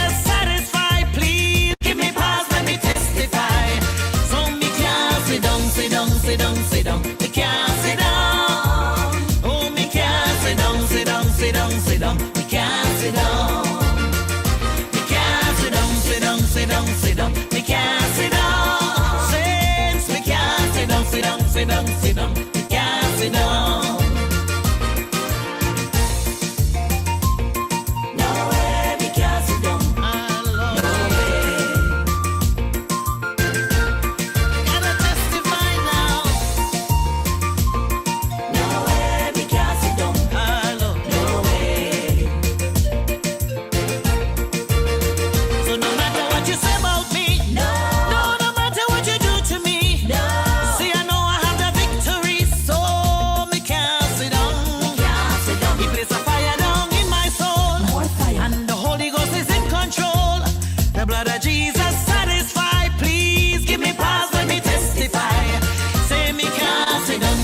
Sit down, sit down, me can't sit down. No, me can't sit down, sit down, sit down, sit down.